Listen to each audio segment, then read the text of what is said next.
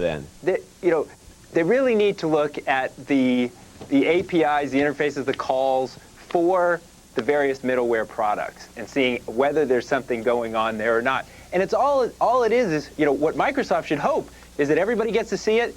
They say, look, we were telling the truth. We're not hiding anything. Everybody says, yep, you're right. We can go home now. They're never going to do that in a million years, and you know it. This looks like a witch hunt. And if they did reveal the code where a lot of people could look at it, they'd be so criticized for sloppy code. I mean, everyone who's written a book about Microsoft from the inside complain about this internally, about the code is not, necessarily something gorgeous. Well, so that's no news. Everybody knows that that's not gorgeous. So they're not going to, all they could be is pleasantly surprised and say, look, XP really did clean up its act. But remember, they're not going to talk about this. And I want to do just one thing that I think is kind of funny. In cases where one party is suing another, they're arch competitors, and that they often they get rights to view each other's source code. The notion here to say, well, somehow it's okay to give it to your arch competitor, but we have to be concerned that these evil miscreants known as the National Association of Attorneys General can't be trusted is kind of humorous. Well, there's some humor there, but in some other ways it's actually beyond funny.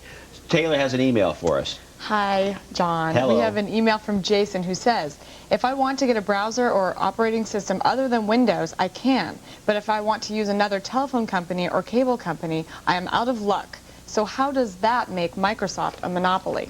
Mark, you want to address the monopoly issue when compared to the phone company? Well, let's start with two wrongs don't make a right, based on today's vote in the House, but on phone monopolies. But you have to kind of look at what's practical and what's not. Monopoly does not mean that it's the only choice. It means that they have the power to exclude competition or raise prices. And it's been demonstrated. And it's been gone on appeal and demonstrated. So we don't want to argue the same battle. Jonathan, you're shaking your head. It has been demonstrated. Microsoft is a monopoly. They agree to that. Well, no. I mean, yeah, they've been called a monopoly because they have some market power. But let's remember, the Netscape gained all of its market share while there was a browser in the operating system, while there were all these exclusive agreements in place. They only started losing market share when their browser started being inferior. So, I mean, even Judge Jackson No, they started losing market share when Microsoft started paying attention. It's got market share was lost when Microsoft started paying attention, not because the browser was inferior. In fact, the first few, come on, everybody, you can look at the reviews from PC Magazine. If you look at the reviews in PC Magazine, they coincide with the loss of market share. It took to version 4 almost before the Microsoft browser took over. You're just asserting that. The facts belie that, John. They didn't start losing market share until the reviews started going against them. You got to remember, just remember though, in the world of law, the law is what the judge says it is. And guess what? The D.C. Court of Appeals already decided this. It's silly to re-argue it. Now, going back to this browser thing, Jonathan, I would say that I like and I still do, I prefer the Microsoft browser over the Netscape browser, but my argument was always, hey, this one's free, it's just as good right now, and maybe will be better in the future, but it's free, and so this will be around a lot longer than the other one, so I'm not going to hook my cart to the other one. I mean, I was on the Microsoft bandwagon, but it was unfair competition. Well, the point is it wasn't unfair competition. The only finding by the court was that the browser if I have a product that I have to sell, to make money, I got to sell this thing for $19, $20, and you're just giving it away, and you're keeping up with me. This is not necessarily fair. You're giving yours away. I have to pay. I have to try to generate some income. Oh, cry me a river. Well, I would if I could. So they were only able to sell the company for $10 billion. Yeah, okay. Well, Microsoft's putting $1 billion in the bank every month. Somebody's making some money here, and it's not me, and it's probably not you, although it might be. When we come back, if Microsoft isn't hurt by giving up its source code, there's someone else who might be damaged, and we'll tell you who next.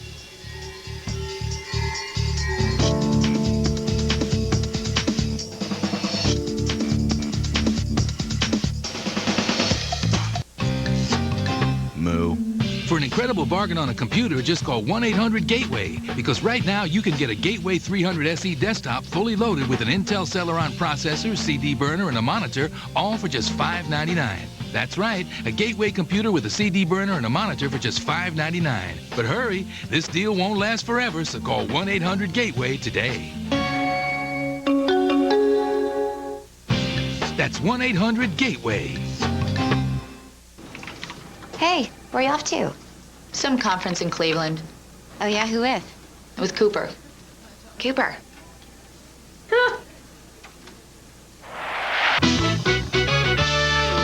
this plane? This guy. How much do you make? Drink. Because it's not as much as I make, I'll tell you that much right now. Sort by shortest flights. Another way Expedia makes it easy to find the trip you're looking for. Expedia.com. OLM.net presents more true tales from the World Wide Web. At OLM, our web hosting customers say it best. In fact, some of them are saying we rock. At RadioCrow.com, we link internet radio stations all over the world. But with OLM, it's like they're in the next room. They never miss a beat. Well, I just have an old 56K modem, but it doesn't slow me down any. With OLM, I get all the speed I need. I've been with OLM for over 2 years, and I have never had a question that they could not answer. We started with another hosting company, and they couldn't care less about us. We're a small business, and OLM treats us like family. OLM was probably the best business decision we made for Snickerdoodle.com. Real people, true stories. OLM.net. See for yourself. 1-877-2-OLM-NET. 200,000 websites. Over 150 countries. One truly great host.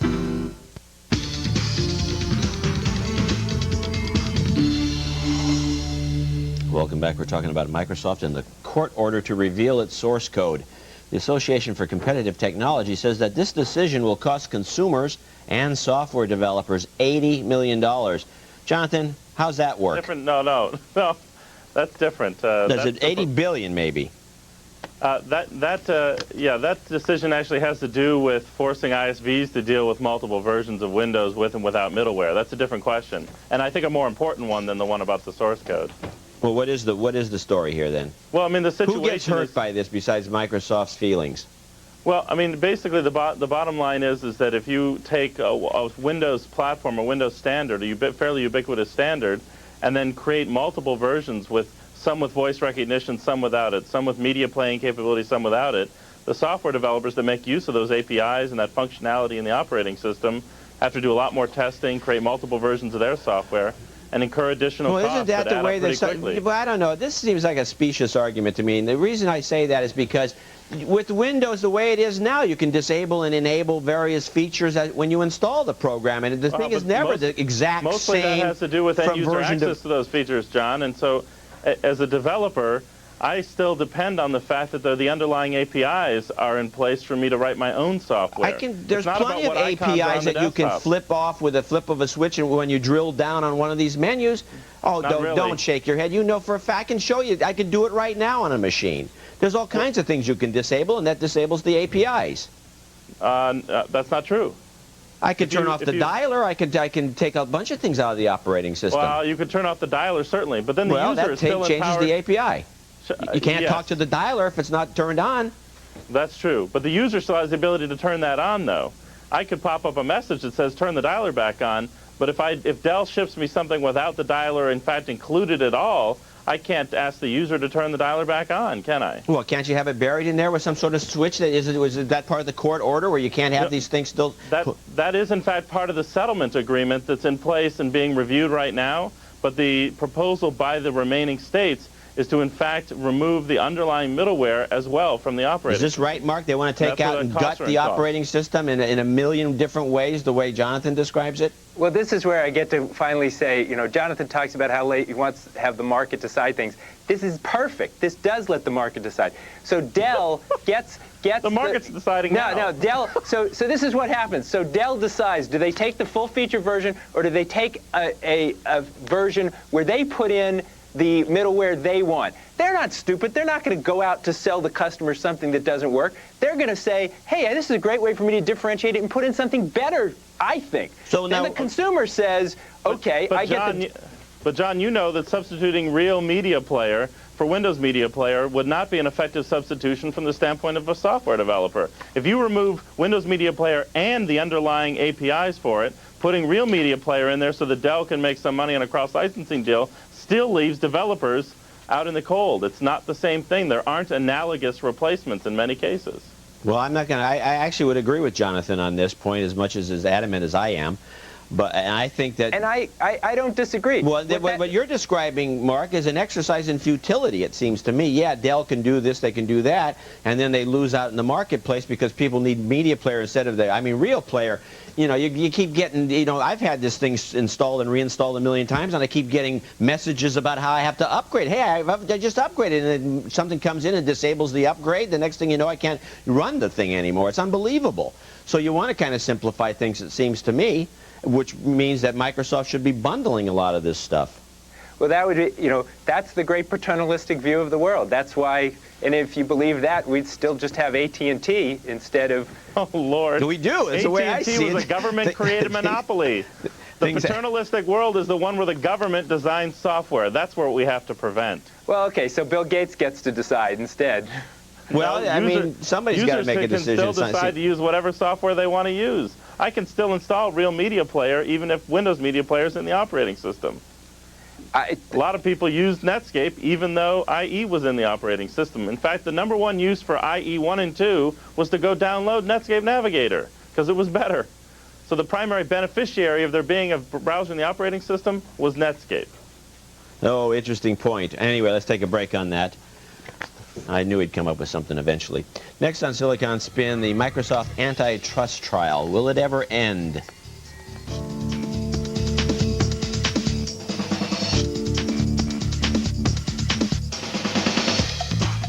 Bringing this brand new car around today. It's called the Pontiac Vibe. Sounds like a party wagon. How you guys like it? I love it. Yeah? It's pretty fat, yeah? It's a fantastic car. I'm a Vibe girl, yeah. Big. Oh, sweet. Look at that. AC connection. Yeah. It's awesome. I can see it zipping around town. This is the road trip mobile. Look at this. I like that. It sounds sharp. I like the silver. Control, circles. And it's built real tight, This is my kind of ride. Meet the new Pontiac Vibe. Today's business thought. Looking for a more secure path for your data? Look to WorldCom. Provider of worry-free security from more locations worldwide than any other IP network. Do you really need that much security? Only if you plan on sleeping. Want confidence? Get WorldCom.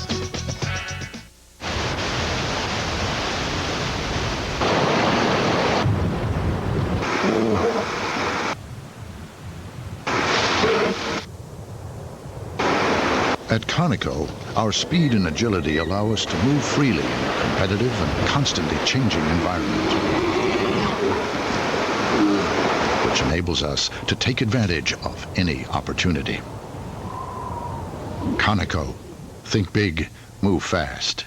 Every day. In October, college basketball season tips off. Then the countdown begins. 146 days of regular season action proves who's ready for the 6 days and nights of madness that comes in March.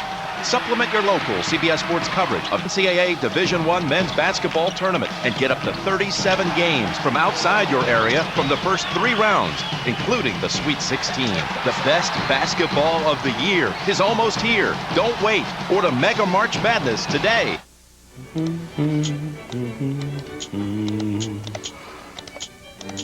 Alert! You have reached the end of the internet. You have seen everything there is to see. Please go back now. Experience the joy of DirecTV DSL. Call now and pay only $39.99 per month for your first 6 months. Call 1-877-4DSL-JOY now. I thought you were surfing the internet. Yeah, I finished it.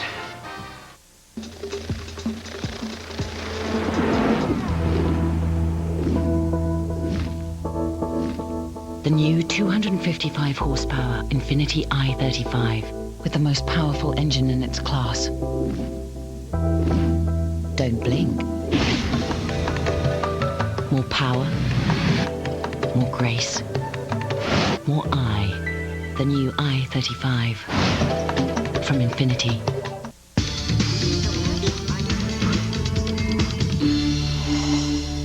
Welcome back. Let's go right to Taylor, who has a phone call for us. Taylor. We're going to simmer down, fellas, and take a call from Adam in somewhere. Adam somewhere. Go ahead.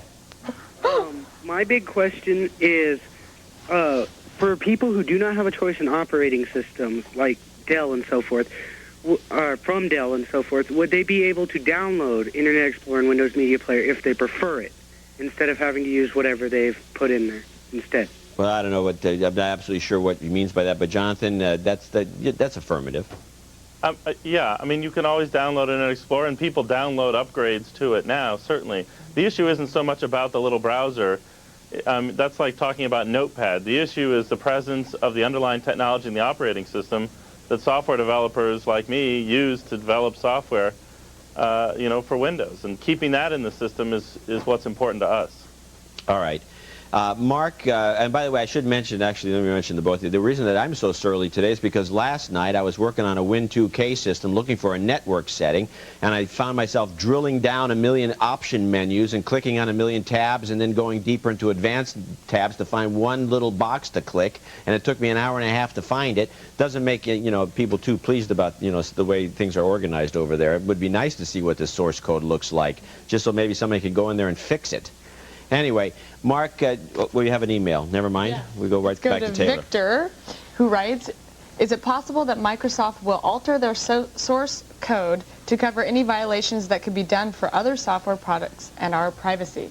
Well, I don't know. Mark, would Microsoft, if, say, the source code was looked at and somebody said, hey, there's some problems here, would Microsoft do anything about it? Would they be obliged to?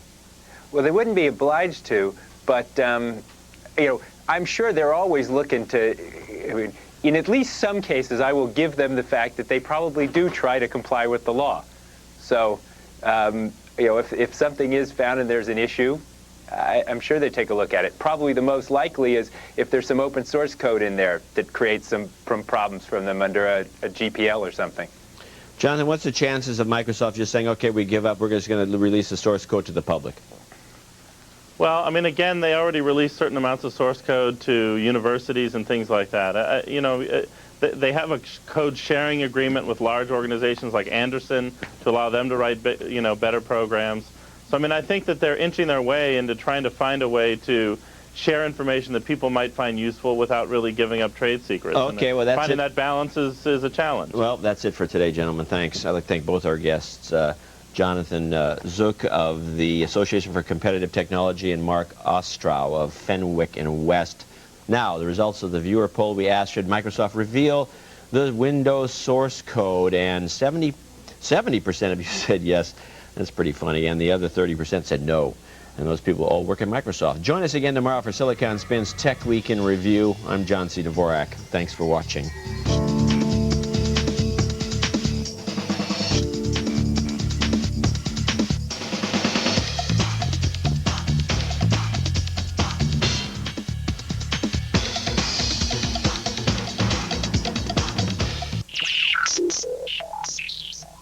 Coming up on Extended Play, we get NBA 2K2 pointers from pro players Rasheed Wallace and Marcus Camby. Oh! We scour the International Toy Fair for Pikachu and Dragon Ball Z.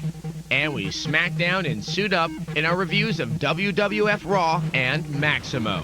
Stick around. It's game time.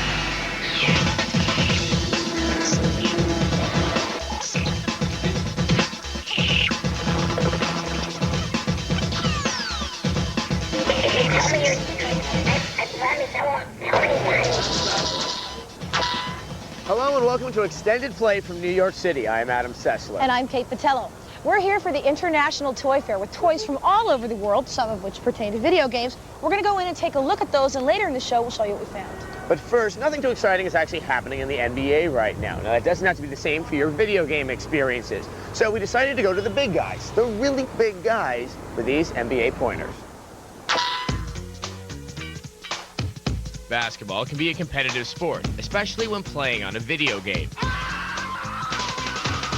So it's no surprise that the newest b-ball game to be on the PS2, NBA 2K2, has all the top hip-hop and sports celebs claiming their superiority on the virtual court. And that's what we do in our spare time on the road. I mean, we check into the hotels, hook the game up, and everybody comes into the room and just plays.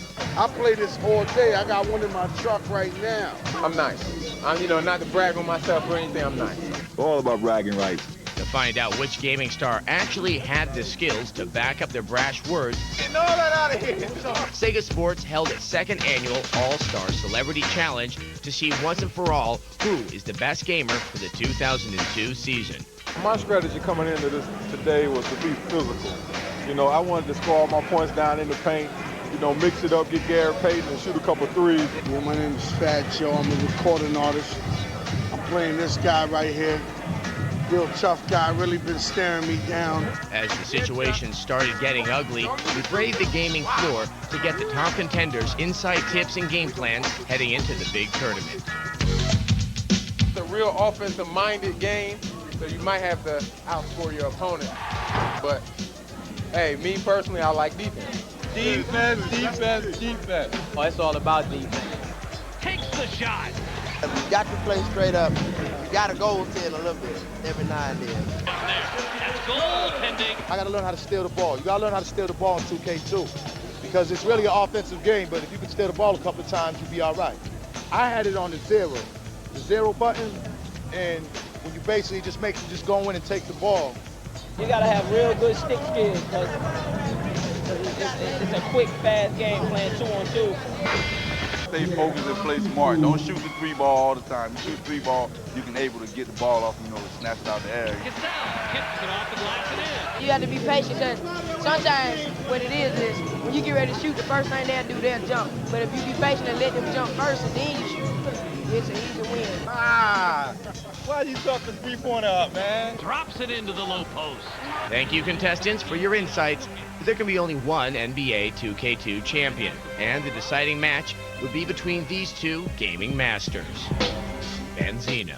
I beat Fat Joe in the first round. It was big for me, man. I don't know where he went. I sent him home early, you know what I'm saying? And rapper star Mad Skills. Benzino he's fierce, man. He plays quick, he plays fast. Is we ready? Put it on the screen. Oh! Rookie mistake. You have to capitalize on that. Give me that. Let's go. Oh, no. Let's go. Early. Let's get our composure together now, fellas. Come on.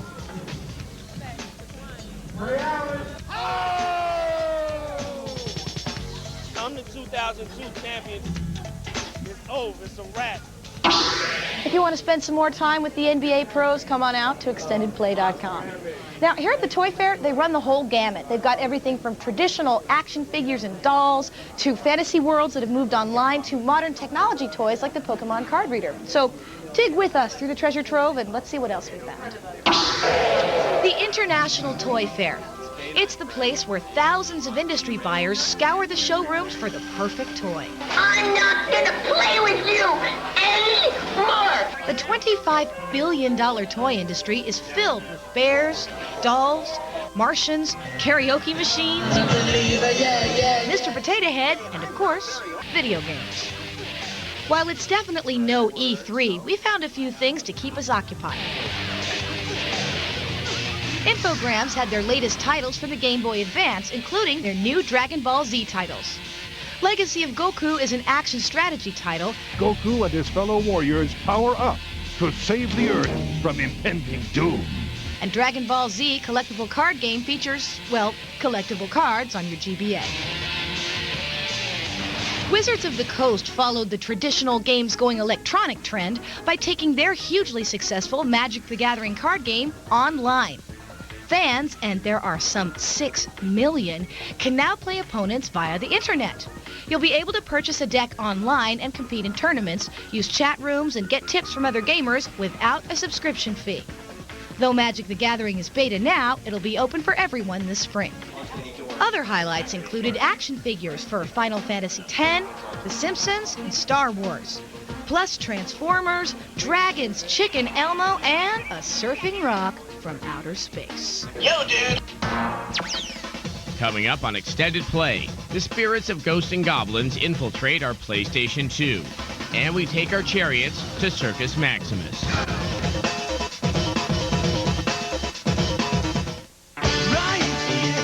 Coming this April to TechTV. For the first time on television, TechTV's 2002 Technology Festival. A month of amazing television about the technology impacting your life. And gadget giveaways every day, all month long. From communication to transportation, from medical breakthroughs to the world of sports, technology is changing the way we live, work, and play. And TechTV is the television network that covers it all. And during TechTV's 2002 Technology Festival, you'll see it all like never before. Also in April, don't miss TechTV's great gadget giveaway. Every day, all month long, a new chance to win flat panel monitors, PDAs, digital cameras, and more. It's all part of TechTV's 2002 Technology Festival, coming this April, only on TechTV. Extended Play is presented by Xbox. The future of video games has arrived. Check it out at xbox.com.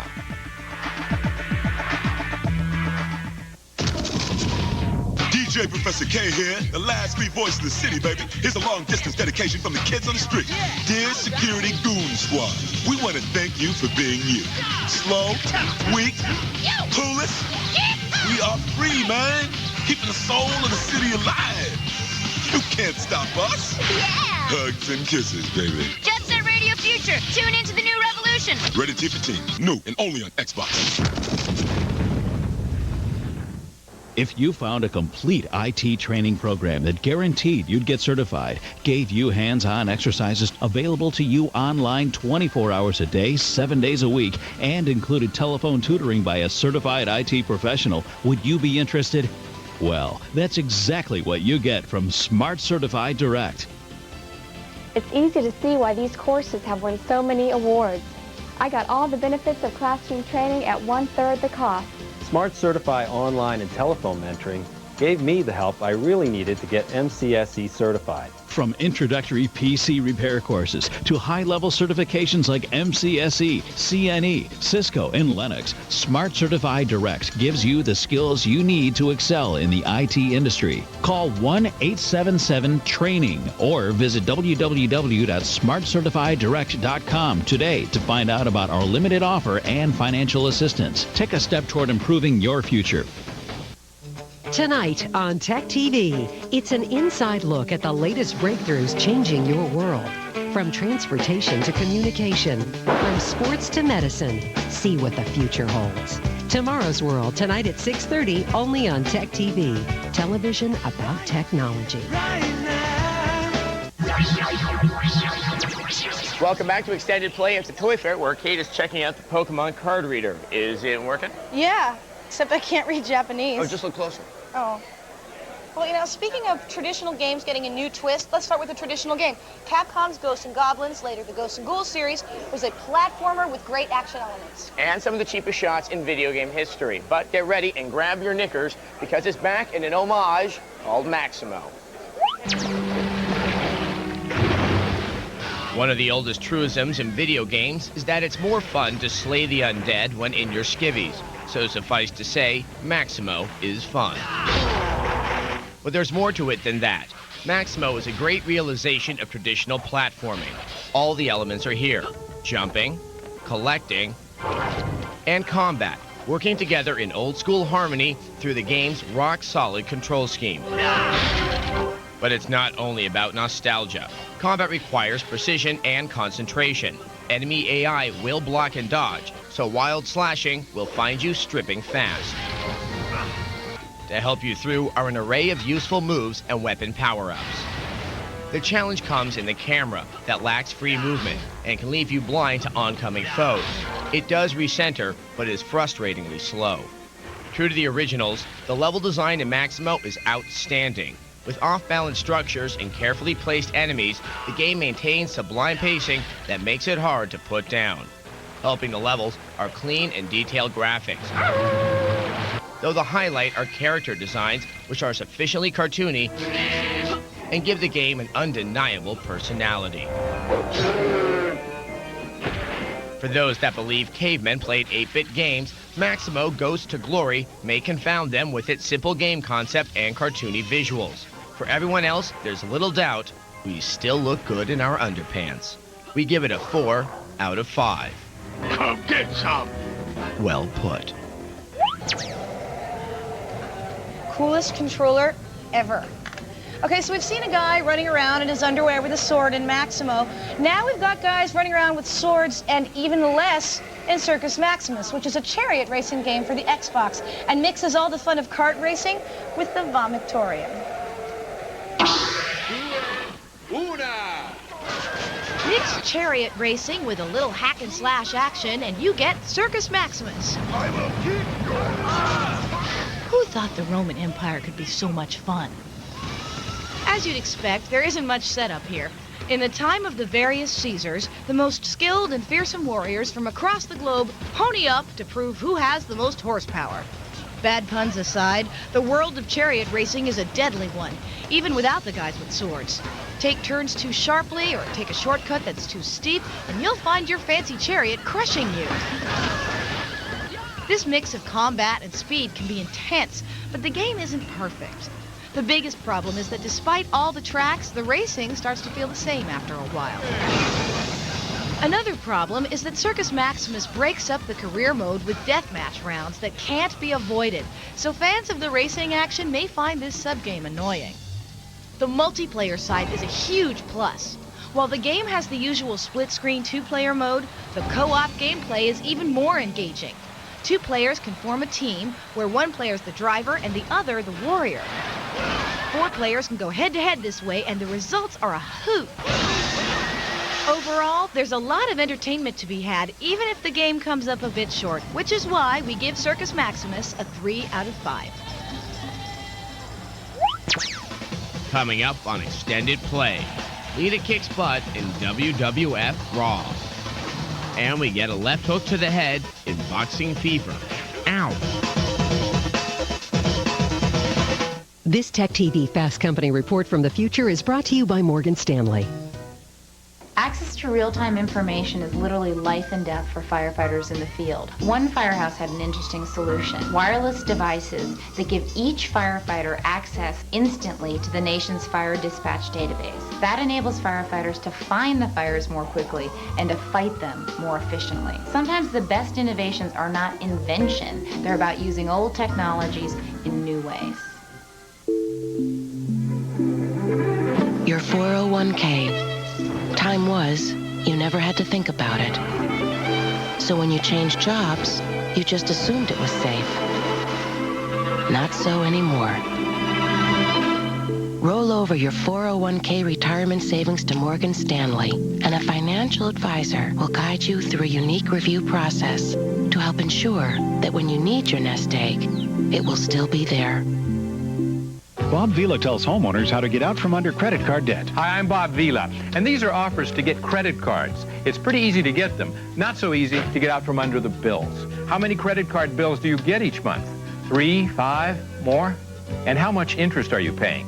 16, 18%? Do you even know? And don't be fooled by introductory rates that only last a few months. You can eliminate those bills. You can stop paying that high interest. Here's how. Just call Home 123. The loan counselors at Home 123 will show you how to turn your high-interest credit card bills into one bill that's probably a lot less than you're paying now. And the interest may even be tax-deductible, unlike credit card interest. Imagine just one bill a month and money left in your pocket. So, if you own your own home, call Home 123 right now and discover how to get rid of all those credit card bills. Call 1-800-HOME-123 or visit us on the web at home123.com. It's how to get the money you need. Welcome back to Extended Play at the International Toy Fair. The fantasy-themed turn-based strategy game Disciples: The Sacred Lands turned out to be a surprise success for its developer, Strategy First. Well, now there's a follow-up, Disciples 2, Dark Prophecy. But the question here is it just a rehash of the original, or is there something new? A decade ago, the first great wars had spread blood throughout the lands. Half of their realm fled behind their great runic portal. The others driven mad out of fear of the Ragnarok. Yeah, you gotta watch out for that Ragnarok. Disciples 2 Dark Prophecy is Strategy First's latest entry into the niche genre of fantasy-inspired turn-based strategy. At its heart, it's a war game, and players will find themselves engaging in the familiar ritual of managing resources, raising an army, and crushing the opposition. This is a lean, well-crafted game that's very easy to learn, yet holds plenty of strategic depth for the experienced player. Careful choices must be made when building your army, and the addition of special units like the Thief class, who can pull off all kinds of covert actions, gives the player added incentive to try new strategies. Graphically, Disciples 2 has gotten a major overhaul from the previous game.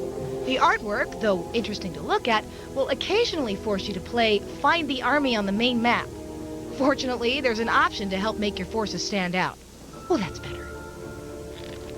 Disciples 2 is less a sequel and more a major upgrade of the first game.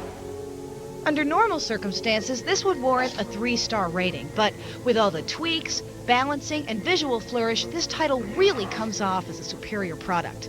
Do we recommend it? You bet, with a hearty 4 out of 5. Burn their souls. If the graphical style of Disciples 2 just doesn't do it for you, but it is doing it for our little buddy over here, you may want to wait for Heroes of Might and Magic 4. That's going to be a huge graphical overhaul to the series. Now, this here is Dog from the Butt Ugly Martians, and he's similar to a concept you might find in Aldous Huxley's famous 1933 novel, Brave New World. Now, in that book as well, introduced the concept of extreme golf with a sport called obstacle golf. That was 1933, and he probably never expected what the Xbox would do to that sport. Pull straight back on the left analog stick to start your swing. Watch the swing power increase this as is it moves a left blast. along the swing meter. Push forward to set swing power and strike the ball. Now, wouldn't it be great if golf was a little more sexy? This is bad. And a little more violent. Well, my dreams finally came true. Simon & Schuster Interactive has come out with an extreme golf game. The characters are outrageous. In terms of a golf simulation, you'll find similar elements of more reserved games in the genre. Up to smack a tee shot. There's a lot of flash and crazy commentary. Oh, it's hit a ton. And here's the best part. You can beat people up. That ball was hit with a serious vengeance. Oh, there must be something going on at home. The video speaks for itself. Are you man enough for El Suave? Now that's getting a hold of ball. Looks like there might be some trouble. Outlaw Golf will be out for the Xbox in March. Okay, so Outlaw Golf is more of a realistic golf sim than an extreme sport. We still want to see what would happen if Lynx went full contact. Now, speaking of full contact, we've got battle bots back here. There's also boxing, only in this case, you're going to have to take the gloves off, because this is Boxing Fever for the Game Boy Advance. If you're looking to get your first-person boxing fix, Boxing Fever is now out for the Game Boy Advance. The game controls as well as you'd expect from your typical boxing title. You have a myriad of attacks and combos, plus effective blocking abilities. It also features the standard single match and tournament modes, plus a practical training mode.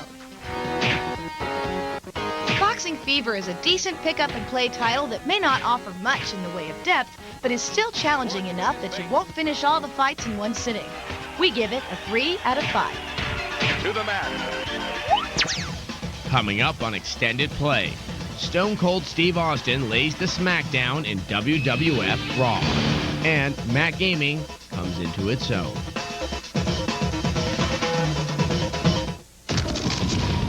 DJ Professor K here, the last free voice in the city, baby. Here's a long-distance dedication from the kids on the street.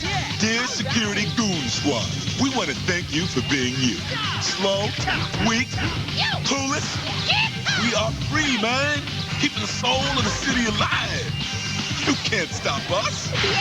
Hugs and kisses, baby. Jet Set Radio Future. Tune into the new revolution. Ready T for Teen. New and only on Xbox. We weren't technically a garage band since we practiced in a barn.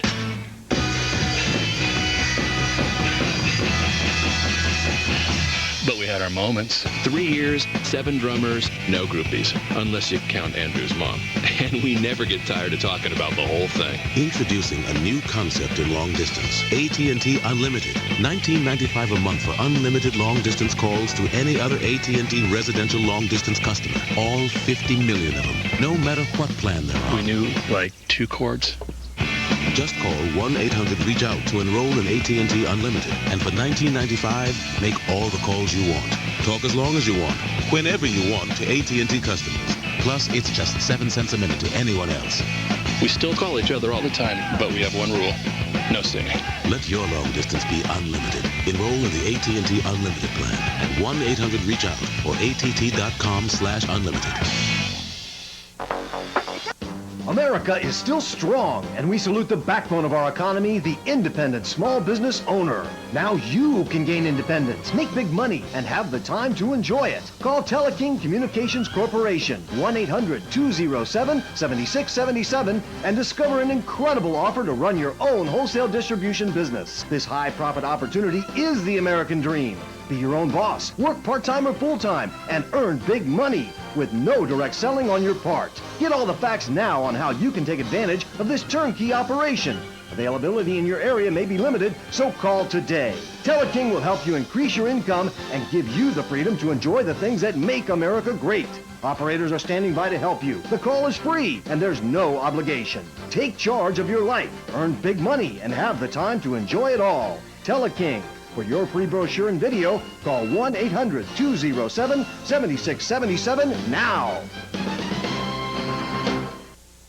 As a game, you got players, you got management, you got opponents who don't always play by the rules.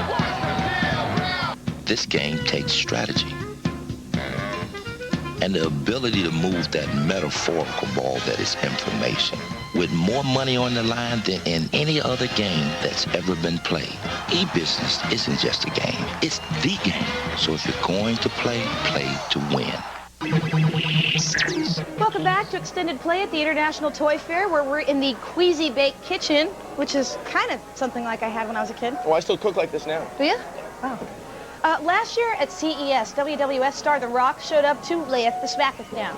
In other words, he was there with Bill Gates to show off both the Xbox and the first wrestling game for the system, WWF Raw is War. So, does the Xbox's power add some life to the genre? Let's find out. Hey, let's see, you guys want that Blinda Booger drink now? Blinda Booger? Blinda Booger. Okay, cheers, man. Remember, waste not, wants not. There you go. Authentic. Slimy yet satisfying. Oh, yeah.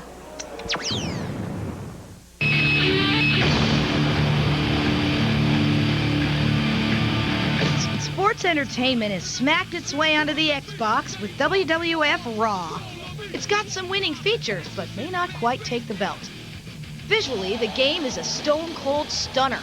Most of the wrestlers look exactly like their real-life counterparts, with a couple of oddly blocky exceptions. Almost everything about the look of Raw screams authenticity, loud and obnoxious, just the way it ought to be. Raw comes up strong on the gameplay.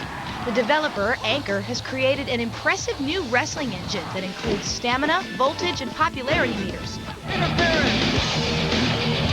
So it looks great and the gameplay is good, but die-hard wrestling fans may find that Raw runs short in the modes department. The lack of a story mode is a severe oversight, especially considering the game's excellent creator-wrestler options. You can't save your progress through the championship ranks, and there's no actual tag team championship. If you go for multiplayer and take on human opponents, you're in for a good time. Without a doubt, it's a great party game. Regardless of the mode shortage, there are solid controls, an excellent overall presentation, and plenty of fun in the ring. Those 3 strengths lead us to give WWF Raw a 3 out of 5. Yep, I got you. Nope, yeah, I'll talk to you soon. I got a great plan, my Jedi communicator. Now, if you're looking for a couple more wrestling games, there's 2 coming out for the PS2. There's Legends of Wrestling and All-Star Pro Wrestling 3. That one's from Square. Now, many times we show a cool PC game on the show. People write in, hey, when is that coming out for the Mac? And then we write back, never. Now, usually we hear that the state of the Mac is all right. But how is the state of Mac gaming?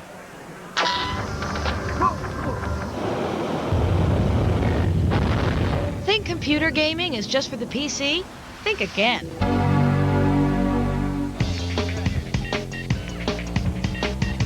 At this year's Macworld Expo, Apple unveiled the new iMac. While it may look like a desk lamp, it's got some solid gaming chops under the hood. With an NVIDIA GeForce 2 graphics card, up to 1 gig of RAM, and a great-looking flat panel display, the iMac could push Apple farther into the mainstream gaming world. Consumers play games, and they want to play games that are equal to, if not better, than what they can see on the consoles. While Macs only make up about 5% of the total home computer market, they're hoping to push their gaming initiative forward with the new Mac OS X. Certainly there was a lull for the past few years that's now taken off with OS X. We have the Java in there. It's now not a, it's not a drop-in. It's part of the core operating system. We've done a lot of work with NVIDIA. So the graphics are just rich and they're fluid and you can do a lot. So the big change has been we've provided the technology and the platform. Now the gamers are seeing it. They're starting to bring their titles out and we're really excited about that. The new operating system is allowing developers to port PC games over to the Mac more easily. Marquee titles like Black and White, Age of Empires 2, and Return to Castle Wolfenstein are finding their way to the Apple computers. Two of the top Mac publishers are Aspire Media and Mac Play. Mac OS X is a brand new operating system that's built on top of Unix.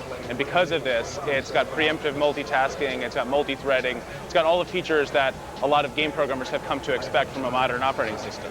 We're not trying to get every single game that's out there to come out to the Mac. The market doesn't support it, and frankly, there's not always that many good games. So we try and pick good games that give people some value for their money, and of course, things that we think we can make money on. I like to think of the Mac gaming segment as almost a filter to just the best content that comes on the platform.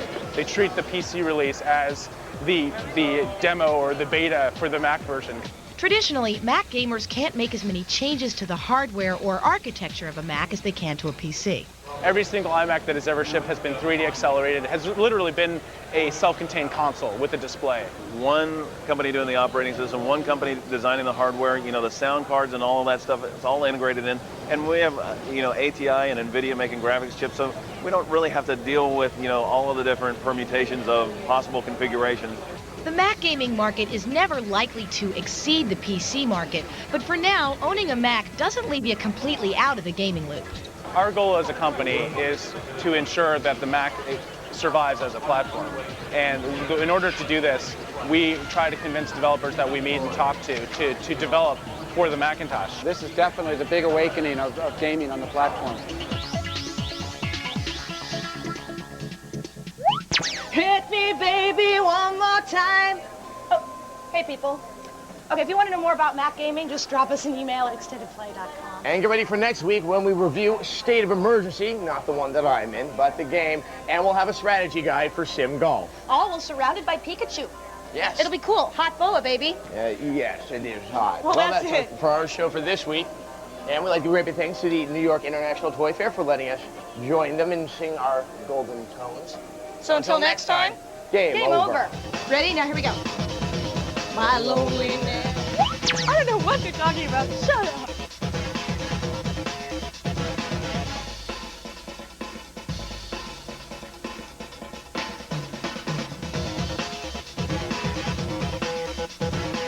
I just said butt ugly.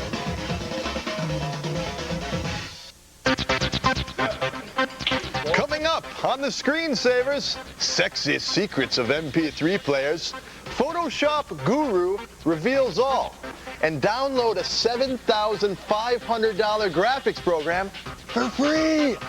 Live from my basement in San Francisco, it's the Screensavers.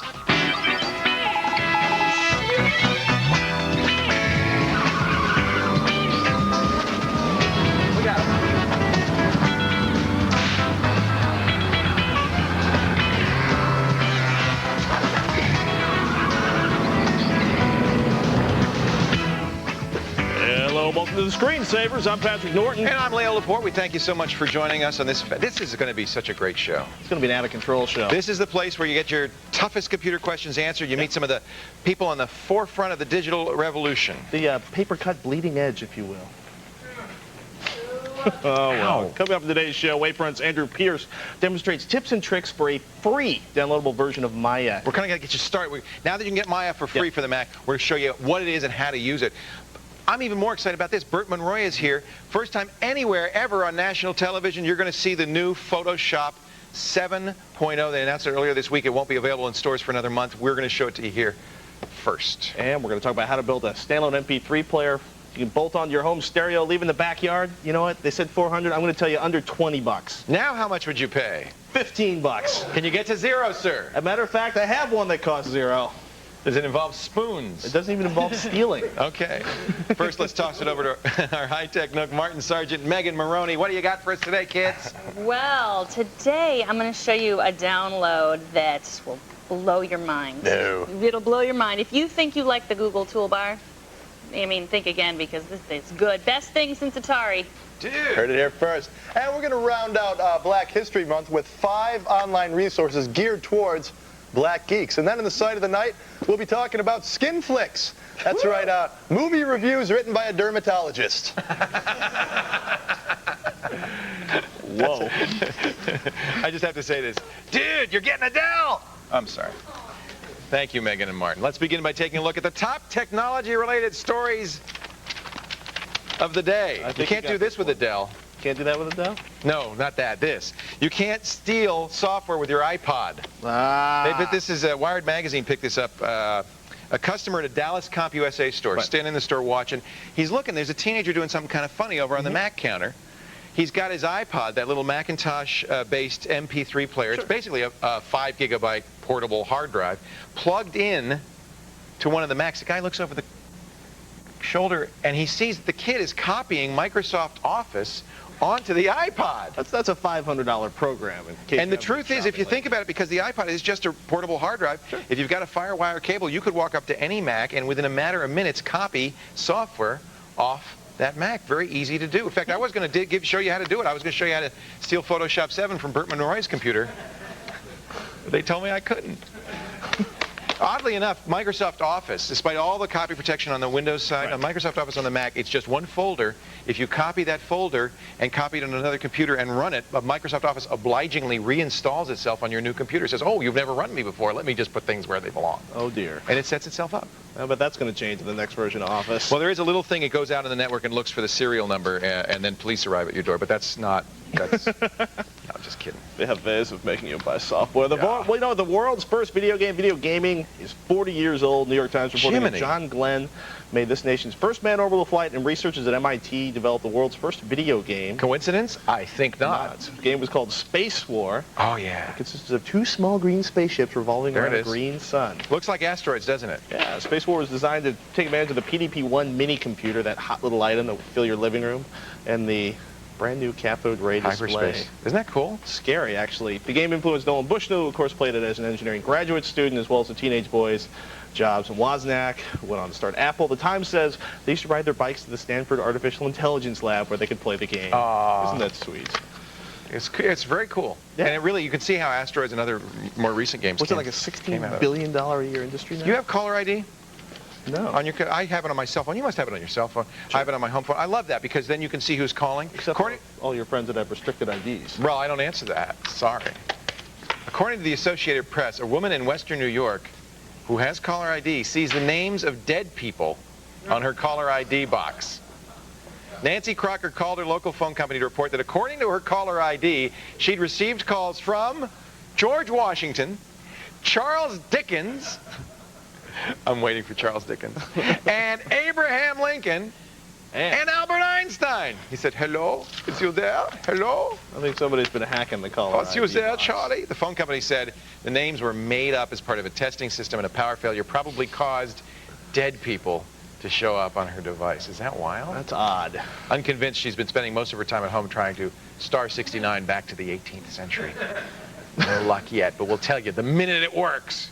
Actually, for a long time on caller ID, if I called you on my cell phone, I was a guy named Mark Szymanski. Mark Szymanski. In fact, no, I'm not kidding. I called my wife yesterday. I swear, this is the truth. And she screamed. And I said, what's the matter? What's the matter? She said, you're Leo Laporte. I said, yes. She said, all this time I thought you were Mark Szymanski. Now that's scary. I'm really worried now. No, seriously. Anyway, that's enough of that.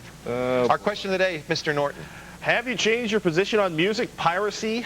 Yes or no? You got 24 hours to vote. We're going to talk more about this poll question today. And why some people have.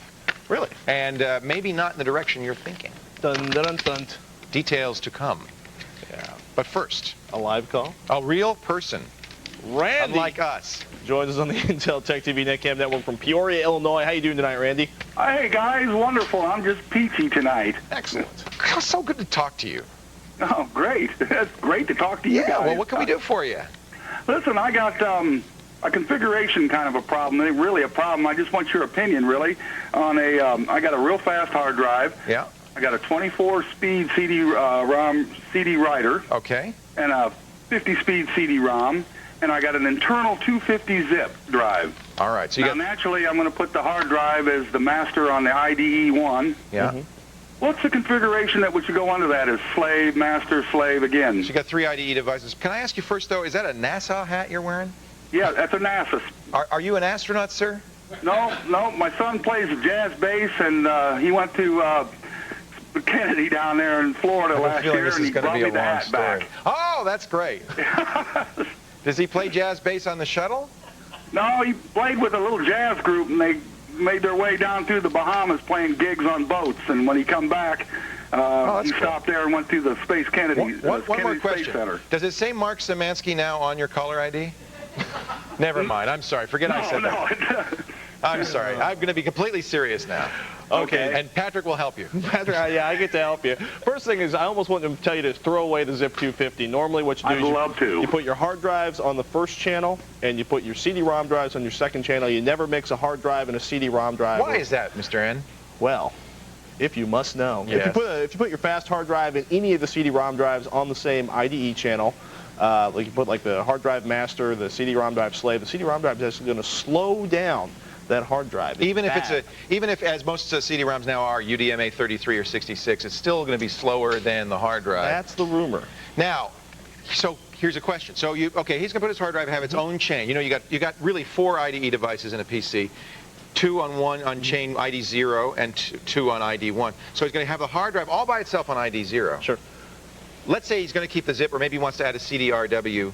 Does it matter on the second chain if you put those two together? Putting those two together in the second chain should not be a problem. Okay. It might get a little sketchy if you want to copy stuff from the 250 onto the CDR, but to be honest with you, if the system sounds fast enough, how much memory is in that system? I got 384 megs of RAM right now. I don't think it's going to be an issue. Sometimes you see with burning software, if you have a CD and a CDRW on the same IDE chain, they'll say, oh, you're going to have a problem with interleaving reads and writes. Right. Well, my burning software does bark that at me when it was on the same IDE, but I switched them over. Okay. It's more important that you have a hard drive on its own chain than that you share with the CDs. And the truth is, if it works okay, try it. It's barking at you, but if it works okay, try it, then just ignore the barking. I have it that way, and it doesn't bother me. If it does bother you, if it does create problems, you can go out, you can buy a PCI, even an AT100, ATA66 card, probably $18 to $25 online or at your local computer store. Plug that into an open PCI slot, put whatever you want on that second set. IDE is so cheap, and it's so omnipresent. It's too bad because these are problems you don't have with, say, FireWire drives or drives that are or SCSI drives. Well, there are other issues with SCSI drives, but you don't have that same kind of problem. Any kind of a channel where it's bus mastered and each device is kind of more independent. Unfortunately, the devices do impact each other if they're on the same chain. It's like juggling hockey players. Never tried that, and I don't think I will. Thank you for the call. We appreciate it. Hope that helps. Oh, boy. To ask your question on the air, give us a call on the telephone, 888-989-7879. Would they be a National Hockey League, NHL? They're all dangerous to juggle. College? Send us a fax, 415-437. Do they take their skates off first? No, that's the problem. 5869, that's the fax lion. You can also chat with us. We have a chat room. It's hot. It's happening. Kevin's in there, right? Yeah. Yeah. Chat with us, techtv.com/chat. Now, what happens if they get on? If you get on, you know what, if you appear on the show with a Netcam, you get a magnetic picture frame and either a t-shirt or a hat. And our fridge picture features a long-awaited Matrix screensaver. Oh, this is so cool. Photoshop I've made that my desktop. That's you in front. You're Neo. I get to be that other guy who's kind of in the back, Morpheus. Yoshi, who are you being? Are you the... Who's Yoshi? And of course, everyone knows. That's not Yosh? No, Marty. That's Martin. Sorry. That's me, not Coach. And that's Trinity is, of course, the lovely and talented Megan Maroney. Woohoo! Wow, I like that. Are we going to make that available? We should make that available because that's a really nice. Can we put that on the website, or is that a horrible violation of copy?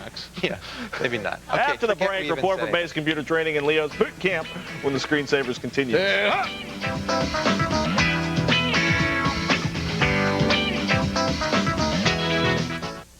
You could win a Gateway PC from TechTV. Weekdays from March 4th to the 15th, TechTV's giving away one Gateway 500 SE computer a day. Just go to techtv.com/getapc. Then watch the screensavers that night at 7 p.m. Eastern. If your name is selected, you'll be called. Answer a trivia question about that evening's show. Oh my gosh. And you'll be a winner. Win a Gateway PC from TechTV. Television about technology. Here right now.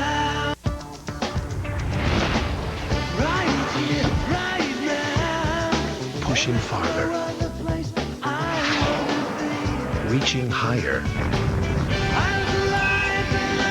Moving at the speed of life. TechTV, the new television network about technology.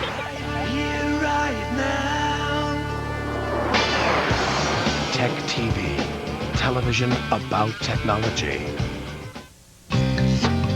Moo. If you're looking for a truly incredible computer, just call 1-800-GATEWAY and ask about the Gateway 700XL. Loaded with a blazing fast Intel Pentium 4 processor, both a CD and a DVD burner, an 18-inch flat panel monitor, and more, it's the most advanced computer Gateway's ever built. So call 1-800-GATEWAY for the award-winning 700XL today. That's 1-800-GATEWAY. Your 401k. Time was, you never had to think about it. So when you changed jobs, you just assumed it was safe. Not so anymore. Roll over your 401k retirement savings to Morgan Stanley, and a financial advisor will guide you through a unique review process to help ensure that when you need your nest egg, it will still be there. It's time you expected more from an insurance company. So call Progressive Auto Insurance, and we can give you our low price, plus the rates for up to 3 leading competitors. And that could save you hundreds. We want you to save money, even if it's not with us. It's time you expected an easier way to buy car insurance. Because at Progressive.com, you can get a quote and buy a policy instantly. In fact, our website is so fast and easy to use, it's been rated #1 4 times in a row. It's time you expected faster claim service. At Progressive, our immediate response vehicles can come right to you. They're like a claims office on wheels. We make getting back on the road fast and easy. Visit Progressive.com or call 1-800-PROGRESSIVE today for fast, friendly service 24 hours a day. We want you to save money, even if it's not with us. Okay, maybe we're not changing the world, but we are changing the way people buy car insurance. You could start saving now. Call 1-800-PROGRESSIVE or visit Progressive.com. Progressive, not what you'd expect from an insurance company.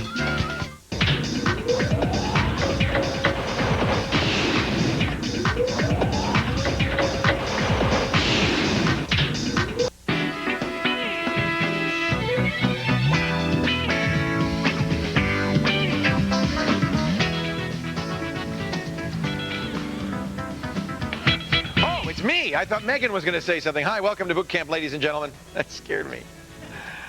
I'm Leo Laporte. This is the place where we answer your basic computer questions, and as always, we like to plug my book. No, I'm sorry. We'd like to start off with a tip. That was a Freudian slip. And plug my book. The tip, as usual, from Poor Leo's 2002 Computer Almanac in fine bookstores everywhere. The tip is something everybody should know about who uses Windows, and it's just regular disk maintenance.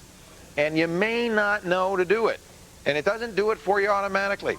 What you should do, just double-click My Computer and open it. Now, I'm doing this in Windows XP, but it's very similar in all versions of Windows. If you right-click on your hard drive, if you have more than one, you should do it on each of them, and select Properties. The little Properties window that's going to pop up here has a Tools tab. And these are the tools of our lives. This is the one you want to do on probably a weekly basis, is error checking. You may know it as scan disk. You should do this frequently because if your hard drive is going to fail, you're going to want to have a little early warning. Now, do you need to scan for and attempt recovery of bad sectors? Probably not weekly, because that's a lot slower. You might try that every few months, every month or so. You certainly should have this automatic, and just do this. This is going to take a few minutes to scan those disks, and it is a very good idea to make sure your disks are healthy. It'll check to see that the catalogs are properly ordered, that, you know, things like there isn't one entry for, two entries for the same file, or that two files are pointing at the same space on the hard drive, things like that. That's scan disk. Run that again about every week. Important to do that. The other tool, if I can get this out of the way, yes, thank you, my disk check is complete, is defragmentation. Now, I've always said you don't need to do this weekly or even monthly. If you're doing a lot of video editing, anything where you're writing large files to the hard drive and the speed of the writing is important, you might want to do this even daily. But if you're just a normal user that's not doing a lot of special stuff, you're just doing, you know, word processing, that kind of thing, it's enough to do this quarterly, every few months. What it does is reorganizes your hard drive to put it in order so that all the files that belong in one place are all in one place. It saves time. The hard drive doesn't have to go seeking all over itself to find information. So right now it's analyzing my system. It's going to show how fragmented it is, and then I can reorganize it. The tools look a little different, and let's see here. Let's view our report. Yeah, see, we haven't done it. It says you should defragment this volume. You can view a little report that'll tell you how messed up it is, how disorganized it is. And you see it's quite disorganized. About 14% of the space is messed up, and 28% of the files are spread out over the drive in more than one place. To speed up our system, we just run defragment right now. A good thing to do. At least every 3 months, maybe more if you use your hard drive and really kind of work it. Two tools everybody should use in Microsoft Windows. That's our tip of the day from Poor Leo's 2002 Computer Almanac. Let's say hi to Tom, our boot camp caller on the Intel Tech TV Netcam network from Rhinelander, Wisconsin. Hi, Tom. Hi, Leo. How are you? I'm doing pretty good. How are you? Great. How are things in Rhinelander? What's that in back of you? Wait a minute. You got something going on in back of you there? That's probably my Christmas tree lights I never took down yet. Christmas trees. Let me think. Wait a minute. It's March 1st tomorrow. Oh, you're the kind of guy that leaves Christmas. It's Christmas year round. Yeah, and that's a pretty good night light. Sure it is. It's not a real tree. No. No. Just hanging from the wall. Just hanging from the wall. Okay. So I feel festive. I don't know about you. Maybe I can give you a gift for this holiday season.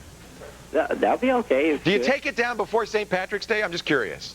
Yeah, I'll take it down. Who's that behind you now? Now, see, there's a lot going on in there. That's my girlfriend. Hi, girlfriend. Girlfriend have a name? Yeah, her name's Sally. She likes Christmas too, huh? Yeah. Okay. What can we do for you, Tom and Sally? My question is, I would like to know how I could boost up my video cam. You mean like what you're doing right now? Yeah. Actually, the picture's not bad. In fact, one of the reasons I brought up all that stuff going on in the background is, in fact, we could see it. A lot of times on these net cams, all you see is, but we could actually see that you had Christmas lights behind you. I could see Sally behind you. So it's not bad. You got to understand, you're using NetMeeting? Yeah. Yeah, let me turn my NetMeeting on. In fact, I've got a camera here. I'm going to get the picture. You got to understand that the picture you get now, this is the local picture, is going to be a whole lot better than the one that's going to go out on the internet. All right. The reason is there's nothing slowing this picture down. I mean, it's just, except me. There you go. Oh, that's really very flattering.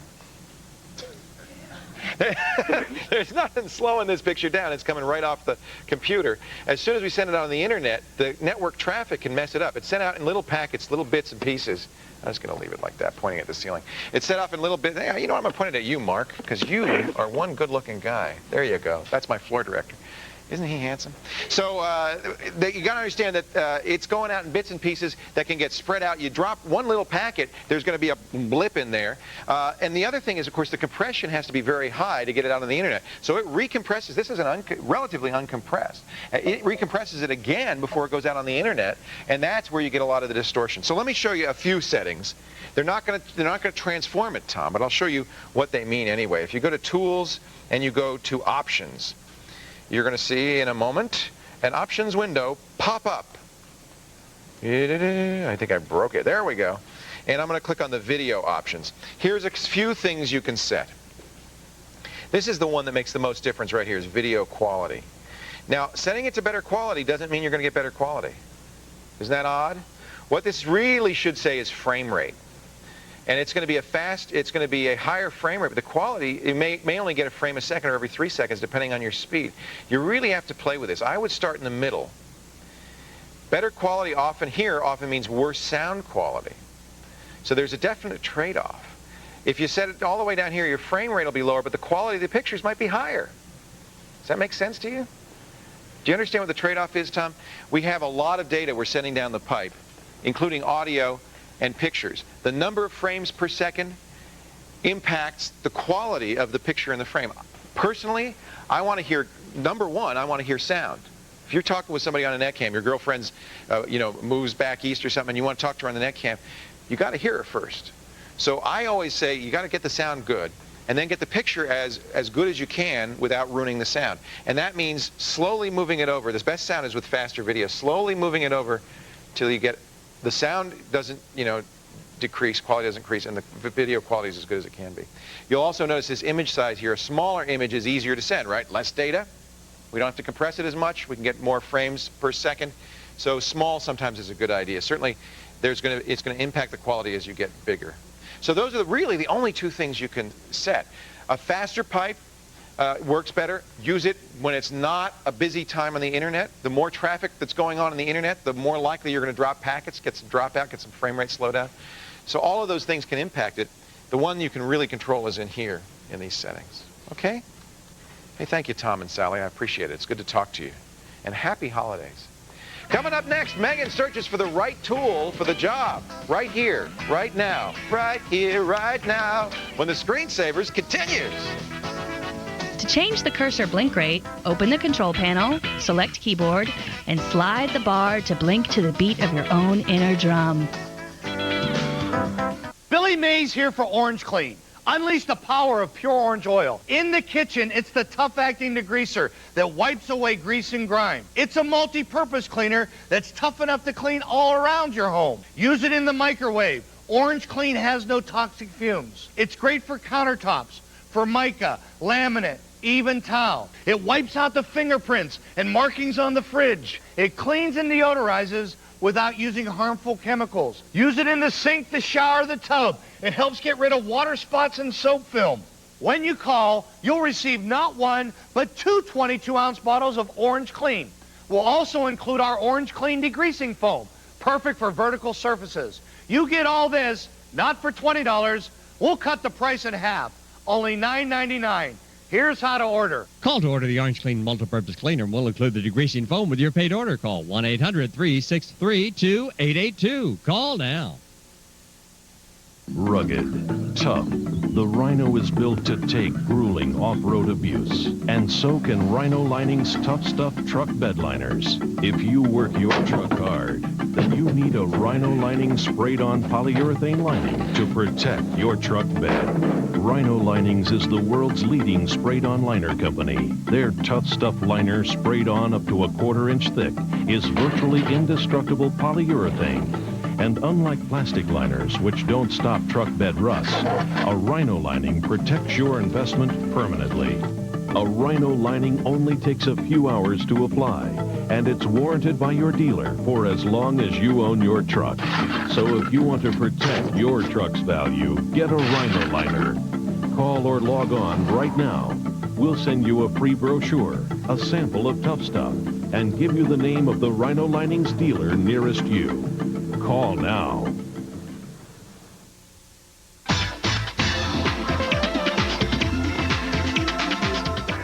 Do you know Sarah Lane? I do. She's the Screensaver's sassiest producer, a legend in her own time and a major pain in my RAM.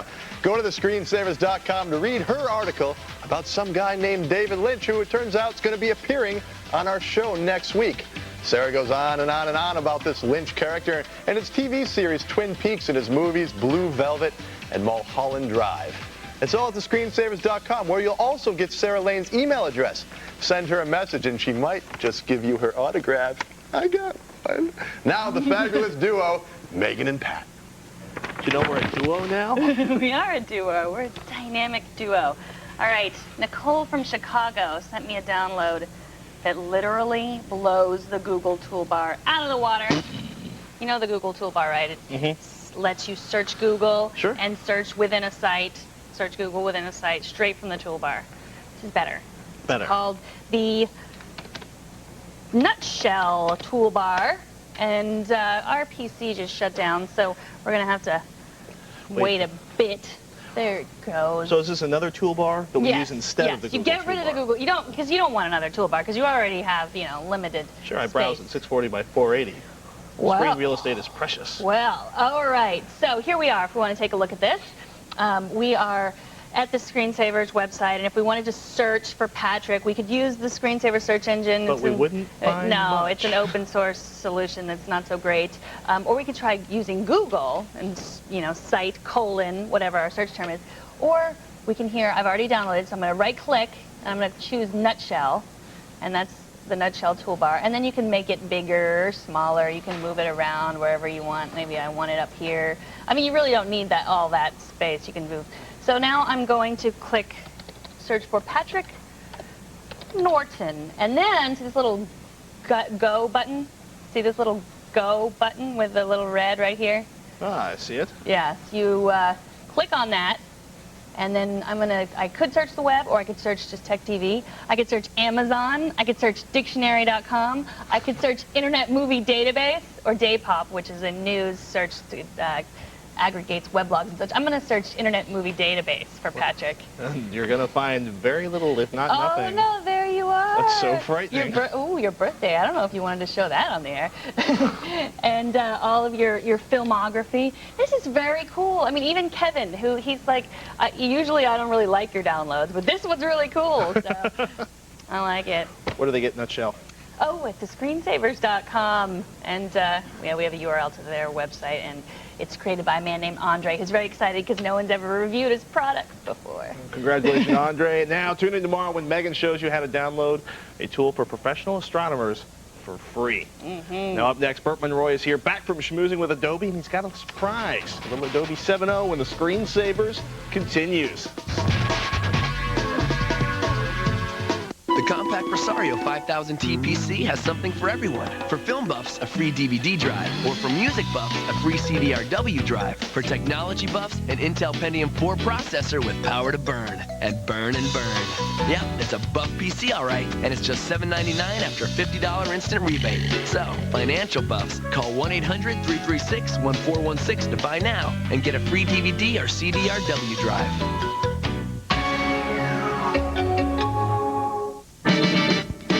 For 4 years, we were together every minute. These days, I see him maybe once a year. But just get two of us on the phone, and there's a party going on. Introducing a new concept in long distance. AT&T Unlimited. $19.95 a month for unlimited long-distance calls to any other AT&T residential long-distance customer. All 50 million of them, no matter what plan you're on. Just call 1-800-REACH-OUT to enroll in AT&T Unlimited. And for $19.95, make all the calls you want. Talk as long as you want, whenever you want to AT&T customers. Plus, it's just 7 cents a minute to anyone else. Today, we're spread out everywhere. L.A., New York. But you'd be surprised how often we find ourselves back in that house. Let your long distance be unlimited. Enroll in the AT&T Unlimited plan at 1-800-REACH-OUT or att.com/unlimited. Buckle up. The Fast and the Furious is on pay-per-view. With a music video of Hooverstein's hot single from the film's newest CD. Featuring tracks from today's most cutting-edge artists. This is yours. Yours free when you order the movie. The year's hottest flick with the latest CD, free, is playing Fast and Furious on pay-per-view.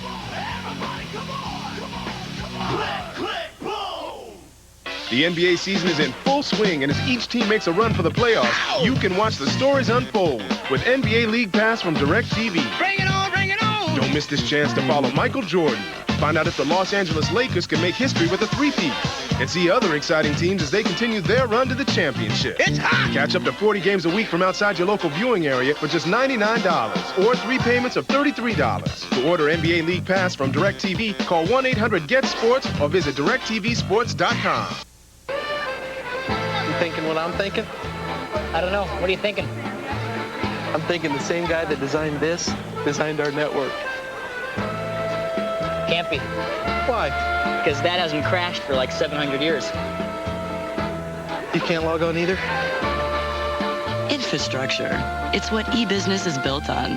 Make sure yours has a solid foundation. Click IBM for your free guide. Because sooner or later, it matters.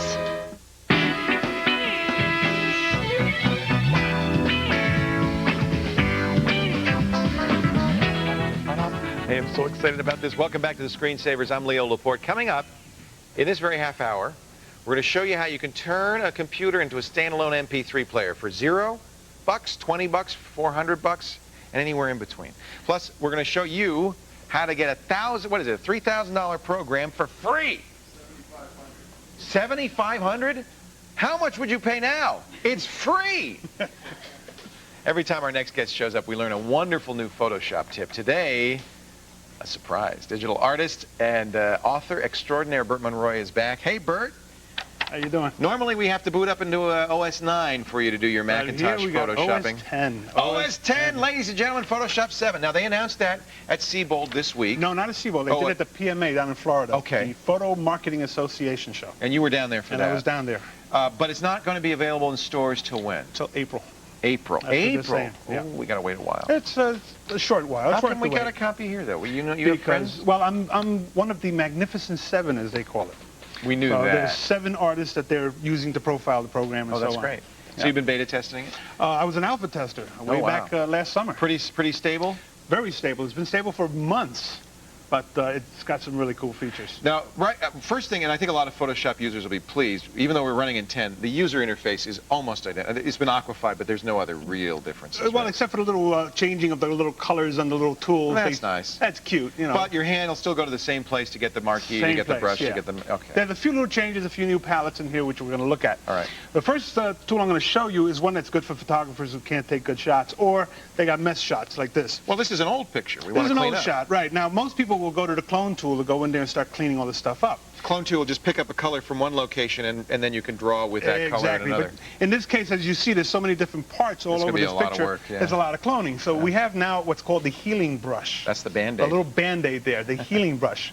Now, kind of like the clone tool, I'm going to go in there and sample an area right there. I'm going to just click right there. So you press the option button, key to pick up a color. Now, it's not picking up a color. What it's picking up is a whole series of things, like the texture and a lot of things. So watch. When I paint right across here, see, it just picks that up like that. But watch what happens when I go over here to his hair. It knew. See? It goes into this dark area here. I go over here to his lapel. I clean right across there. And you see that it starts to average out the area. So when I clean little look areas... at that. Yeah. Here, let's get this big smudge right here. Clean that up. And but it took the black from up here, but it got the color and it averages fixed it. Yes, it goes in there and looks at all the different textures and it cleans them up and averages it out. So it's Can you get this dandruff on his shoulder, because it's driving me crazy? Yeah, let's go in there and get this little... So it's interesting that it's dark, but then it cleans it up. Right. It's just sampling that area, and then it goes in there and redoes it. Yep. That is going to be a boon. That's cool. But now, here's the cool part. Yeah. All right, this is what I really like. It's a tree. Yes, sir. The tree has no leaves on it. Now, painting leaves has always been a real chore because there's a lot of leaves. Right. So we have a new feature. You'll need a leaf hose. I'm going to go in here, and I'm going to just turn on just this one layer here. Yeah. And I got a path. And basically what I'm going to do is create a custom brush. Now, I'm going to take that, and I got black, so I'm going to go in there and fill that. Let me just drag that over there. Oops, I'm getting in the wrong place here. Let's just go in there and fill that up with black. There we go. Okay. All right, I'm going to select that just like you would to create a custom brush. So I'm going to turn off my background here just to make sure that I have a clean brush. And I go to this usual place, which is right here. It says Define Brush. Let's go down and Define Brush. Lets me name it just like before. That hasn't changed at all, right? Now, here comes the cool part. I'm going to dump that. We don't need it anymore. And let's go back to see all that stuff here. And right above this, I'm going to create a layer. And this is where I'm going to start using my brush. I get my paintbrush, and I choose that brush that we just created. There it is, right? Now, we have a new tool down here, a whole new palette, which is your brushes palette. Now watch, when I bring this in here, I've got all these things that I can do. Down here, I see a little preview of what the brush is going to do when I just stroke it across the page.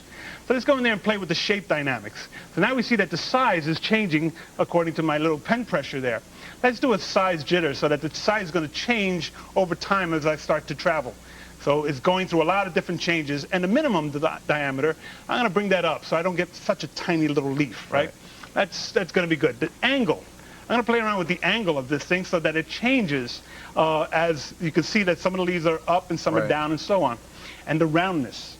The roundness is going to control. Right now, the leaf is a nice flat shape like that. So I can change the roundness so it starts to look like we're looking at it at an angle. And we want it, otherwise it'll all be facing us. We want it to move so as I start to push this up, you see that the leaves change. Now here's where you're really going to see the difference. Yeah, because they're so close together here. Right, and scatter, I'm going to scatter on both axes. And I'm going to bring this up so you see that the leaves are starting separating. There you go. Pan down a little bit. You see that? Look at that. They're separating out there. Separating. This is the count. As I'm stroking, it's going to increase the amount of leaves that are being produced. Now you got a pile of leaves. And a count jitter, which means I'm going to, over time there, is going to change that amount. I got textures, dual brushes, all kinds of stuff, but color dynamics. I'm going to play with color for now. I'm going to have it go between the foreground and the background color, 100%. So it's just going to change between those two colors. And change the hue just a little. You change it too much and it's going to introduce reds and all kinds of purples and stuff. And the saturation, I'm going to push that up a little bit. All right, so that's all I need for now. Right, so I get this guy out of the way and let's go pick some colors. So I get my swatches, I'll pick this nice, let's say that we pick this green right here. It's spring. We have nice, pretty green leaves. And then I'm going to pick this darker green for the background. Okay. And the size is a little big right now, so what I'm going to do is just go in here and reduce it just a little bit. And as I start to paint... Look at that. Look at that. I'm painting whole masses of trees. And the color's alternating because you have some jitter between the foreground and background. Exactly. Colors. Now I can go in here and let's just make this a really dark color. And in a layer behind it, I could just go in here and throw some other leaves back here. That's just the ones in the background. Look at that. That is so great. Start adding all these little features. So you've always been able to find custom brushes, but this is a smart custom brush. Right, because now you can make all kinds of brushes that for clouds and grass and all kinds of things. Anything you want it to be. New brushes. We've got the healing tool. How many new features do you know? I mean, is there? Oh, there's many, many new features. There's a new file browser that allows you to go in there and let's just choose what you're working on. That's nice. Yeah, we've got the brushes. We even have a spelling checker now. There's a spelling checker. Now, that's I got to remember where it is. Now that's built into OS 10, so they're probably just using the system-wide. So that's great. Check different languages and all kinds of tools. Is there a painting module too? Well, this paint. This is it here. This brush that I have down here. That's the. This is the new paint engine that allows you to create all kinds of special effects. That's what you were working on, right? This is what I was working on to create all kinds of. In fact, some of the brushes, like this maple leaf brush, is in there. There's grass. There's smoke. There's all kinds of stuff that you can do. Justly proud of your work.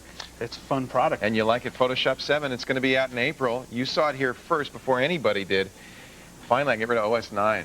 Yeah. I'm so excited. This is going to sell more Macs probably than anything ever. That's wonderful. Bert's book, which is a great book about if you're a Photoshop user, it's almost a requirement. Photorealistic techniques in Photoshop. Bert Monroy is the king, one of the Magnificent Seven. We're so glad we could have you on the Screensavers. Please come back and show us some more stuff. It's always a pleasure to be here. I love it. It's so much fun. www.bertmonroy.com, and we've compiled all the tips, because Bert's been here many, many times, into a single page on the Screensavers.com, so you can go back. Look, if you've never used Photoshop, if you're a Photoshop expert, there's something for you all at the Screensavers.com. Coming up next, we're going to show you how to build a sleek and powerful MP3 player that connects directly to your home stereo system for the price of no dollars. When the Screensavers continues.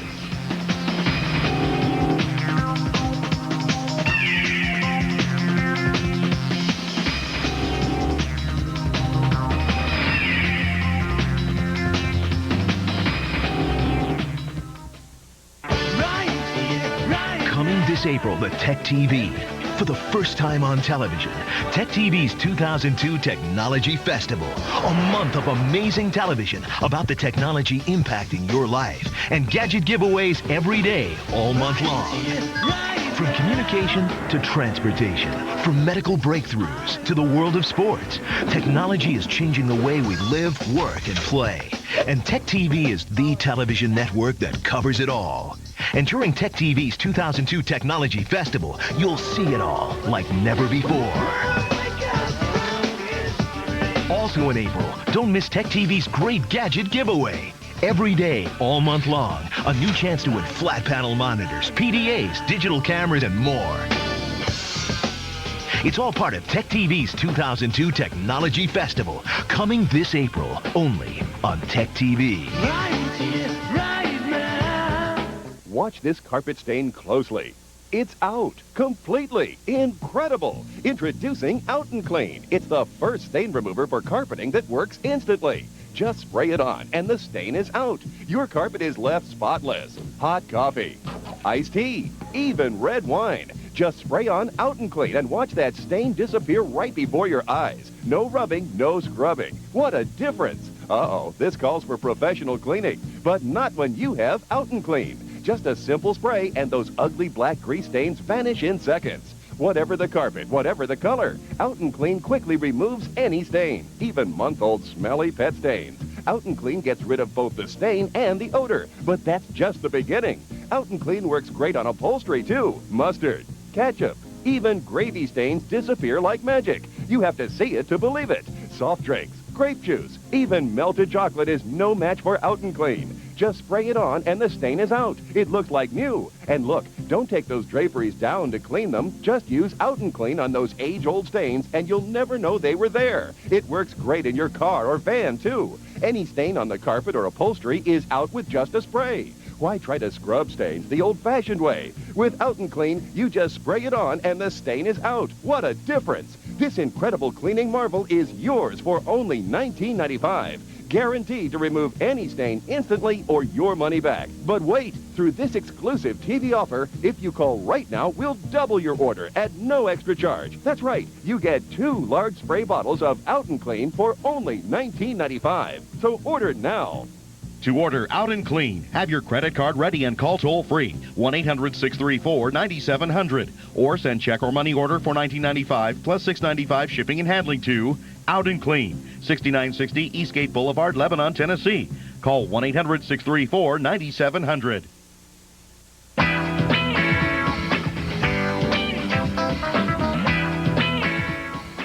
I want you to enter the Super Geek Challenge. I want you to answer 10 easy questions. I want you to fill out the form, and I want you to enter to win free stuff. So go to thescreensavers.com and scroll to the bottom of the page. Scroll like you mean it. Scroll as you've never scrolled before. Then click on the link that says Super Geek Challenge Bionic Gamer Gear. Then accept the challenge and go, my friend. Make me proud. Sorry for pointing before. Remember, you got to be in it to win it. Pat and Leo. We're practicing our party routine. All right, instead of stringing miles of audio cable around the house or buying an MP3 appliance, you know what, Leo? We can have all these boxes on our table. No normal human being would have all these boxes on their table. I hope not. We can only My hope wife not. would kill me. I don't even have a wife, but someone's wife would come over and slap me silly. All right, there's a reason we got all this stuff up here.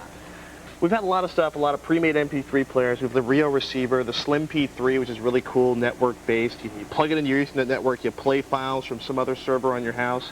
We showed Snow Crash, which can remote control Winamp.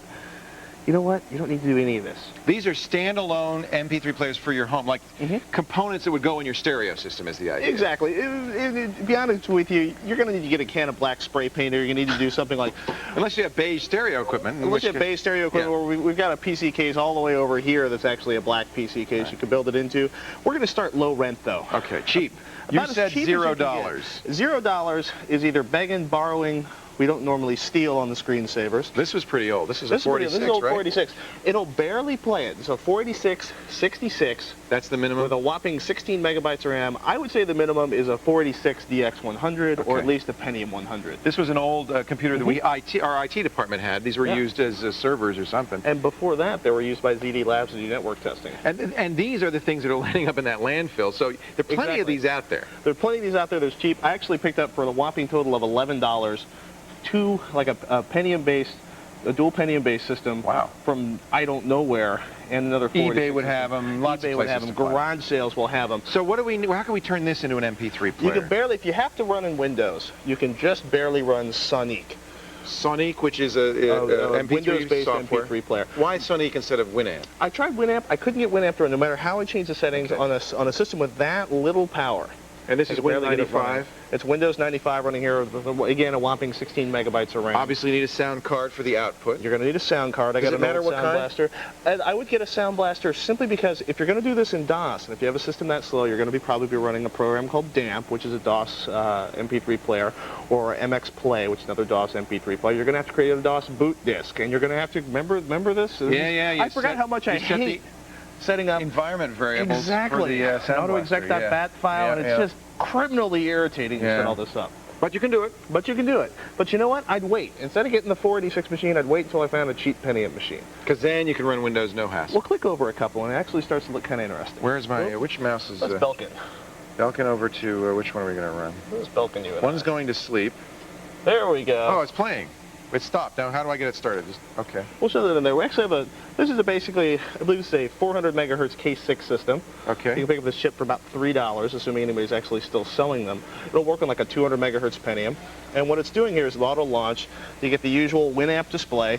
Set this. Hey, that's pretty good frame rate, though. That does not look bad. That is That is a Pentium how fast a Pentium? This is a K6 400. K6 400. That's right. You said K6 400. P200 will work like this. P133 will work pretty much. The visualization gets tough the slower the system you go. But a P200 or better should be able to give you all the nice visualization. So you set it up in a corner. I like it. You load it up. You load up all your Put that on songs the on it. TV. You put a playlist. Let it go. And just sit in your lazy boy and never move again. Well, you know. Let me ask you, though, the one thing that I like about these old, low, slow computers is the fans can be quieter. I hear a lot of noise coming out of this because it's got a big old fan on it. Well, the thing, it's got a fan on the back, but you can actually put an older, actually the one you hear is that one. Oh, that See how much quieter so the it old got? one was noisy. The old one was noisy. A lot of the Pentium, actually, they had passive fans. They don't even have That's a what you're fan looking for. on the processor. Because you don't want to have a lot of noise coming out of your stereo. You can right? spend $5, $6 to get a big, what they call biscuit fan that's spinning at low RPMs. That'll pull the air out of the back. And the truth is, you don't even need much of that. So you're not working this thing that hard. You're just playing back music. All right. No, it's good stuff. This, I think, we can put together for about $20, $25 if you scrounge. You know, hit the garage sales, hit the flea markets. Many people have in their attic or basement something like that. I bet a lot of people have in their attic. This actually was we should mention a reference system that AMD sent us when the K6 400 came out. A long time ago. This was a very expensive system, and now it's worth about $40. Well, I've got a Cyrix 266. It's worth even less than that. I've got some old 90 megahertz Pentium. You can recycle it and do something great with it. And you know what? The other thing is, like, the thing we didn't do here is the finishing touches. Basically, spray the thing black, turn it on its side. Okay. You know? You still want to have the CD player and stuff like that so you can rip more music on it? I would not rip music on anything slower than a gigahertz machine. Okay. You know so why? rip it on your main because system. it takes forever. Rip it on your main system, transfer it over to this system. Okay. Don't worry about Would you want a zip drive on here, or how are you going to get I'd rather do it by Ethernet. So connect up a network cable. So you'd want a network card, ideally have a network card in here. If you want to do it really fast, you just drag the hard drive out of this one, take it to the other system, transfer it, then it'll be really fast. That's really fast. Again, this is homebrew. All right, finally, we got this is the high end. Yeah, the $400. The Yoshi and Joshua special. I like it. They found this beautiful little silver case. Beautiful. Actually, we have a whole stack of nice cases over here. This is if you're going to start spending money. Okay. We're back when you get a DVD drive, you get a fast processor. They got a shuttle-based system for $250. $250 included the case. And actually, what's interesting about this, I'm going to turn this around and hopefully not horrible things are going to happen. Would you like to hold a wireless keyboard, I'd be Leo? glad to. Thank you. So when I turn this around, take a look at the back of this. This thing was basically already configured. It's got audio on the motherboard. Not my favorite quality of audio on the motherboard, but it's in there. As long as it's 16-bit audio, I think you'd probably be all right. Oops. Sorry about that. He's putting the fan right on. But you'll basically see the Ethernet's built in, the audio's built in, and the television out's built in. And the bare bones system minus a hard drive was $250. You'd want to add a hard drive. You're But gonna need those a hard are cheap drive these days. Yeah, you get a cheap little more RAM. How much RAM is the minimum to do this? I'll be honest with you, I think we're running on 64 megabytes in this system. In the K6? 32 is a good starting point. As long as Windows can run, in other words, you're okay. Again, the 486 was 16 megabytes of RAM. Now, I noticed this thing. What does this do? This is the gyration. This came out a long time ago. It's a gyro-based, so basically, whoops, see if we can manage to. It's a mouse. It's a mouse in a well, remote control size shape. Exactly. And we're controlling the TV over here with it. So we're turning it over, and we've got our Winamp set up, but also... But that's nice, because then you could switch to video 3 on your big screen display. Right. Turn on Winamp, launch the music, get the visualizations on there, or go back to Wide World of Sports. You're going to be happy. We've got a DVD player built into this. We've got DVD. We've got web browsing. Really? We've got Winamp on this. Altogether, how much do you think? Boy, $250 for the basic, $200 for the really slick that's wireless expensive. mouse and keyboard. And a hard drive going to be another $150.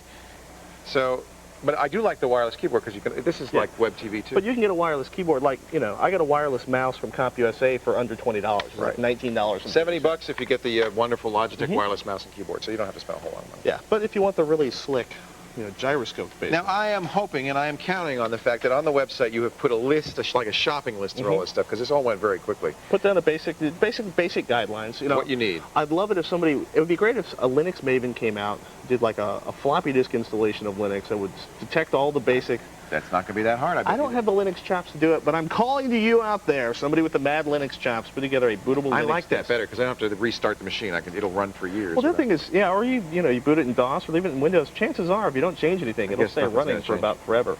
And if you do use Winamp, get a program called Resume. It saves all your settings in case it does crash or you set it down. It'll automatically restart wherever you were. All the details where? Screensavers.com. Gotta love that. Coming up next, it's $7,500 if you'd buy it in the store. Today it can be yours for the low, low price of absolutely nothing. Find out more how you can get Maya for free. You can set your browser's homepage to an HTML page on your own computer. Fill it in with your favorite links for quick access to the websites that you like the best.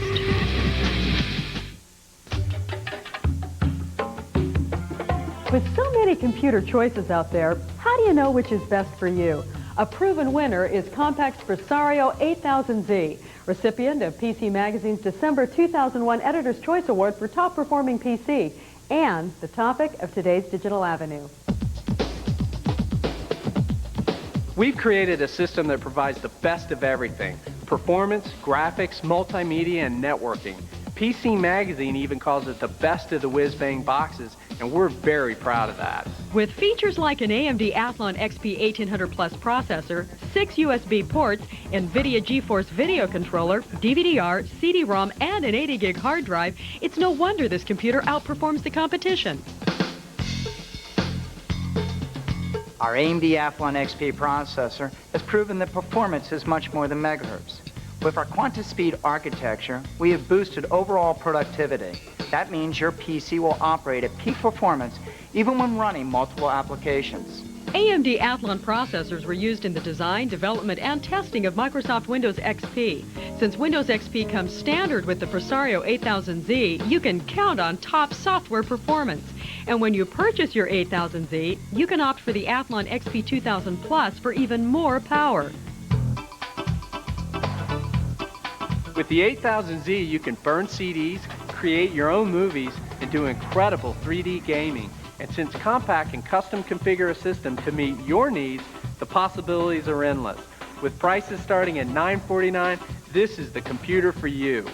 To buy your Presario 8000Z direct from Compaq or to learn more about this award-winning computer, go to compaq.com/8000Z or call 888-593-7194. For Digital Avenue, I'm Teresa Richardson.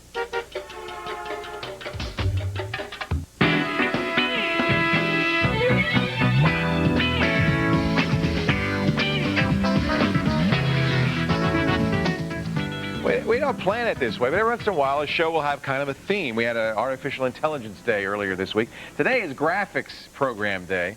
And we did 2D graphics with Photoshop 7. Now we're going to talk about 3D graphics. And what I think many people agree is the best 3D animation software out there, certainly used by in many of the latest Hollywood films. It's called Maya 3D. Shrek used it. Monsters Incorporated used it. It was used in Lord of the Rings. Remember that scene where they're going down the river and they have the giant statues there? That's Maya. But if you want to do that kind of thing yourself, you don't have to spend $7,500 anymore. There's a new Learning Edition available for free download. He announced it here on the show a couple of months ago. We said, come back when it's available online. We'd like to talk more about it. Director of Maya Technology, Andrew Pierce, welcome back. Thank you, Leo. Congratulations. Well, thanks very much. How long has this been online? This has been online since Monday, and the website is just swamped. How many downloads? A couple days ago, we had over 9,000, and that was, we would have had more if we had more bandwidth. Well, there's huge interest in this. Now, how is it, anytime somebody puts a big, expensive program online for free, there's a catch. What can I not do with this? You cannot trade files with the commercial version, and there is a watermark in the screen and in the rendering. So they have the little bug that says Maya and everything. And this is not for commercial use here as well. But if I'm a student or I want to learn how to use 3D rendering programs, I can do everything. You can do everything. You can save files. You can retrieve files. It's a proprietary. It's a different format than the commercial version. Just so that you, just so you can't trade them. But other than that, it's all free. There's I love on the website. There's tons of tutorials. I love this because you're smart, because you're going to get people hooked on Maya.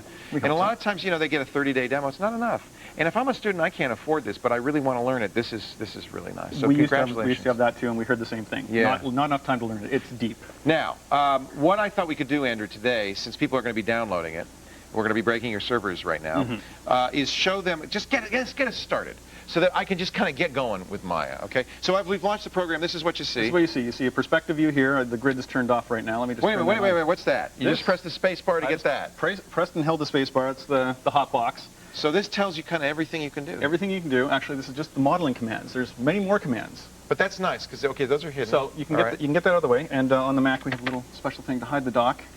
We want to see the, oh, that's nice. So now we get a full screen. Full screen view. Menu goes away, too. And if, you know, a lot of artists want everything out of the way. They want to just be able to I want to see my stuff. You don't see your stuff. So you get the menus out of the way. And when you need the menus, hold down the space bar. You've got access to every function of Maya. Got it. So that's now, pretty cool. You said this is the perspective view. This is the perspective view up here. What is the perspective view? Perspective view is just a 3D view on your scene. Okay. You know, you're probably used to... You have other views, Photoshop. too. Yeah. That's the 2D view? This is the front view. This is the side view. This is the top view. Very architectural. Most artists work in which view? Or all four? All four. You'll use different views for different things. Okay. Maya's got a lot of tools that let you work directly in the perspective all the time with manipulators and whatnot. Right. But so we're in a perspective view. Let's do some stuff. Okay, I'm going to go to the front view actually to start with, and I'm just going to show you how easy it is to create a 3D object to start with. And this isn't going to be beautiful because I'm not going to take a lot of time. This is a little Bezier curve drawing tool. Kind of, if you use Illustrator, you'd be familiar with this. Yeah, it's actually a NURBS curve. NURBS. But similar. It's, a little bit more math. But basically the same kind of control. Bezier is really good for only for 2D. You need NURBS to do a 3D. Is that the reason? Well, it gives you a few more controls, right? Okay. So you can, you know, if you're used to... neat. All right. You know, so we're drawing a line, basically, a curve. Drawing a curve, you know, in 2D, and everyone's cool with that. And then we want to create a surface. So we go up here and we say revolve.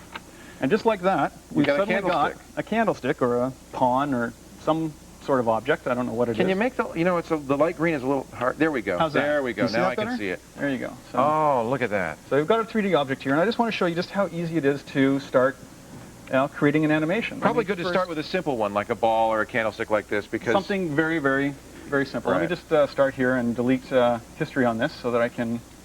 There's no history. We know nothing. We know nothing. And I'm going to create a ground plane here. Now, what's the ground plane? That's the floor? This is the floor. And I'm using one of the manipulators that allows us to do... Stretch. To work stuff in 3D. It's a scale.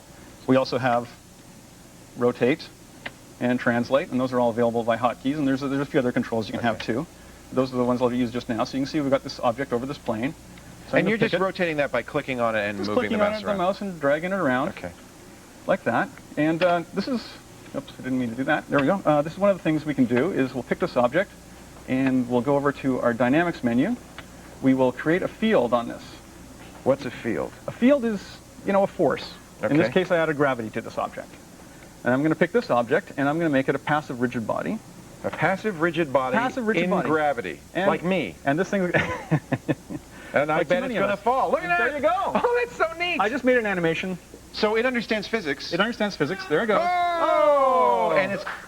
Goodbye, pawn. Now, this is the same dynamics engine they used to do lots of special effects in movies. Star Wars Episode 1, the pod race when they destroyed it. Just out of curiosity, what other force fields are there? Well, we've got some other ones in there.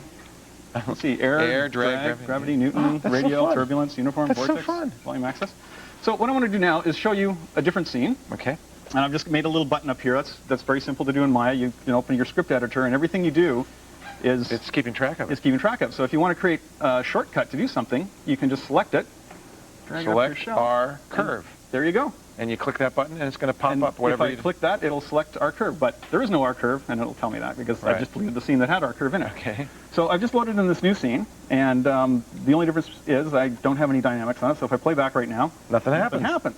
We need a little. We put some gravity on that bowling ball. What can we do here? Just like that. So that's what I've done here. I made the little button. I basically did this before the show and made a little button up there, just like I showed you, to do this. And down goes the bowling ball, and it's coming, and it's boing, a rubber bowling ball. Yeah. Well, that's okay. Well, you know. And here it comes. Are we going to get a strike?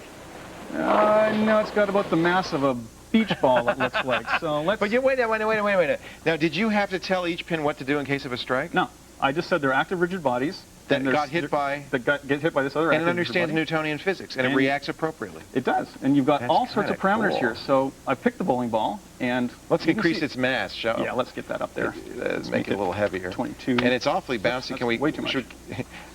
It's going to go right through the floor. Would it go through the floor if you made it too heavy? No, it'll still. Okay, it'll still we got hit, an infinitely strong floor. Let's reduce the bounciness All there right. a bit. Now let's play it back. And now let's play it back. And it goes a little bit faster. Actually, it doesn't fall any faster because we know from physics that it doesn't matter how That's much right, but it's going to do some damage this time if it ever gets to the pin. Come on, move Can you increase the strength of the bowler? Yes, we can. Oh, look at there we go. There we go. But it's not stopping. It's going to go through. Hey, that's wonderful. Yeah, okay, but we get the idea. So you have the physics built in. We have the physics built in. I've made the simple UI basically by you designed this? I designed this. Oh, I just said make a slider here, call it mass. So I can play with the mass, I can reduce the bounciness on it, I can give it some downward force, increase the strength of the bowler, basically. Andrew, you've showed us enough now that we can download this, we can play with it, we can get started. Oh, now we're going to really get some real bowling going. There. I hope Where can they get the download, ladies? They can get the download from aliaswavefront.com. We've got a link off the main page there. Right. Oh, no strike. aliaswavefront.com, ladies and gentlemen. Maya, you saw, this is the only, it's got this watermark in here and the bug down there, and you can't trade files with a professional, but everything else you can do. And what a great... There's a Leo pin. There's Leo pins. I've added that to the... Oh, there he goes. Well, that'll be a popular download. Thank you, Andrew. I really appreciate it. That is very, very cool. I can't wait to get home and play with it, all right? At thescreensavers.com, we have a link to aliaswavefront.com and the free Maya download. You also find copies of the Leo bowling that Andrew made just for you to play with. Can you increase my mass? Absolutely. Can you decrease my mass? Well, that's beyond my physical capability. Stay where you are, folks. Still to come on this very show, Martin shows us a few movie reviews from a dermatologist. Yes, a dermatologist. Plus, alternative desktop choices for your Linux box. And we're still celebrating Black History Month. Last day of the month. We've got a few online resources to wrap things up in. That and a whole lot more coming up as the Screensavers rolls on.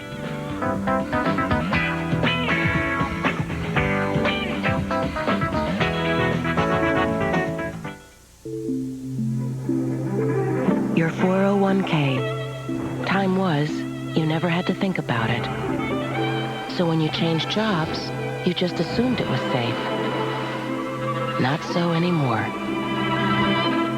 Roll over your 401k retirement savings to Morgan Stanley, and a financial advisor will guide you through a unique review process to help ensure that when you need your nest egg, it will still be there. OLM.net presents more true tales from the World Wide Web.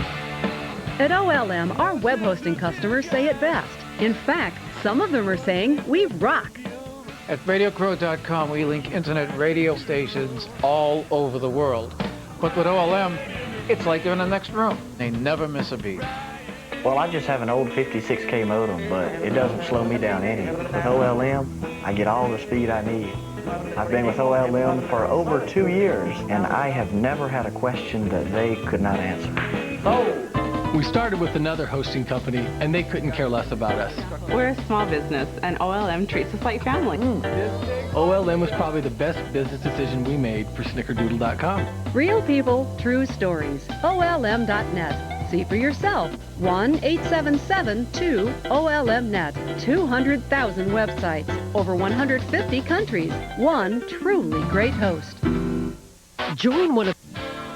Now you can enjoy fresh vegetables and beautiful flowers without all the back-breaking work. Just call for our free Troy-Built Great Gardens catalog with exciting information on the Troy-Built Bronco and our full line of tillers. The amazing Troy-Built Bronco works rich organic matter into your soil for magnificent gardens and delicious vegetables. And Troy-Built tillers are built to last with cast iron and bronze gear-driven transmissions. No wonder we offer a limited lifetime warranty.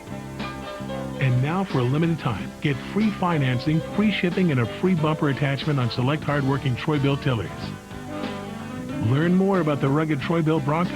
Call for our free Troy-Built Great Gardens catalog, loaded with gardening tips and expert advice. For details on the entire line of Troy-Built tillers, call toll-free 1-800-720-1900 or log on to www.troybuilt.com for 24-hour ordering. Gina? You know, when I was first hired, We didn't have all these fancy integrated systems. Our sales program wasn't even linked with accounting.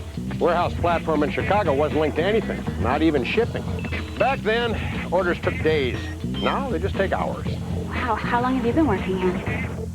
A couple of months now. When software quickly connects all your business systems, that's 1 degree of separation.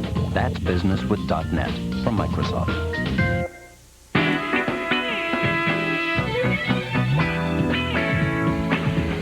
Welcome back to the Screensavers. Watch the lights, kids. I'm Leo Laporte. And I'm Patrick Norton, and the whole house is coming down. Fatty Matty on the jib today. Woo, he's out of control.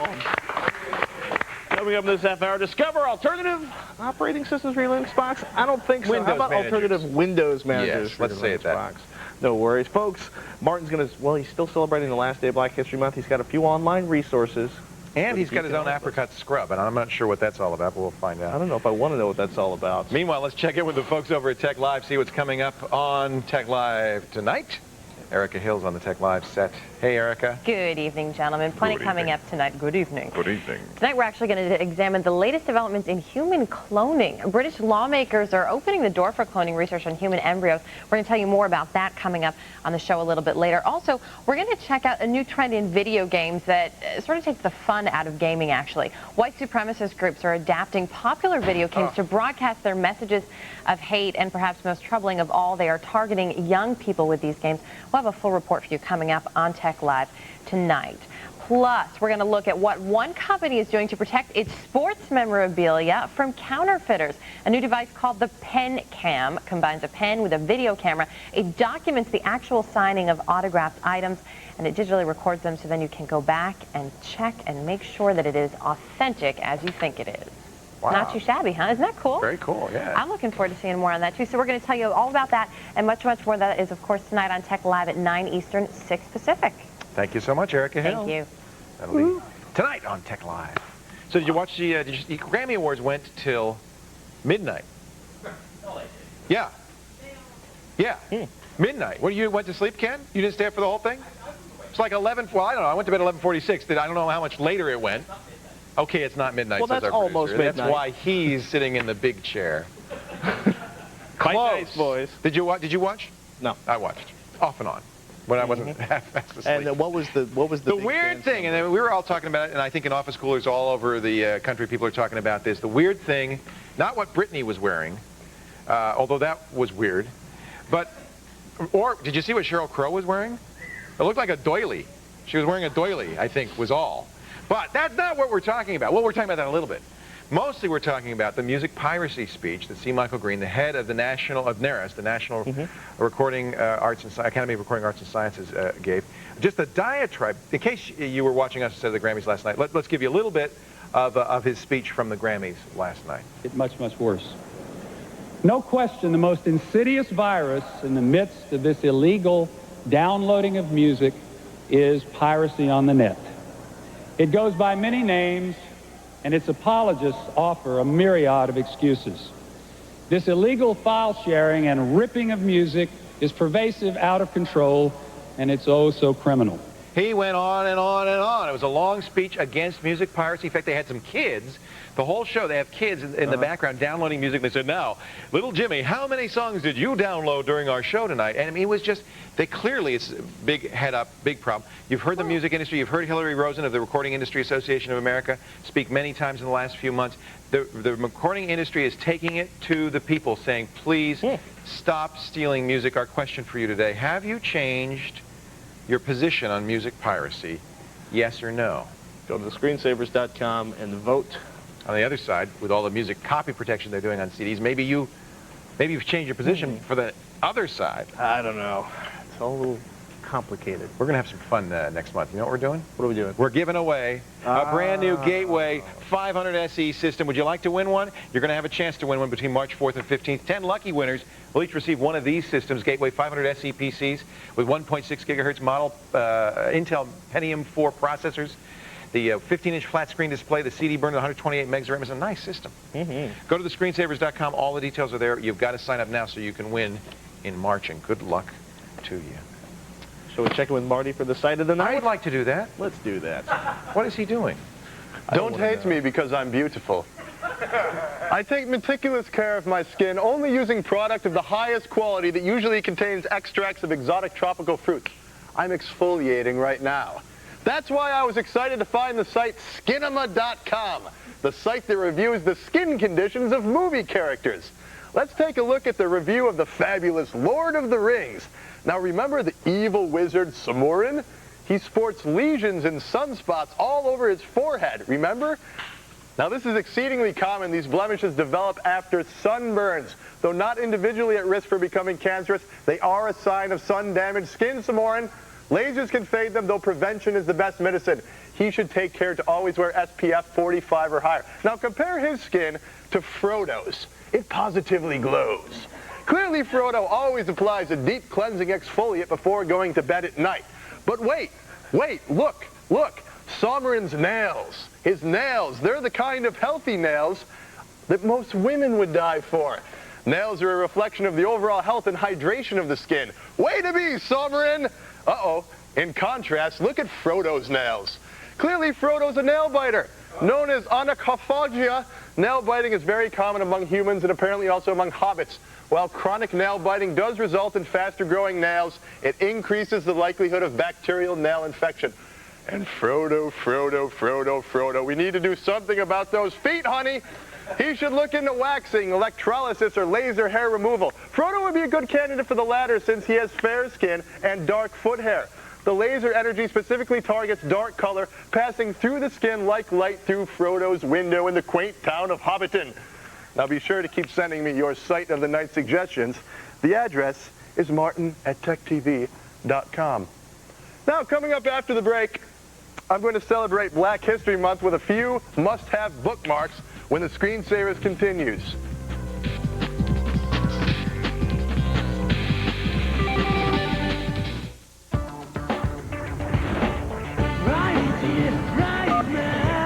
Bringing us closer,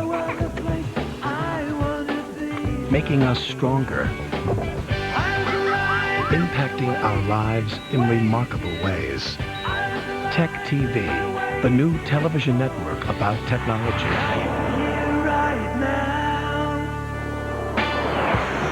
Tech TV, television about technology. Your source for live technology news has joined forces with the world's most trusted business magazine. Now, Tech Live is teaming up with Business Week to bring you the most comprehensive reports, tech business trends, hot products and companies, and the global stock watch. Business Week magazine, now another reason to stay with the tech news leader, Tech Live. Today, starting at 9 Eastern, 6 Pacific. Only on Tech TV. What's up, Mr. Foster? I go in for a PC, I come out with a migraine. You ask for this, all they have is that. Makes your head spin. Well, your computer quandary is easily solved by the folks at Dell. Just call or go online. They'll help you figure it out, so you know what you're getting and what you're getting it for. So none of this? Nope, just the perfect PC for you at the right price for you. Oh, I'm feeling better already. Good. Stephen, isn't this your father's car? No. Now you can get $100 back on a new Dell PC, like a Dimension desktop with an Intel Pentium 4 processor, delivering performance where you need it most. It's just $6.99 after a mail-in rebate. Need a notebook? A Go Anywhere Inspiron is just $9.99 after a mail-in rebate. You're gonna say it, aren't you? Oh, he knows. Easy to buy, easy to own, easy as Dell. Dell PCs use Intel Pentium 4 processors. So we're expanding our e-commerce site. Traffic's growing, huge market. We needed more servers, more bandwidth, more everything. And we had to hit quick. Buying servers and co-locating wouldn't work. Too slow. Who has 6 weeks? You know who I called? Rackspace. Because Rackspace Managed Hosting does it all. I called Rackspace and boom. Next day, our site's up on managed servers in their data center. Totally secure, no hassles. And they supported us 24/7, guaranteed. No long-term contracts, no equipment to buy, no nothing. Look, if you need web servers with serious bandwidth, and especially if you need web servers fast, you need to call Rackspace right now. You'll be on the web, same day, instantly expandable, 1 server or 20. Check them out. Call 1-800-961-2888. or go to rackspace.com for the whole story. Rackspace, it's how you get web servers now.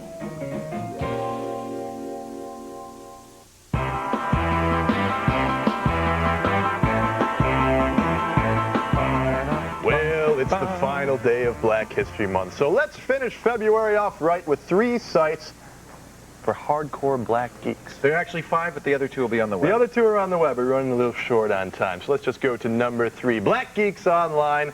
It's a community of 30,000 members. They call it a community linking technical professionals, educators, entrepreneurs, students, parents, and community leaders with technology news, information, and resources. If you want to network cool. Look at that. with other IT professionals, other computer science professors, this sort of thing, this is the place to go. 30,000 members strong. And that's where all your can get all your news and everything you need. Let's go to number 2. Black Futurist strives to be a central location on the internet for deep intellectual discussion, planning, collaboration, and visionary thinking among black people concerned about scientific, technological, and economic development in the 21st century and beyond. This is a really cool site. Black issues going forward into the 21st century and beyond. All the stuff you think about when you normally think about the futurist movements, looking forward in time. I love it. And number 1, the purpose of sci-fi-noir.com is to provide a forum to promote awareness of Afrocentric perspectives within the genres of science fiction and fantasies. And if you're a writer, this is the place that you want to be posting your science fiction or fantasy work. Or if you're an artist or a poet or a critic, you can read the work of other they writers. got whole books on here. It's really, really cool. Sci-fi-noir.com, and that, unfortunately, is all we're going to have time for. But there's actually 3 more wonderful sites in my article at thescreensavers.com. More pictures of Frodo's feet, too, right? You know it, baby. Okay, baby. If you're tired of the old command prompt, or if KDE is getting on your NERVES, we're going to show you some elite alternatives, some Windows managers you may not have seen before for your Linux box. So the Screensavers continue.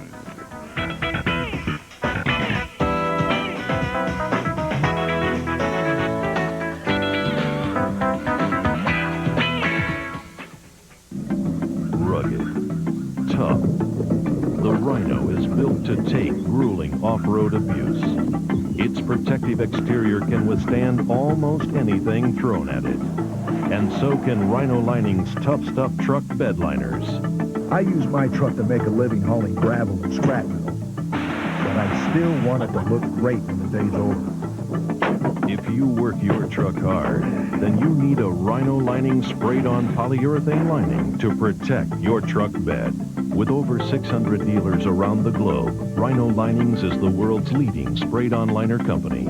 Their Tough Stuff liner, sprayed on up to a 1/4 inch thick, is virtually indestructible polyurethane that won't crack, peel, or warp.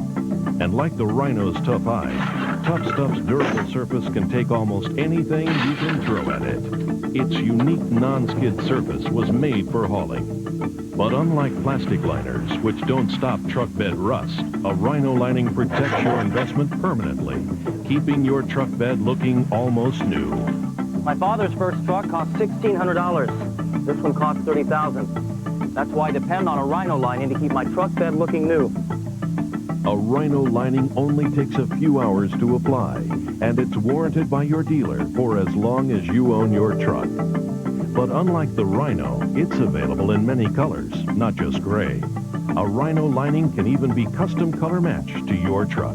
So if you really want to protect your truck's value, get a Rhino Liner, the incredible spray-on bed liner warranted by your dealer for as long as you own your truck. Keep your truck's bed looking almost as new as the day you brought it home. Call or log on right now. We'll send you a free brochure, a sample of Tough Stuff, and give you the name of the Rhino Linings dealer nearest you. Call now. It's time for our alternative segment, a neat tip or trip about an alternative segment, not Microsoft Windows. And today we're doing a little bit of Linux stuff. This is actually Linux GUI stuff. Linux GUI day? In order to understand this, you have to understand the distinction between the X Window Manager and your Windows managers. It's the same thing in Windows where you have Windows, you have the kernel, but you also have your shell, which is the direct user interface. In Linux, you've got a window manager, which or an X window system rather, which is a server that does all the GUI stuff, but it can look a variety of different ways. Think of it as a skinnable GUI. So by putting a Windows manager on top of X Windows system, you can change completely the look and feel and operation of your system. I bet you're going to give us some examples. I'm going to show you a couple of examples. If you have Linux automatically going to X Windows, as most people do, this is KDE. This is part of Linux Mandrake. You probably have something like this, which is a drop down at the login prompt of which desktop you want to start with. Let's just show you Enlightenment, because I want to show you how different it is from Windows. You know, some people who've only used Windows say it all has to look like Windows. It does not.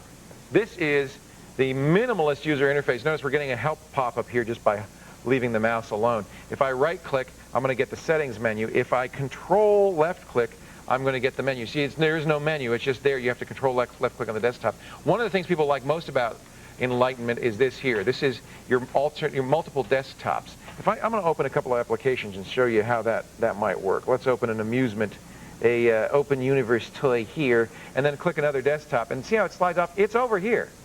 I have a giant virtual desktop. In fact, I can even see here a thumbnail of it which zooms in. Now, if I open another application here, you see it's a very nice way of organizing my desktop. Let me just open any other. Those are some scripts.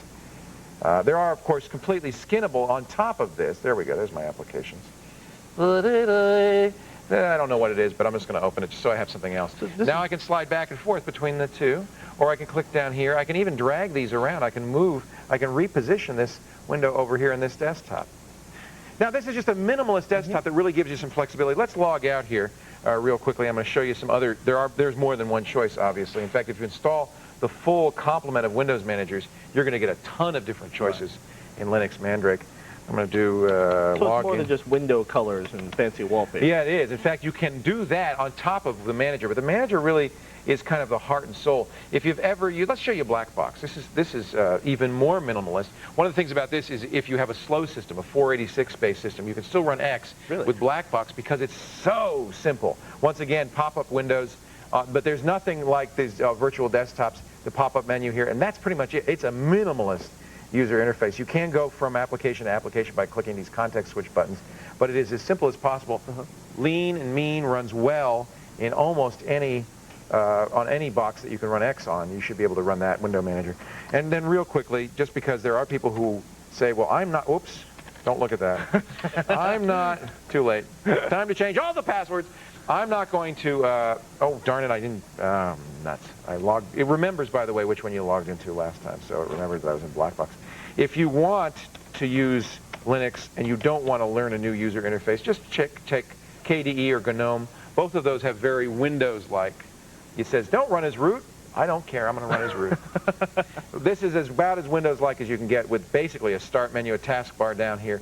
It makes it very simple and easy to understand. It even has a file browser that looks very much like Windows Explorer. So you're in many respects, you're basically in a Windows environment. So you can use Linux in any flavor you want. Use it the way you want. Are all these installed natively in Mandrake? Yeah, if you say on Mandrake, you have a checkbox that says Windows Managers. It'll install some basic set. Unless you say install all Windows Managers, then you get all of these different window managers. Very cool. And it's good to install them all. They're small, and they can do a lot for you. It's fun to find the one you like.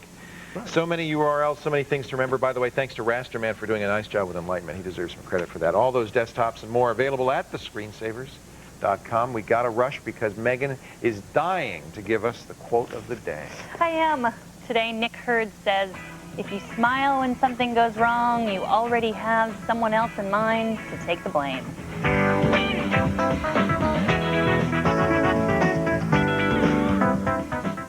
This way. You're not going to believe this. What was stolen? Everything. Payroll, R&D, customer records, all the assets. How could they get everything? I don't know. You're the cops. The room is completely empty. All the assets were in this room? Everything. Ned, the servers. They stole all our servers. No, we moved everything onto that one. It's going to save us a bundle. I sent out an email. IBM e-servers running Linux. What's a server? They can save you a bundle. It's time you expected more from an insurance company. So call Progressive Auto Insurance, and we can give you our low price, plus the rates for up to 3 leading competitors. And that could save you hundreds. We want you to save money, even if it's not with us. It's time you expected an easier way to buy car insurance. Because at Progressive.com, you can get a quote and buy a policy instantly. In fact, our website is so fast and easy to use, it's been rated #1 4 times in a row. It's time you expected faster claim service. At Progressive, our immediate response vehicles can come right to you. They're like a claims office on wheels. We make getting back on the road fast and easy. Visit Progressive.com or call 1-800-PROGRESSIVE today for fast, friendly service 24 hours a day. We want you to save money, even if it's not with us. Okay, maybe we're not changing the world, but we are changing the way people buy car insurance. You can start saving now. Call 1-800-PROGRESSIVE or visit Progressive.com. Progressive, not what you'd expect from an insurance company. Every day. What's up, Mr. Foster? I go in for a PC, I come out with a migraine. You ask for this, all they have is that. Makes your head spin. Well, your computer quandary is easily solved by the folks at Dell. Just call or go online. They'll help you figure it out, so you know what you're getting and what you're getting it for. So none of this? Nope, just the perfect PC for you at the right price for you. Oh, I'm feeling better already. Good. Steven, isn't this your father's car? No. Now you can get $100 back on a new Dell PC, like a Dimension desktop with an Intel Pentium 4 processor, delivering performance where you need it most. It's just $6.99 after a mail-in rebate. Need a notebook? A Go Anywhere Inspiron is just $9.99 after a mail-in rebate. You're gonna say it, aren't you? Oh, he knows. Easy to buy, easy to own, easy as Dell. Dell PCs use Intel Pentium 4 processors. Computer Fair is back this Saturday and Sunday with hundreds of exhibitors slashing prices beyond belief. I got a really great deal on a 64 meg AGP GeForce 2 for $58. Today I got a case, power supply, a couple of DVDs, and a fan. Find more than you could in 100 stores: computers, printers, monitors, multimedia, modems, memory, software, books, supplies, furniture, thousands of games, and much more at a fraction of the price. Computer Fair, Saturday and Sunday at the Fairplex in Pomona. Admission is only $7. Be sure to catch tomorrow's show. If you thought this was good, you're going to want to watch tomorrow. J.D. Frazen, the creator of Iliad, your favorite. Userfriendly.org talks about why hackers are so funny. Martin chats with President Bush's cybersecurity czar, Richard Clark. That should be interesting. Plus, become an amateur astronomer with your PC. We'll show you how to find the stars. All on tomorrow's television program. It's going to be a good screensaver. It's pretty awesome screensaver. We had a good one tonight. I hope you saw the show. If you didn't, go watch it. It repeats again in a couple hours. Watch it because you're going to love it. Do yourself a favor. Do yourself a favor. Geeky Grandma writes, I'm old, very old, even older than Leo. Ooh, I'm so sorry. Way back when I was in school and doing term papers, the subject matter that Martin talked about was not available on the importance of black American contributors to technology and geek culture. I want to thank him for some long-awaited information and the superlative way he's presented it. Marty, you hear that? Good job, Marty. And I hope you put that list up. There was a great list you sent to all of us on what life would be like in the United States if there had been no African Americans in it. There would be no skyscrapers because nobody would have been there to invent the elevator, things like that. Just fascinating. I wish you'd put that on the internet, or at least give us a link to it, Marty. Your turn. My turn. Here we go. You probably have the best information show ever. Well, I'm not going to read that. That's naughty.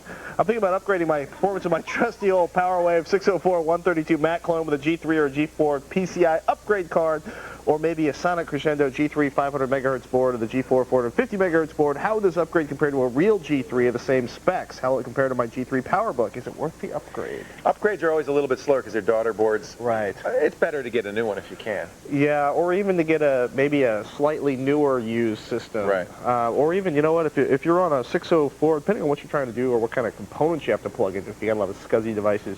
It's a 604. Time to get a new one. Yeah, you know what? You can pick up used iMacs for nothing. That are $1,800 for the new iMac. It says 800 megahertz G4. That's a great system. Yeah, or get a used, Blue G3 or a... Sure, there are a lot of those now. To be honest with you, you can upgrade the processor. You're probably better off either buying a new system or building a more expensive And by the way, you cannot run OS X on most upgraded processors. Hey, and one thing I want to mention, we showed Maya. We didn't mention that it is available for Macintosh OS X and Windows XP or any flavor of NT, including Windows 2000. It might run an ME. Yeah. It's not certified for ME, but if you've got ME, you might give it a try. But certainly XP and OS X. No, we're out of time. That's it for this edition of the Screensavers. I'm Patrick Norton. And I'm Leo Laporte. We thank you so much for joining us, and thanks to our wonderful guests today, Bert Monroy and Andrew Pierce. Have a great evening. Take care, everybody.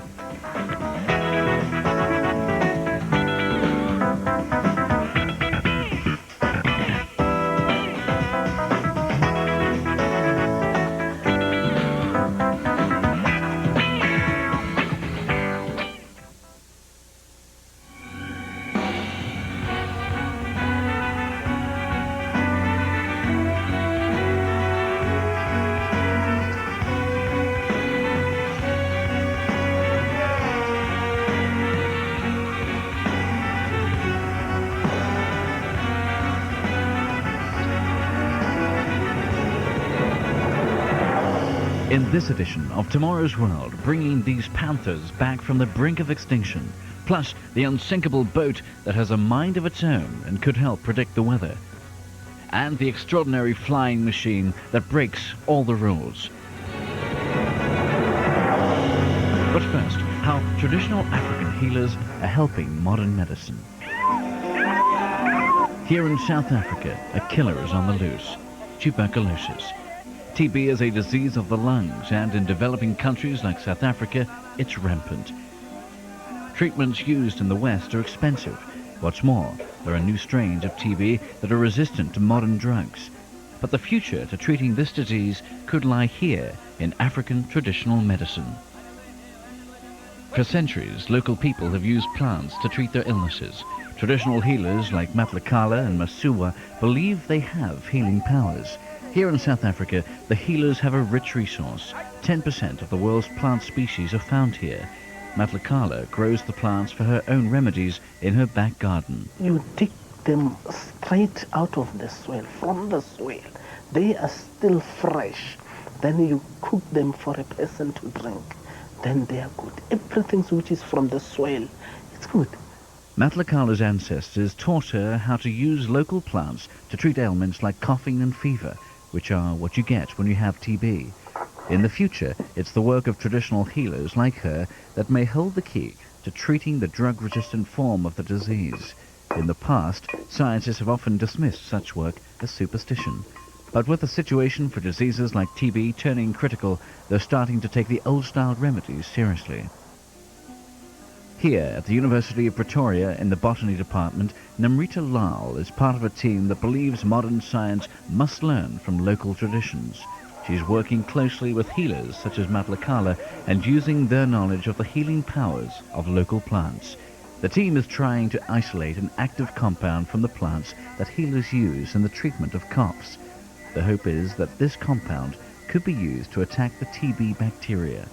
Namrita saw the misery that TB causes when she grew up in India and is confident that traditional remedies could help combat the disease. A lot of substance which is used in modern medicine have originated from research on medicinal plants. So that's how I got interested. Namrita has decided to focus her investigation on testing 20 plants that healers use to cure the symptoms of TB. To really test the potency of various plants, Namrita must take an extract from each species to the TB laboratories at the Medical Research Council in Pretoria. There, they face the ultimate challenge. Inside this vial are millions of active TB bacteria.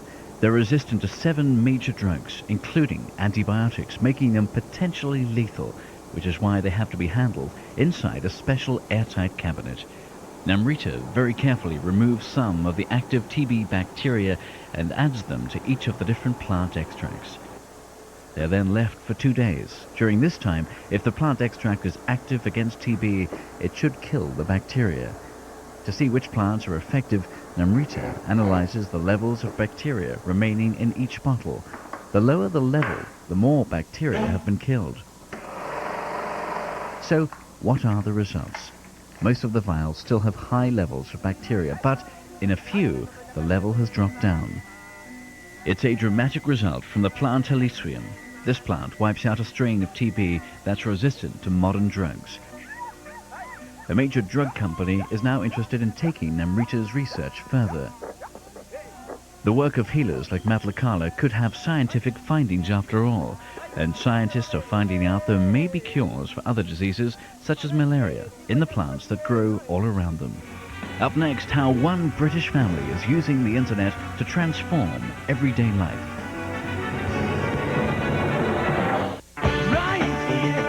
Coming this April, the Tech TV. For the first time on television, Tech TV's 2002 Technology Festival. A month of amazing television about the technology impacting your life. And gadget giveaways every day, all month long. From communication to transportation, from medical breakthroughs to the world of sports, technology is changing the way we live, work, and play. And Tech TV is the television network that covers it all. And during Tech TV's 2002 Technology Festival, you'll see it all like never before. Also in April, don't miss Tech TV's great gadget giveaway. Every day, all month long, a new chance to win flat panel monitors, PDAs, digital cameras, and more. It's all part of Tech TV's 2002 Technology Festival, coming this April, only on Tech TV. Right here, right now. Your 401k. Time was, you never had to think about it. So when you changed jobs, you just assumed it was safe. Not so anymore. Roll over your 401k retirement savings to Morgan Stanley, and a financial advisor will guide you through a unique review process to help ensure that when you need your nest egg, it will still be there. Take all the time you want, folks. We'll take this one in red. Beautiful choice, sir. No, black. Black. That's actually my favorite color.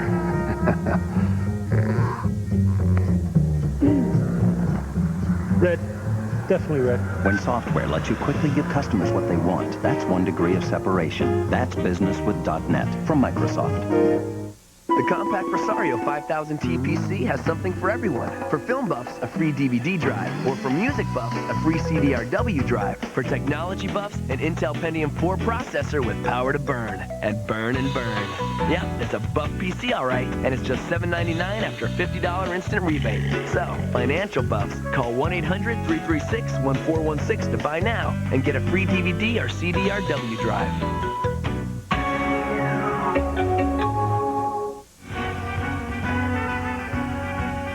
For the Coach family, shopping isn't pushing shopping carts, but pushing buttons. The internet is a part of their daily lives, and they even use it to do their weekly food shopping. I like the technology, and my wife likes to save a bit of time, so it suits both of us. Chris uses a virtual supermarket on his company's own computer network. He browses the site, selecting the items he wants. The goods are then delivered to his firm. The company takes care of delivery charges as a staff perk. It's proving popular. Some have jumped at the chance of saving a few hours by getting the shop to do half the job for us. Home delivery would be even better. First, they tried out a service run by the British supermarket Tesco's. It's certainly convenient, but is the family happy with the service?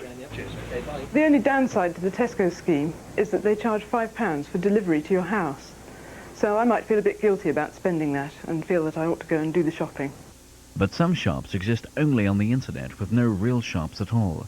A company called Organics Direct delivers fruit and vegetables to homes across the UK.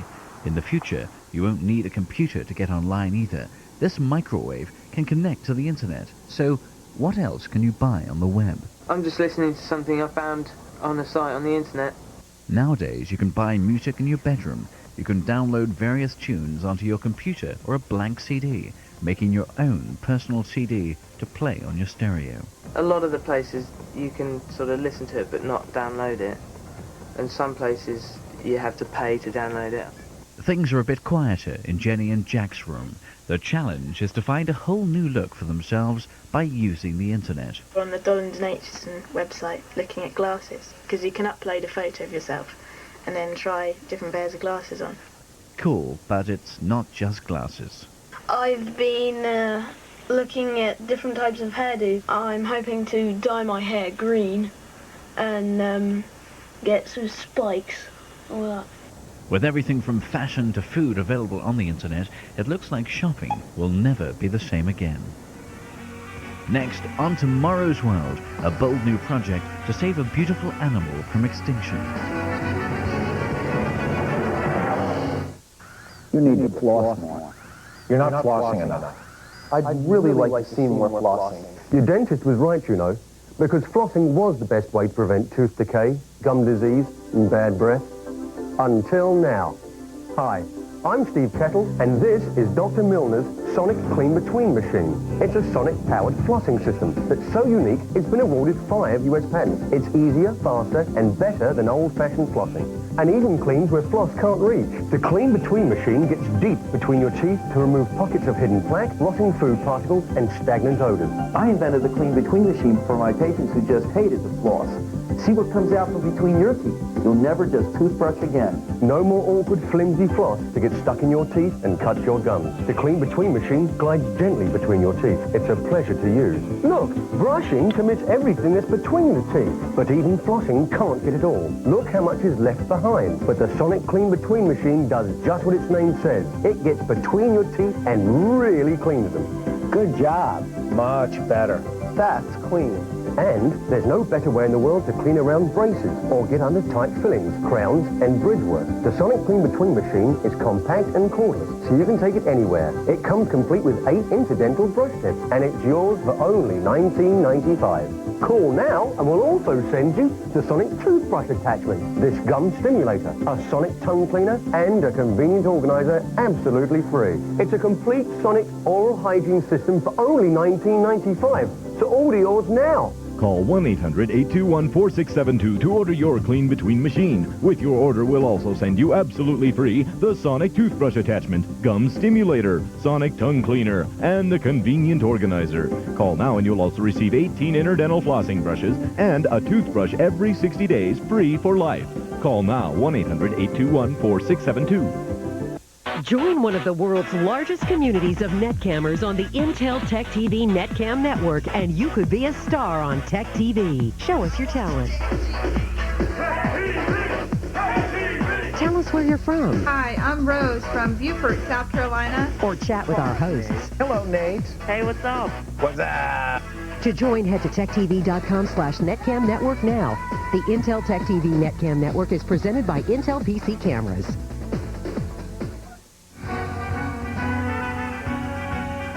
Away from the busy freeways, Florida still has areas of wilderness. A unique mix of swamps, grasslands, and marshes, and there's one resident even more elusive than the famous alligator, a species on the verge of extinction. This beautiful creature is a Florida panther. The pair in this enclosure were bred in captivity, but in the wild there are only about 50 left, and like big cats across the world, they're still under threat from man. As urban sprawl continues its course, it continues to take away land that the Florida panther can utilize, forcing panthers to live in a more crowded situation. And as a result, you're going to end up seeing a slow decline in the population size. In their lifetime, cats like these will naturally cover about 400 square miles. To help them roam, panther crossings have been built, special subways under the road so the panthers don't get run over. But the worry isn't just the number of panthers killed on the roads. It's the effect these roads have had on the gene pool. In the past, the Florida panther could roam in the wild and meet mates from many other subspecies. But as the green turns to concrete, the panther is being cut off from potential mates. The panthers are becoming increasingly inbred, which makes the kittens more susceptible to genetic defects, weakening their ability to survive even further. So Darrell Land and his team are trying a unique solution to mate the Florida panther with a separate subspecies, the Texas cougar. The cougar is so similar to the Florida panther that the only effect should be positive, to broaden the gene pool. Using computer modeling, they've calculated the minimum number of animals needed to introduce enough new genetic material into the population. They found that just 8 female cougars introduced into the Florida wilderness would give the panthers a better chance. Every week, Darrell tracks the process of the animals from his 2-seater plane. They've all been tagged so he can monitor their breathing and discover any new kittens. It's a groundbreaking project, the world's first attempt to widen the genetic pool of a wild population in this way, and the project seems to be working. The cougars and panthers have mated, and now their kittens are having babies themselves. So the second generation of genetically enriched Florida panthers are born. Well, we've had a lot of success. We've produced a lot of kittens from our Texas females, and the hope, of course, is that those kittens will again reach maturity and mate with Florida panthers and continue to incorporate that new genetic material into the Florida panther population. For Darrell, the result is a victory for the management of wild reserves, boosted by the Texacougars genes. The Florida panther is beginning to thrive again, preserving this beautiful species for future generations. The population in these Everglades is increasing, which is good news for the future of these panthers. Next, we're off to New Zealand, where an inventor has created a boat with a mind of its own that could make the ocean a safer place. Storms at sea can be terrifying and dangerous, as yachtsman Peter O'Neill well knows. We were running away from what we thought the centre of the storm was. He couldn't outrun the storm, and when the mast of the yacht broke, he began to fear for his life. We thought, this is the last one, we won't come up from this. Peter had got caught up in a storm that turned out much more violent than predicted. He survived, but 3 people lost their lives. The problem is that New Zealand's weather forecasters face a huge disadvantage. Well, the problem of forecasting in New Zealand, we have New Zealand here, and to the southwest we have a huge expanse of ocean, and again, all ocean between ourselves and Australia, and to the north up into the Pacific Islands. And what we require for good forecast, we require good information. We have good satellite information, but we do need good ground-based information as well. Storms do show up on satellite photos, but to predict how bad they'll be and where they're heading next, you need to have temperature and pressure readings at sea level. The New Zealand Met Office can get some information about conditions at sea by using floating weather buoys like this. But the trouble with buoys is that they have to be dropped in the ocean by commercial ships. They don't stay in one place, and they cannot be controlled. Enter the solar boat Goodwill. Unlike anything before, she can be pre-programmed to sit in exact position thousands of miles offshore. She's unmanned, navigating by the use of the Global Positioning Satellite System. Her solar panels power an electrically driven propeller, and she could soon have equipment on board to send weather information back to the Met Office. Her proud designer is Peter Thomas. I've always had an interest in boats and the sea. I've had boats most of my life. And I got to thinking, why does it cost so much to gather data from the oceans? And I came to the conclusion that it would be possible to build an unmanned craft but with solar panels and a global positioning system that could go out and gather that data much more cheaply than we could with using a manned craft. But why is the boat such an unusual shape? When the sun's low in the sky, we're getting a lot of solar energy there. If the panels were flat, we'd hardly be getting anything in the early morning and late evening.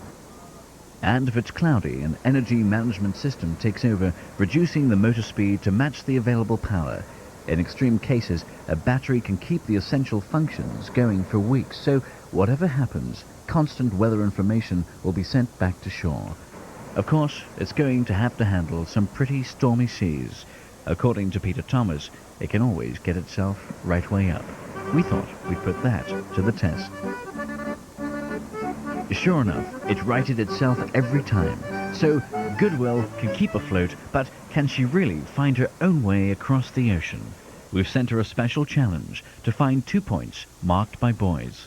She has to navigate across the water all by herself, and she heads straight for the first buoy.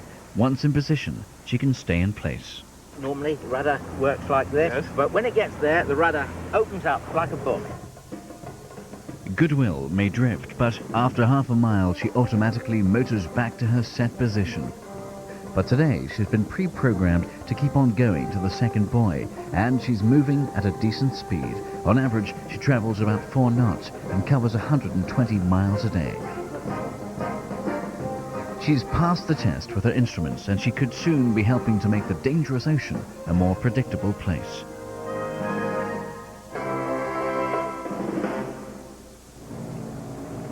In the future, she'll also be able to find her way home automatically, but for now, the only way back to port is at the end of a tow rope. Up next, a report from Britain on an exciting new drug that could give hope to millions of people with arthritis. What's up, Mr. Foster? I go in for a PC, I come out with a migraine. You ask for this, all they have is that. Makes your head spin. Well, your computer quandary is easily solved by the folks at Dell. Just call or go online. They'll help you figure it out, so you know what you're getting and what you're getting it for. So none of this? Nope, just the perfect PC for you at the right price for you. Oh, I'm feeling better already. Good. Stephen, isn't this your father's car? No.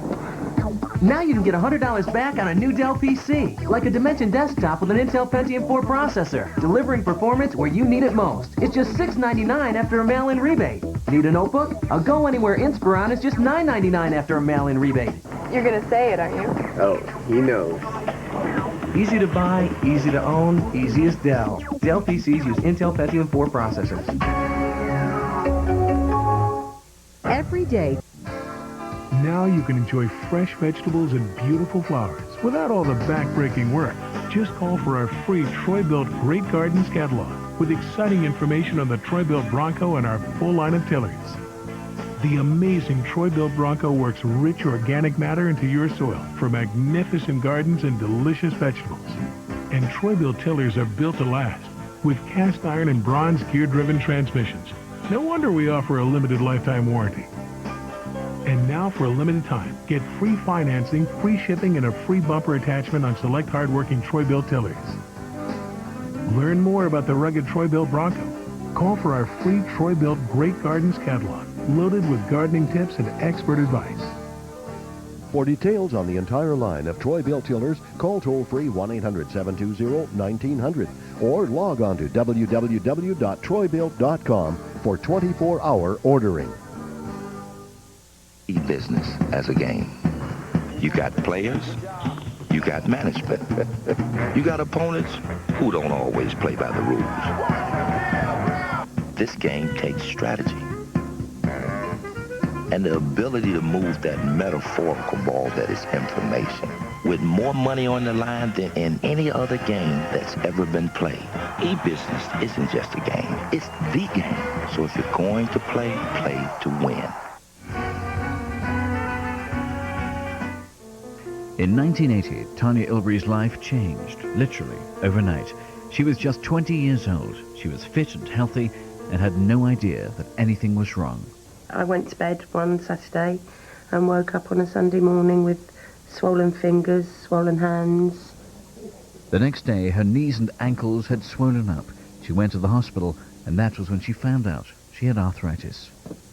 I was quite shocked because I always thought that arthritis was an old person's disease.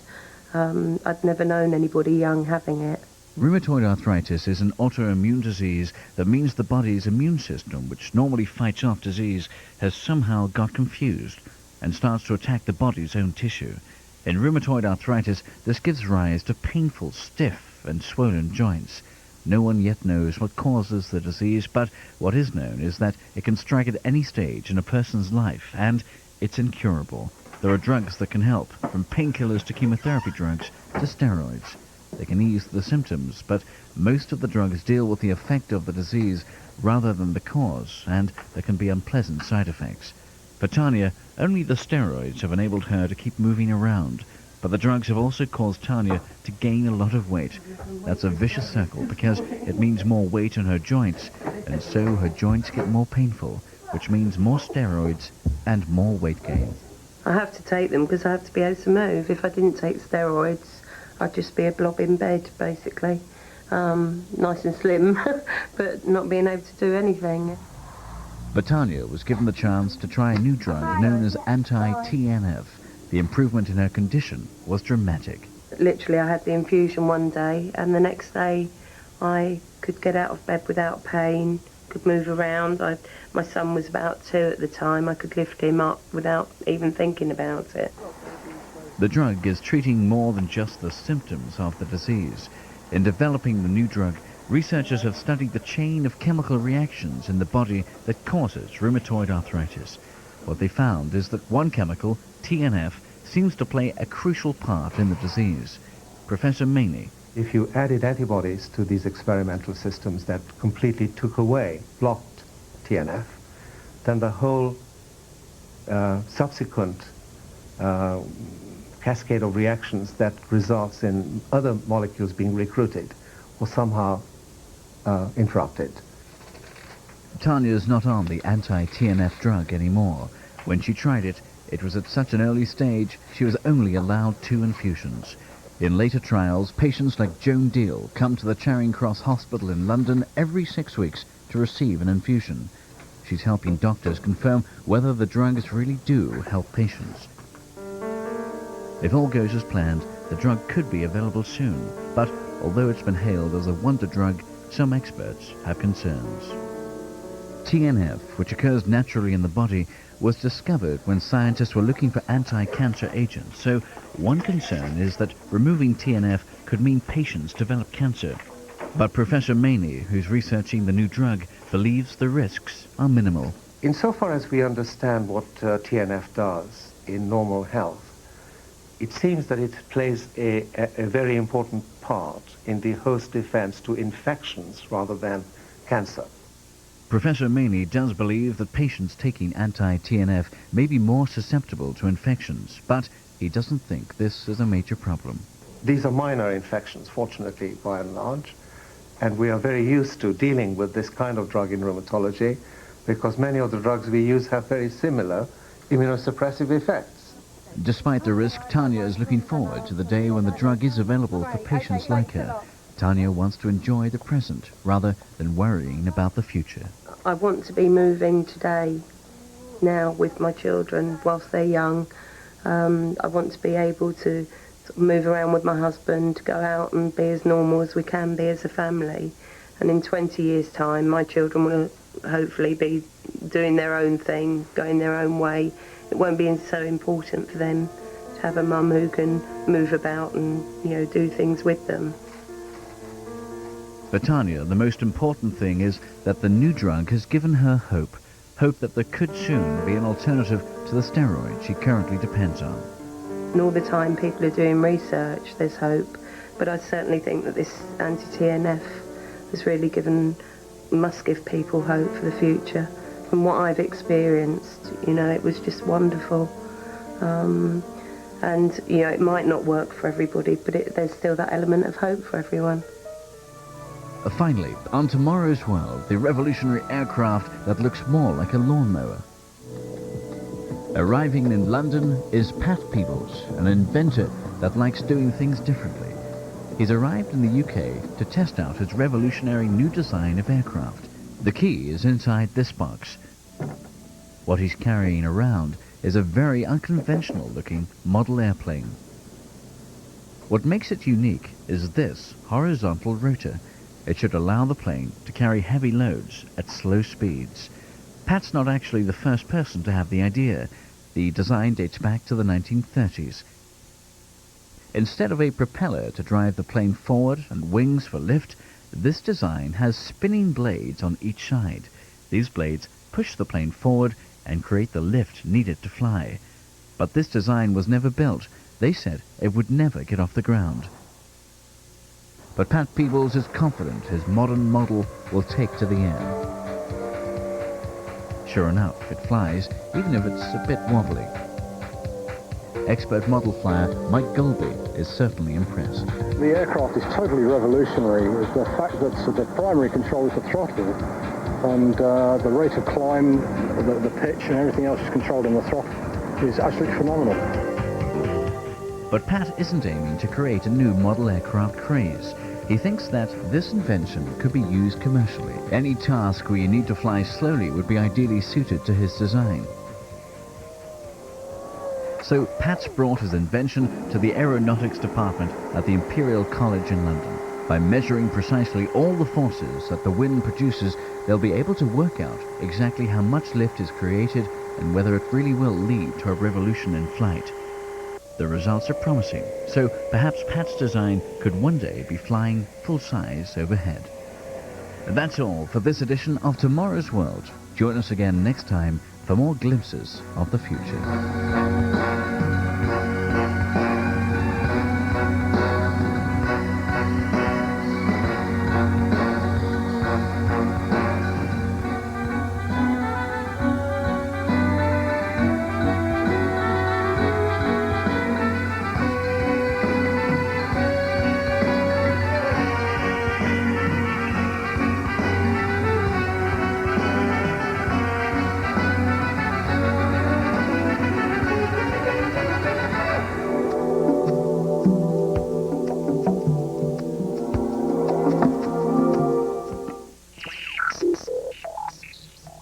Coming up on Extended Play, we get NBA 2K2 pointers from pro players Rasheed Wallace and Marcus Camby.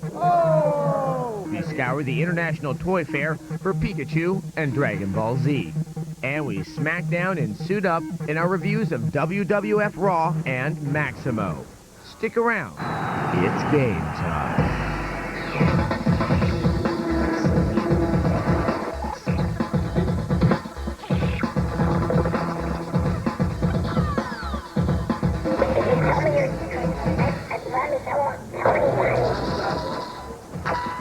Hello and welcome to Extended Play from New York City. I am Adam Sessler. And I'm Kate Patello.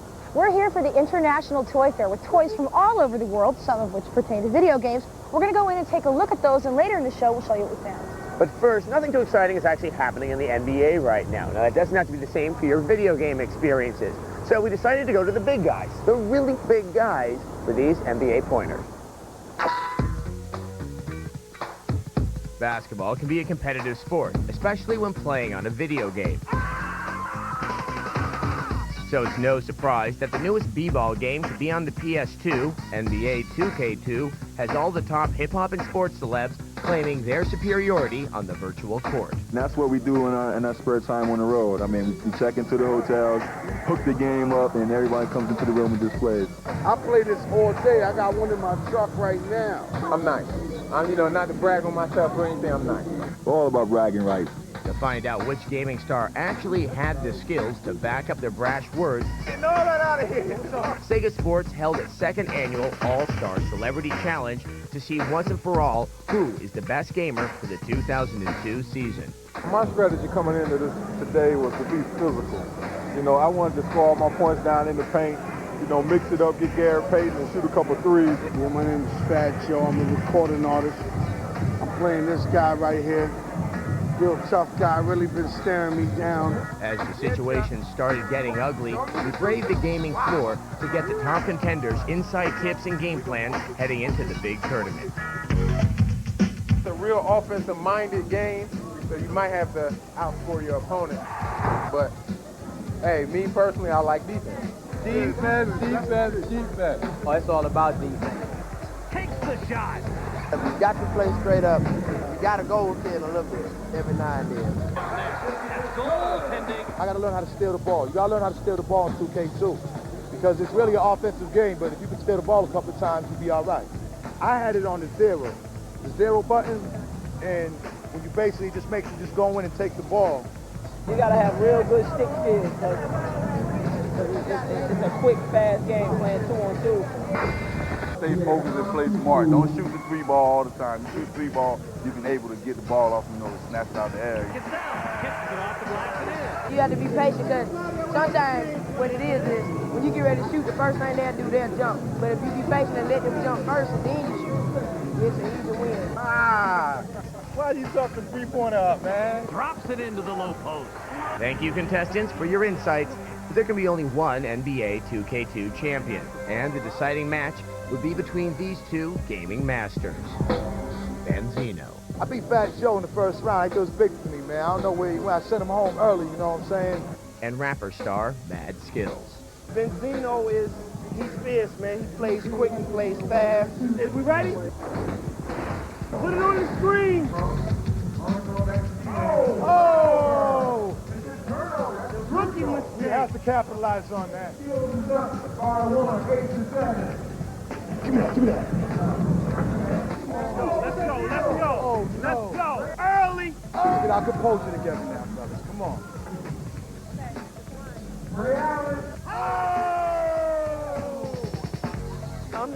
2002 champion. It's over. It's a wrap. If you want to spend some more time with the NBA pros, come on out to extendedplay.com. Now, here at the Toy Fair, they run the whole gamut. They've got everything from traditional action figures and dolls to fantasy worlds that have moved online to modern technology toys like the Pokemon card reader. So dig with us through the treasure trove and let's see what else we found. The International Toy Fair. It's the place where thousands of industry buyers scour the showrooms for the perfect toy. I'm not gonna play with you anymore! The $25 billion toy industry is filled with bears, dolls, Martians, karaoke machines, Mr. Potato Head, and of course, video games. While it's definitely no E3, we found a few things to keep us occupied. Infograms had their latest titles for the Game Boy Advance, including their new Dragon Ball Z titles. Legacy of Goku is an action strategy title. Goku and his fellow warriors power up to save the Earth from impending doom. And Dragon Ball Z collectible card game features, well, collectible cards on your GBA. Wizards of the Coast followed the traditional games-going electronic trend by taking their hugely successful Magic the Gathering card game online. Fans, and there are some 6 million, can now play opponents via the internet. You'll be able to purchase a deck online and compete in tournaments, use chat rooms, and get tips from other gamers without a subscription fee. Though Magic the Gathering is beta now, it'll be open for everyone this spring. Other highlights included action figures for Final Fantasy X, The Simpsons, and Star Wars. Plus Transformers, Dragons, Chicken Elmo, and a surfing rock from outer space. Yo, dude! Coming up on Extended Play, the spirits of ghosts and goblins infiltrate our PlayStation 2. And we take our chariots to Circus Maximus. Like to play? TechTV's got Extended Play.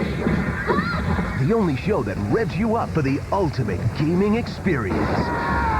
The hottest tricks. The coolest games. And stuff you just won't find anywhere else. Extended Play. Tonight at 8:30, 7:30 Central, only on TechTV. Let the gaming begin. Your source for live technology news has joined forces with the world's most trusted business magazine. Now, Tech Live is teaming up with Business Week to bring you the most comprehensive reports, tech business trends, hot products and companies, and the global stock watch. Business Week magazine, now another reason to stay with the tech news leader, Tech Live. Today, starting at 9 Eastern, 6 Pacific. Only on Tech TV. Extended Play is presented by Xbox. The future of video games has arrived. Check it out at xbox.com.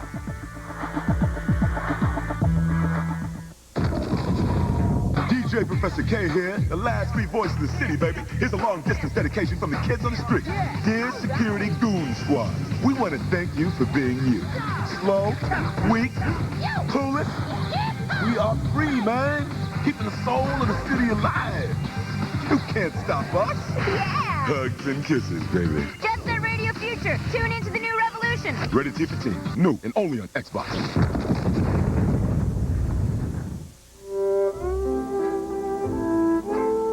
Is there really a secret language of twins? For us, it's always been more of a shared instinct. Introducing a new concept in long distance. AT&T Unlimited. $19.95 a month for unlimited long-distance calls to any other AT&T residential long-distance customer. All 50 million of them, no matter what plan they're on. 800 miles away, we still finish each other's sentences. Just call 1-800-REACH-OUT to enroll in AT&T Unlimited. And for $19.95, make all the calls you want. Talk as long as you want, whenever you want to AT&T customers. Plus, it's just 7 cents a minute to anyone else. It is weird, though. I come home at night, think of something that I want to call her about, and the next thing you know, the phone's ringing. Let your long distance be unlimited. Enroll in the AT&T Unlimited plan at 1-800-REACH-OUT or att.com/unlimited.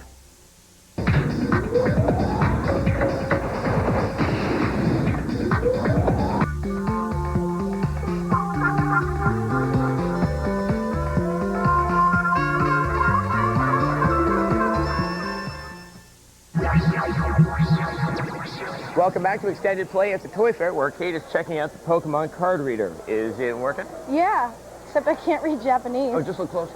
Oh. Well, you know, speaking of traditional games getting a new twist, let's start with a traditional game. Capcom's Ghosts and Goblins, later the Ghosts and Ghouls series, was a platformer with great action elements. And some of the cheapest shots in video game history. But get ready and grab your knickers, because it's back in an homage called Maximo. One of the oldest truisms in video games is that it's more fun to slay the undead when in your skivvies. So suffice to say, Maximo is fun. But there's more to it than that. Maximo is a great realization of traditional platforming. All the elements are here: jumping, collecting, and combat, working together in old-school harmony through the game's rock-solid control scheme. But it's not only about nostalgia. Combat requires precision and concentration. Enemy AI will block and dodge, so wild slashing will find you stripping fast. To help you through are an array of useful moves and weapon power-ups. The challenge comes in the camera that lacks free movement and can leave you blind to oncoming foes. It does recenter, but is frustratingly slow. True to the originals, the level design in Maximo is outstanding. With off-balance structures and carefully placed enemies, the game maintains sublime pacing that makes it hard to put down. Helping the levels are clean and detailed graphics, though the highlight are character designs, which are sufficiently cartoony and give the game an undeniable personality. For those that believe cavemen played 8-bit games, Maximo Ghost to Glory may confound them with its simple game concept and cartoony visuals. For everyone else, there's little doubt we still look good in our underpants. We give it a 4 out of 5. Come get some! Well put. Coolest controller ever. Okay, so we've seen a guy running around in his underwear with a sword in Maximo. Now we've got guys running around with swords and even less in Circus Maximus, which is a chariot racing game for the Xbox and mixes all the fun of kart racing with the vomitorium. Mix chariot racing with a little hack and slash action and you get Circus Maximus. I will keep your ass! Who thought the Roman Empire could be so much fun? As you'd expect, there isn't much setup here. In the time of the various Caesars, the most skilled and fearsome warriors from across the globe pony up to prove who has the most horsepower. Bad puns aside, the world of chariot racing is a deadly one, even without the guys with swords. Take turns too sharply or take a shortcut that's too steep, and you'll find your fancy chariot crushing you. This mix of combat and speed can be intense, but the game isn't perfect. The biggest problem is that despite all the tracks, the racing starts to feel the same after a while. Another problem is that Circus Maximus breaks up the career mode with deathmatch rounds that can't be avoided, so fans of the racing action may find this subgame annoying. The multiplayer side is a huge plus.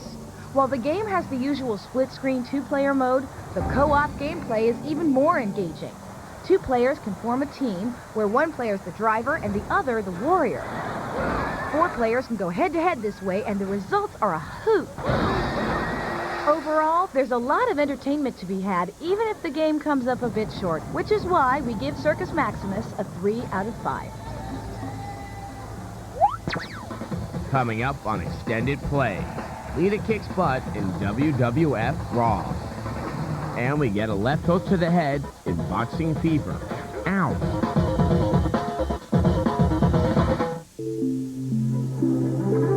Your 401k. Time was, you never had to think about it. So when you changed jobs, you just assumed it was safe. Not so anymore. Roll over your 401k retirement savings to Morgan Stanley, and a financial advisor will guide you through a unique review process to help ensure that when you need your nest egg, it will still be there. Some folks call it a lawn, some call it a yard, but it's really more than that.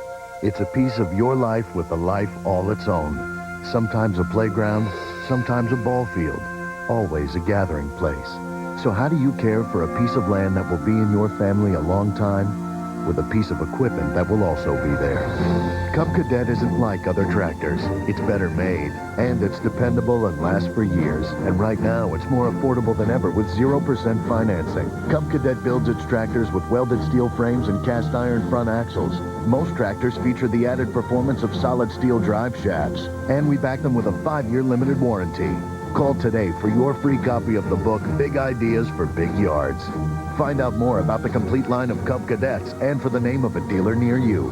Buy a tractor now and enjoy 0% financing until January 2003. Cub Cadet. It's simply the best tool for your piece of the planet. Join one of the world's largest communities of netcammers on the Intel TechTV Netcam network, and you could be a star on TechTV. Show us your talent.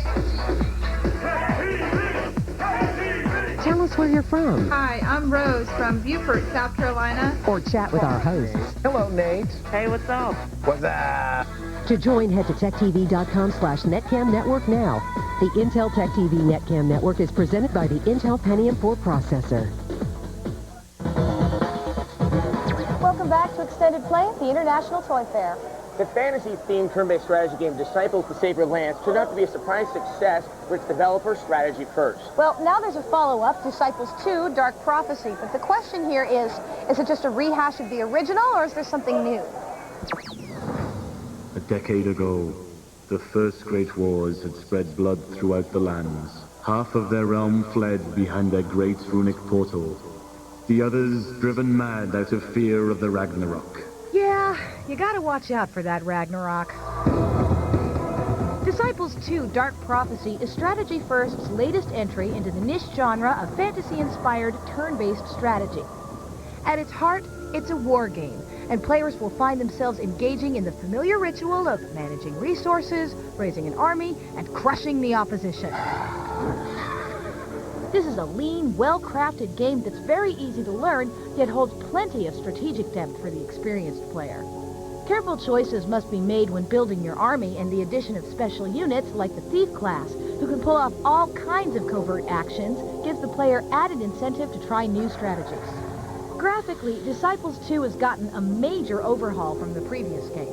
The artwork, though interesting to look at, will occasionally force you to play Find the Army on the main map. Fortunately, there's an option to help make your forces stand out. Well, that's better. Disciples 2 is less a sequel and more a major upgrade of the first game. Under normal circumstances, this would warrant a 3-star rating, but with all the tweaks, balancing, and visual flourish, this title really comes off as a superior product. Do we recommend it? You bet, with a hearty 4 out of 5. Now, the graphical style of Disciples 2 just doesn't do it for you, but it is doing it for our little buddy over here. You may want to wait for Heroes of Might and Magic 4. That's going to be a huge graphical overhaul to the series. Now, this here is Dog from the Butt Ugly Martian, and he's similar to a concept you might find in Aldous Huxley's famous 1933 novel, Brave New World. Now, in that book as well, introduced the concept of extreme golf with a sport called obstacle golf. That was 1933, and he probably never expected what the Xbox would do to that sport. Pull straight back on the left analog stick to start your swing. Watch the swing power increase this as is it a moves left blast. along the swing meter. Push forward to set swing power and strike the ball. Now, wouldn't it be great if golf was a little more sexy? This is bad. And a little more violent. Well, my dreams finally came true. Simon & Schuster Interactive has come out with an extreme golf game. The characters are outrageous. In terms of a golf simulation, you'll find similar elements of more reserved games in the genre. There's a lot of flash and crazy commentary. Hit a ton. And here's the best part. You can beat people up. That ball was hit with a serious vengeance. Oh, there must be something going on at home. The video speaks for itself. Are you man enough for El Suave? Now that's getting a hold of the ball. Uh-oh, looks like there might be some trouble. Outlaw Golf will be out for the Xbox in March. Okay, Okay, so outlaw golf is more of a realistic golf sim than an extreme sport. We still want to see what would happen if Lynx went full contact. Now, speaking of full contact, we've got battle bots back here. There's also boxing, only in this case, you're going to have to take the gloves off, because this is Boxing Fever for the Game Boy Advance. If you're looking to get your first-person boxing fix, Boxing Fever is now out for the Game Boy Advance. The game controls as well as you'd expect from your typical boxing title. You have a myriad of attacks and combos, plus effective blocking abilities. It also features the standard single match and tournament modes, plus a practical training mode. Boxing Fever is a decent pick-up-and-play title that may not offer much in the way of depth, but is still challenging enough that you won't finish all the fights in one sitting. We give it a 3 out of 5. To the mat. Coming up on Extended Play, Stone Cold Steve Austin lays the smackdown in WWF Raw, and Mac Gaming comes into its own.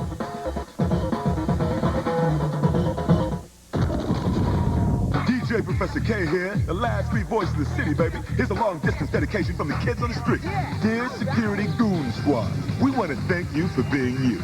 Slow, weak, clueless. We are free, man. Keeping the soul of the city alive. You can't stop us. Hugs and kisses, baby. Jet Set Radio Future. Tune into the new revolution. Rated T for teens. New and only on Xbox. How to cut your current monthly bills by as much as 50% or more. Hi, I'm Bob Vila. Sometimes, no matter how hard you work at it, you just can't seem to make ends meet. You're writing those checks every month, and you just barely have enough money to pay your bills, much less save anything. Want to change all that? Here's how. Call Home 123. They can help you cut your monthly bills by as much as 50%. Let's say these are some of your monthly payments. Home 123 can show you how to turn all those payments into one low monthly payment that could be as little as half of what you're paying now. In this example, that would be almost $500 extra in your pocket. Just think what you could do with money like that. You could make it happen right now with one call. If you own your home, call Home 123. Even if your credit isn't exactly perfect, they'll come up with a loan that's right for you. Call now and see how easy it can be to make ends meet. Call 1-800-HOME-123 or visit us on the web at home123.com. It's how to get the money you need. The show that broke all the rules is back. The Showtime original series Queer as Folk. It's explosive. You told him you didn't want him to see me anymore, didn't you? It's outrageous. Time for Gay History 101. And it's taking you places no one else would dare. Don't worry, we're still lesbians. Queer as Folk. Sunday nights at 10/9 Central. Only on Showtime. Part of Showtime Unlimited. Added for $12 or less per month.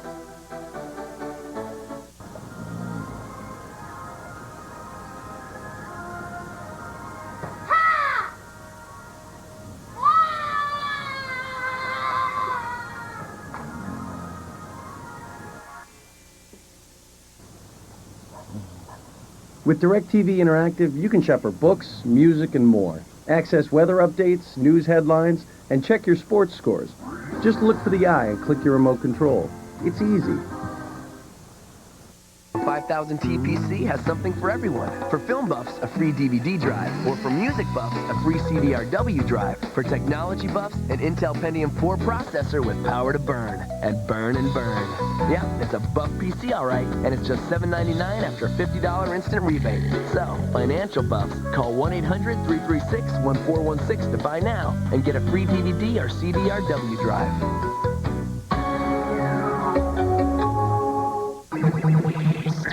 Welcome back to Extended Play at the International Toy Fair, where we're in the Queasy Baked Kitchen, which is kind of something like I had when I was a kid. Oh, I still cook like this now. Do you? Wow.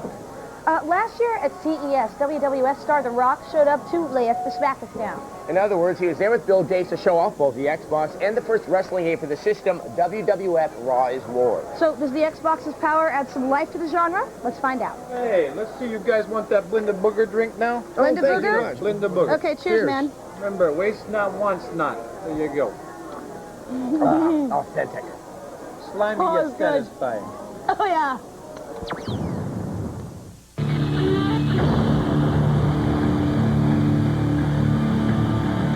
Sports This entertainment has smacked its way onto the Xbox with WWF Raw.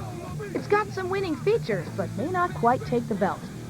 Visually, the game is a stone-cold stunner. Most of the wrestlers look exactly like their real-life counterparts, with a couple of oddly blocky exceptions. Almost everything about the look of Raw screams authenticity, loud and obnoxious, just the way it ought to be. Raw comes up strong on the gameplay. The developer, Anchor, has created an impressive new wrestling engine that includes stamina, voltage, and popularity meters. So it looks great and the gameplay is good, but die-hard wrestling fans may find that Raw runs short in the modes department. The lack of a story mode is a severe oversight, especially considering the game's excellent creator-wrestler options. You can't save your progress through the championship ranks, and there's no actual tag team championship. If you go for multiplayer and take on human opponents, you're in for a good time. Without a doubt, it's a great party game. Regardless of the mode shortage, there are solid controls, an excellent overall presentation, and plenty of fun in the ring. Those three strengths lead us to give WWF Raw a 3 out of 5. Yep, I got it. Nope. Yeah, I'll talk to you soon. I got a great plan, my Jedi communicator.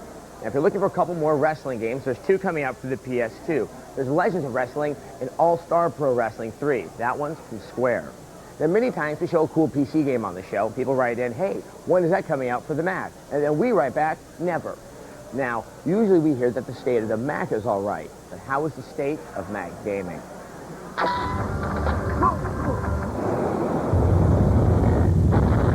Think computer gaming is just for the PC? Think again.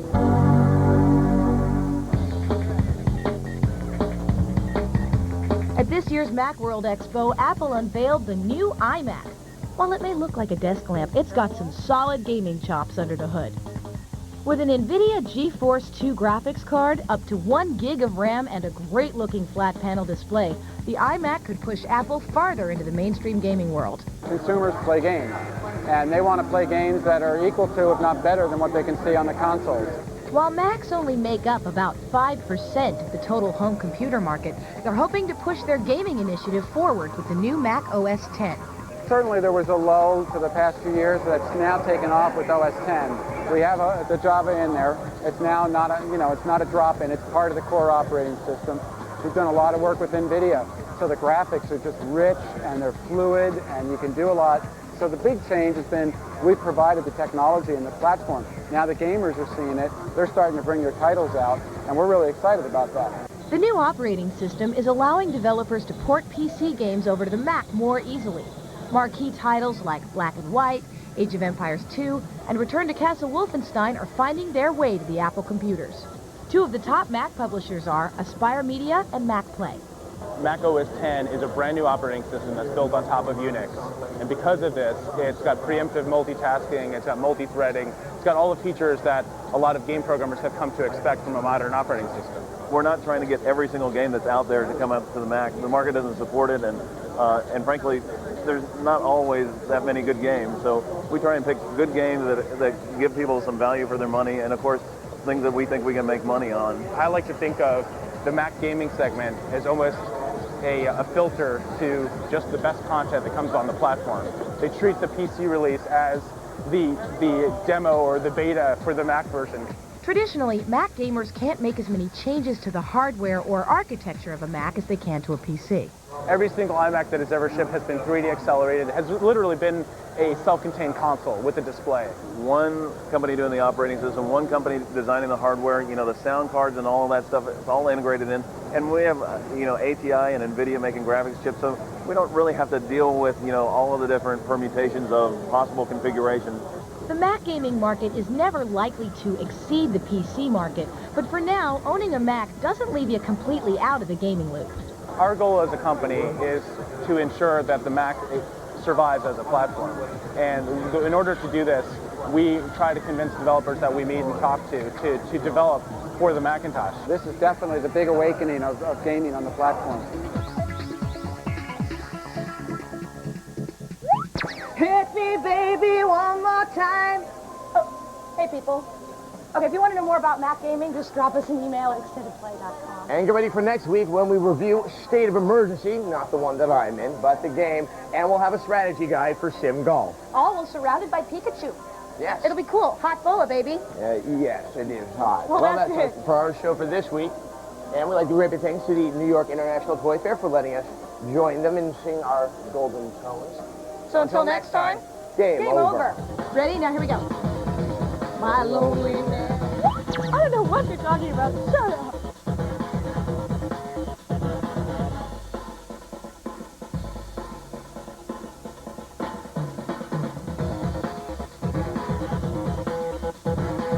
I just said butt ugly. I hope these people can help me with my computer. Oh. A technician will be with you in 4 hours. 4 hours? You can upgrade for just $5,000. What? The Universal Serial Config board should be set to ID6. I need that in plain English. Call for help. This is Chris Perla. What can I do for you? Hey there, welcome to Call for Help. I'm Chris Perillo, and this is the show where helping you deal with technology is not a problem. On today's show, doing your taxes can be confusing, especially with all the new tax laws this year. Luckily, there are some good resources on the net that can help. Ms. Money's Tiffany Bass-Bucco is here to show us how to find tax help online so that you don't get caught in a messy audit this year. Of course, she'll also be showing us ways to write off certain things that you've already purchased this year to save you even more money. Plus, grab your number 2 pencils and Scantrons because we're going to show you some cool software that'll help anybody prepare for the SATs so they can get into the college of their choice. You know, because I didn't quite make it into Harvard. Not that I'm bitter or anything. And of course, someone smarter than me is sitting in our Interact area. How are you going to help us today, Kat? Wow, that's quite a compliment. Well, you are. Oh, all right. Okay, well, you don't have to necessarily go under the hood to find out what your computer's running. I found some diagnostic tools that'll do all the work for you, and they're free, of course. Yeah, that's the great thing about the internet. There are all these wonderful free resources you can use to help. That's right. Great. We Now, love free stuff. if someone needs even more help, how could they get a hold of us on the show? Okay, well, you got some problems, you need to ask a question, here's how you get a hold of us. There's 3 ways. Are you ready? Number 1, give us a call. The phone number is 888-989-7879. And remember, our phone lines open up a half an hour before the show begins. Number 2, email us at callforhelp@techtv.com. Or number 3, if you have a netcam, come on over to the Netcam Cineplex. We'll be sure to get you hooked up and on the show there. It's that easy. And if you want to join me in the chat room right now, I'm going to go into chat room number 5. That's the Call for Help chat room. And I may even swing by there after the show. Good. You should. They love it when you come in. Oh, I do it all the time, actually. I just pop in and pop out. Very cool. Hey, have you ever heard of ASCII art before? Yeah. I saw the entire Star Wars episode in ASCII. Oh, yeah. I know what that is. We can put the link for everybody in our newsletter. All right. Can you tell what this is, Kat? It's a flower. That's right. And it's made out of 1s and 0s, ASCII characters on the screen. And there's this website here at textimage.com. There's a dash in there, text-image.com. You can go in and you can convert any picture on your hard drive. By the way, the smaller, the better. I'm going to browse for it. We're going to use that Camaro gnome image again. Now I can go in and put in the characters. So if I wanted to have the characters G-N-O-M-E, and I can have those characters randomly or in a sequence, so it'll spell out G-N-O-M-E. Font size, the smaller, the better. Let's go with an image width of, let's say, 60 characters. We'll show it in color with a background of white. We press the convert button, and all of a sudden, as soon as it gets done loading and processing, right down here. That is so cool. Can you see that? Yeah. It's a Camaro gnome. You have a mullet. And it's made out of, yeah, there's the mullet. Great. Glad to do that. So we're going to take this, we're going to select it with our cursor. Yeah. Then we're going to do Control-C, so we're copying it to the clipboard. Now we're going to open up Outlook Express. Of course, you could use any mail client. Okay. Make a new message. Now, what the important thing is, we need to make sure it's as rich text or HTML. Let me maximize the window here. Then we paste, and look at that. Can you see it? That is beautiful. Will you send it to me? That's right. That's exactly who I was going to send it to. All right. Kat at techtv.com. My mulletitude. And I press send, and when the other person receives it, they will see whatever image you've decided to convert in just text. This is text. This isn't a graphic here. Oh. There it goes. Bye. Okay, so that was fun. How would you like a little bit of functionality now, Kat? Functionality is good. I like right. functionality. We get a lot of questions of people asking, hey, how do I... Oh, I'm sorry, Kat, I just stopped the transfer of that. Thank you. A lot of people are asking when they open up an Explorer window, they're saying, how could I print this on my printer? And there's really no super simple way, unless, of course, you have a third-party utility downloaded. If you have Outlook installed, Microsoft Outlook, the thing that comes with Office, then you could open up the Outlook bar on the side. By default, it comes on, but you can do View, Outlook bar, make sure it's got a check mark in there. Click the other shortcuts link, then click like a folder. By default, it has these 3 folders, but just for the sake of argument, I'm going to go to where our MP3s are stored. Now, this is the view right now, the document layout view, or I'm sorry, timeline, but I can actually go in and choose details. And it gives me details of all the files, the file type, the date, and the size. Here's the best view, I think. Oh, yeah.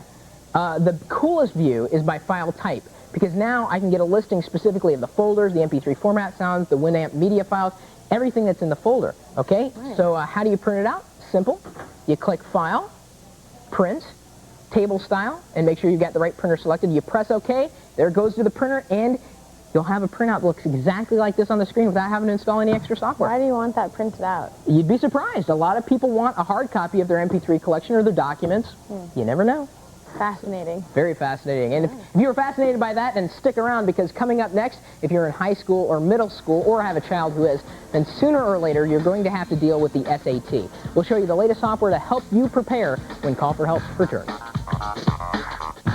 Engage your readers with this quick tip. Add a dramatic drop cap to your Word documents. Highlight the paragraph you want the drop cap to appear in. Go to Format, click Drop Cap. Now, choose how you want to position it and click OK. Keep in mind that this is a nice feature, but you don't want to overdo it. 1 per document is plenty.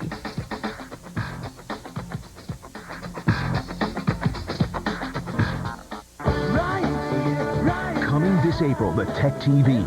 For the first time on television, Tech TV's 2002 Technology Festival. A month of amazing television about the technology impacting your life. And gadget giveaways every day, all month long. From communication to transportation, from medical breakthroughs to the world of sports, technology is changing the way we live, work, and play. And Tech TV is the television network that covers it all. And during Tech TV's 2002 Technology Festival, you'll see it all like never before.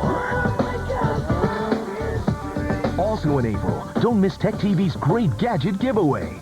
Every day, all month long, a new chance to win flat panel monitors, PDAs, digital cameras, and more.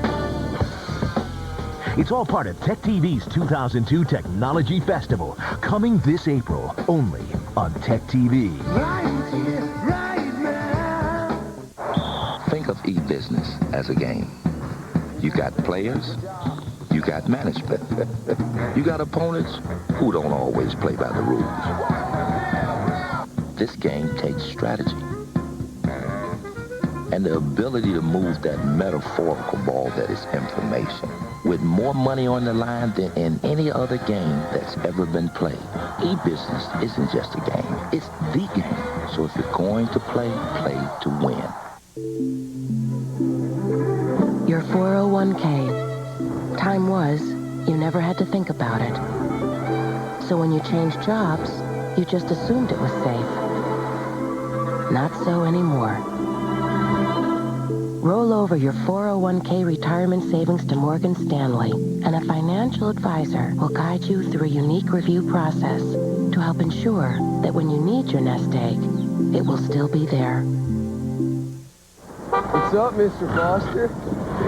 I go in for a PC, I come out with a migraine. You ask for this, all they have is that. Makes your head spin. Well, your computer quandary is easily solved by the folks at Dell. Just call or go online. They'll help you figure it out, so you know what you're getting and what you're getting it for. So none of this? Nope, just the perfect PC for you at the right price for you. Oh, I'm feeling better already. Good. Steven, isn't this your father's car? No. Now you can get $100 back on a new Dell PC, like a Dimension desktop with an Intel Pentium 4 processor, delivering performance where you need it most. It's just $6.99 after a mail-in rebate. Need a notebook? A Go Anywhere Inspiron is just $9.99 after a mail-in rebate. You're gonna say it, aren't you?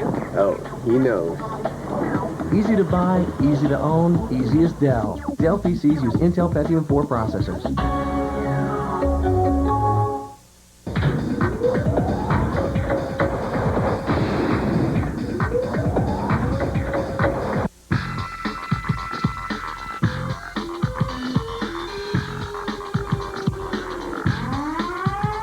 Welcome back. You know, taking the SAT is not a fun experience, at least for most of us. Unfortunately, if you do want to go to college in the United States, it's a way of life. Preparing for this test is no picnic. It can be expensive and time-consuming, but you can save yourself some time and money by purchasing software. Now, the SAT is essentially a way that you can test or get your skills tested specifically in the areas of verbal and math skills. It stands for Scholastic Assessment Test, at least according to the official website. And to prepare for it, you can do a variety of things. For one, you can go out and hire a tutor, take courses. Unfortunately, that can get really expensive really quickly. It can cost you up to about $100 an hour. Then, of course, there are like self-tutoring materials, books, online courses, and software, which of course leads us into what we're going to be talking about today. Something called Higher Score for the SAT, PSAT, and ACT. It costs about $30, which makes it one heck of a bargain. We ran through it, actually, and I gotta say, I was pretty impressed. I really wish I would have had this when it came time to taking these tests in high school. The interface, as we get into it, looks a bit silly, but that's okay. It was designed to keep you entertained as you were learning some relatively dry subjects in terms of verbal and math skills. However, the content inside the program is informative and helpful. So let's show you exactly what we're talking about. Put this over here. All right. And let's launch this software. Loading. All right. This isn't too bad yet. I've already set up a profile for me, Chris, because, of course, that's my name. I do know that. Unfortunately, they don't grade on that. Okay, you see how cheesy it is? But that's okay. It'll keep you informed. And as a matter of fact, you can even have it set so that there will be, when you first run through it, it's kind of like a wizard. There's this guy who stands there and will guide you through what to do. Here, essentially, you've got different places. You can take a tour of what the software offers. You can quit.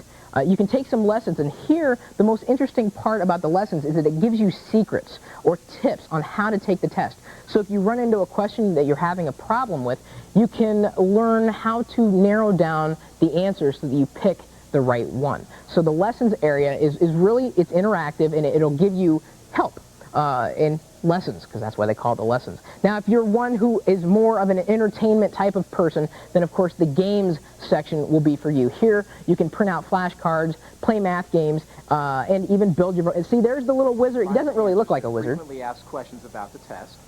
Drill yourself on vocabulary and other relevant subjects with our flashcards. Challenge your vocabulary skills to the max with our vocabulary builder, or relax and enjoy our challenging games. These games will help you hone your abilities. Enough. Actually, I could just let him do the rest of this, because he does a really good job. So when we're done with the games, and if we don't want to play those, we can go back to the main menu, of course, by pressing that icon. The test center is probably the most important part of it, because here is where you're going to be able to go in and test your skills.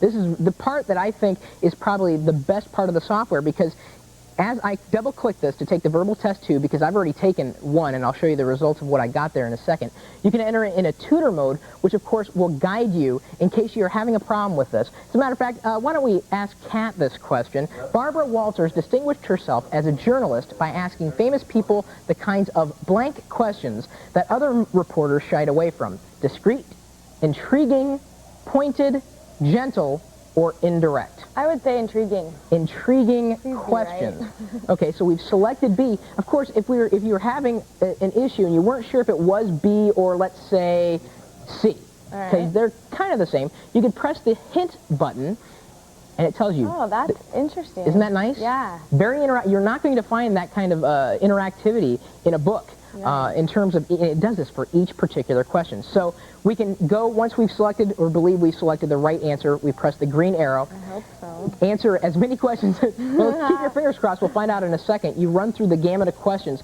Press the finish button. Yeah, we're skipping the rest of the questions so that the results are going to be skewed. Okay. We'll really quit the section. Would you like to see the results? Yes. Yes. And it looks like you did get it incorrect. And this is the neat thing. It'll go in and explain the answers for you. Oh, look, it was C. Okay. It was pointed, and then it explains exactly how over on this pane it shows the answer, the correct answer. The one that you chose is filled in with the black circle. And then over here, it explains exactly why C was the correct answer. Now you can take, as it was before, and of course there are other interactive options here. Oh, credits. We always like those.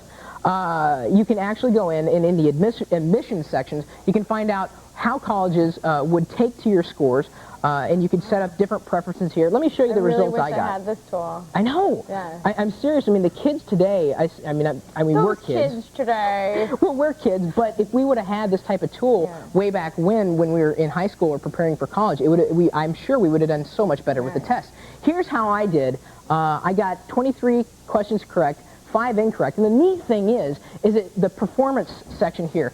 Performance on 5 questions on which you worked the longest. So it showed me that I got 4 out of the 5 questions that I worked on the longest correct. But the one that, just one. So that's saying that as I take more time to think, I'm probably going to answer the question correctly. So it gives me a good idea about my thinking skills and how well they'll apply to the test. So it says I'm in, according to just one test, that I'm within 80% correct on the verbal scores, which I'm pretty happy with, to tell you the truth, because I was always a B plus student in high school. What about you, or should we say? I got straight A's. I told you she was smarter than me. You thought I was lying. So it's $30. You get all this information, and like I said, this is a wonderful tool, and you really would be remiss if you are going to take either the SAT, PSAT, or the ACT without getting the software. If you've got a PC and you're going to take the test, I'm telling you, get this.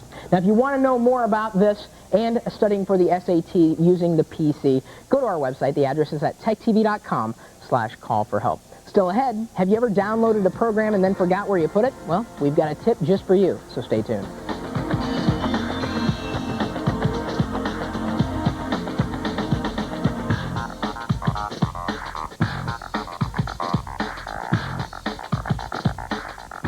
Are you sick of getting kicked off the computer, fed up with missing important phone calls, and tired of hearing those annoying busy signals, all because everyone in the house is sharing one phone line? Not anymore. Introducing the switchboard from Emerson, the revolutionary phone line sharing system. Watch, just plug in one phone line, then hook in your computer, phone, and fax machine, and you're ready to go. Hello? Then surf the web and get incoming phone calls without losing your connection. Hello? Receive a fax and still stay online. Or take an urgent call even when you're downloading files. It's like having 3 phone lines without the expense. The switchboard works by temporarily splitting the phone signal into 3 separate lines. It works with any make or model computer, phone, or fax machine, and any internet service provider. And watch this. With one-line internet connections, your phone won't ring and you'll miss the call. But with the switchboard, it rings and lights up, telling you to answer the phone, so you'll never miss another call. Plus, your caller ID works just like before. The switchboard is perfect for the home office computer, kids' room computer, the college dorm, virtually anywhere you have a computer. Look, you could spend as much as $35 a month for an additional phone line. In a year, that's over $400. Or you can order the switchboard for just 2 low payments of $19.95. But wait, there's more. Call right now and you'll receive the Compact Tech Vac free. Now easily remove dust and debris from your computer keyboard or gently lift dirt off sensitive electronic equipment. It's yours free. The switchboard is technology you can trust because it's made by Emerson. And if you're not completely satisfied, return it for a full refund of the purchase price. But keep the Tech Vac as our gift. You get the revolutionary switchboard and the Compact Tech Vac for just 2 low payments of $19.95. Order now.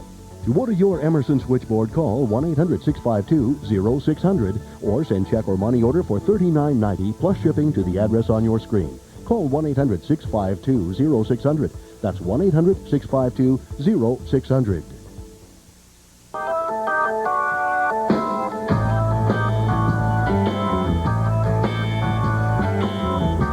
Hey, why don't you put down that printer, because it's time for a Windows tip, and today we're going to show you how to create a downloads folder. Now, how many downloads reach your computer each week, month, or year? If you watch Call for Help regularly, that's 5 new free files a week, 20 a month, or 240 a year. I'm ready for that SAT now.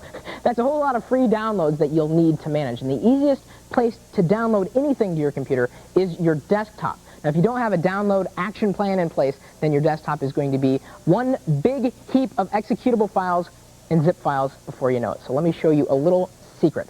I'm going to right-click on the desktop, create a new folder, and I'm going to name it Downloads.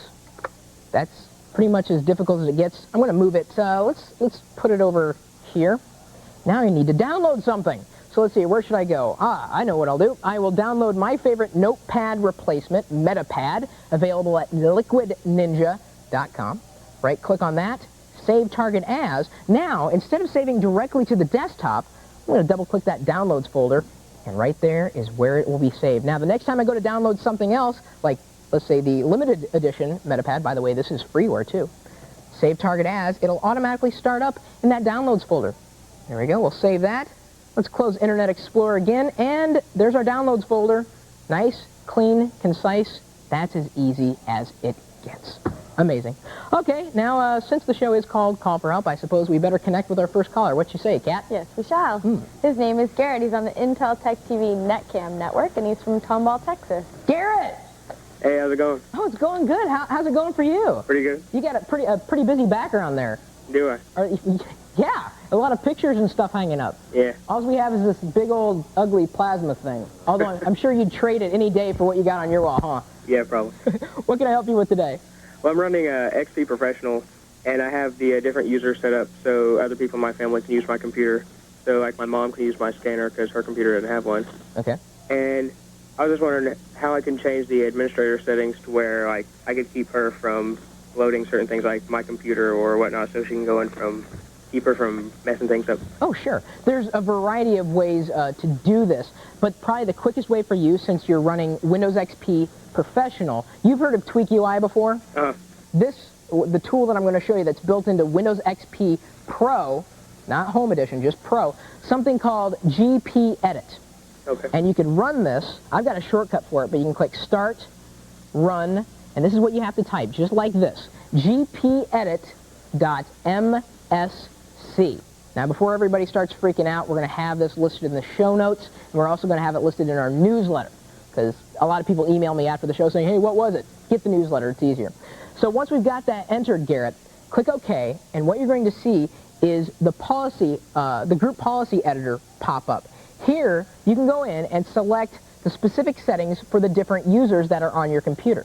So you could go in and tweak specifically the different system settings that you want to block people from running. So if you wanted your mother only to run Winamp, you could actually go in here and say, don't run specified Windows applications, and then you would be able to enable this and then list all the disallowed applications, and you would put explorer.exe in there. Of course, that's going to block her from a lot of other functionality in Windows because Explorers is the shell that makes Windows run. So it's running Windows, and when we say shell, when you're in Windows, let's pull up the processes. We right-click the taskbar, select Task Manager, and it tells us all the things that are running in the background. Explorer.exe needs to run, just like in Windows 98 and Windows Millennium Edition and Windows 95. Explorer.exe is the thing that makes Windows Windows. So again, the GP edit, and you can navigate through there, and as you see, as I said, this is really a powerful tweaking tool. Be careful, okay? All you guys out there in television land, don't go changing settings willy-nilly. If you don't know what you're turning on and off, you could end up really, messing up Windows and causing a reinstallation. But Garrett, it sounds like you do have full control over that computer. I'm telling you, the easiest way may not be necessarily the safest way, because as I said, my caveat, be careful when you're changing settings here, but this is probably going to be the easiest tool for you to use. And everybody out there, if you're looking for a great Tweak UI replacement that comes with Windows XP, the Group Policy Editor is it. And again, we have the instructions in our newsletter. Make sure you get that, techtv.com/call-for-help, because it's very, very, very important to get our newsletter, because I don't want to have to keep mailing things out when people ask. Even though I like doing it, it's just you can do it yourself it happens a lot quicker. Right now, it's time for another electrifying edition of the Lightning Round.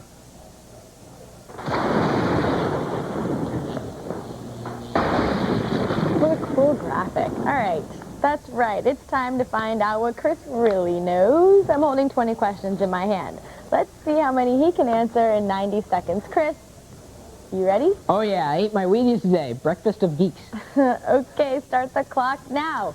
What is a head crash? A head crash, that's what happens when your drive fails, your disk drive fails. It basically won't work anymore. All right, true or false? PC is to Mac what Caterpillar is to Butterfly? I don't know if that's really a fair comparison. You're talking about two different types of systems where, well, wait, actually, a Macintosh could be determined as a PC or a personal computer. It's just that we tend to say IBM clones are PCs, whereas Macintoshes. I really don't know the answer. Okay, what was your SAT score? I actually never took the SAT because I didn't have to. Being from Iowa and getting accepted to all the state institutions there, I went to UNI, University of Northern Iowa, go Panthers. I had to take the ACT, and I ended up getting a 24. Nice. In a chat room, what does BRB mean? That means you better say excuse me. Or, no, it actually stands for be right back. Right. What's better, inkjet or laser? Depends on what you're printing. If you want to do a lot of colors and a lot of photos, inkjet. If you want to do a lot of black printing, go with laser. It's a lot quicker and a lot more cost effective. Cool. Is Apple back? Oh yeah, that new iMac kicks butt. What are wares, spelled with a Z at the end? Wares. Those would be illegal downloads, or someone has uploaded registered software to the net and you could download it, and that's not a good thing to do. What is a nag screen? Oh, it'd be like if you ran a piece of shareware application that hadn't been registered and pop up saying, hey, you need to register this thing, or it'd pop up intermittently, or it would nag you. A good place to get around that is going to nonags.com. All the software there is not nagged. All right. What does the I in iMac stand for? I don't know. Well, Brett says internet. Right. Yeah, that's why iPod and it probably stands for innovation, knowing Steve Jobs. All right. Good job today, Chris. Thank you, Kat. Woohoo! Right now, it's time to test your tech knowledge with our daily quiz. Head over to techtv.com/call for help. Click on the quiz, which is a lot easier than taking the SAT. Answer correctly, you'll be in the running for a Call for Help t-shirt. But this isn't it. Apparently, I'm going to be mummified. Here's today's quiz. What was the last year's average SAT score? Was it 800, 960, 1020, or 90210? Hey, yeah, like my sideburns. 90210.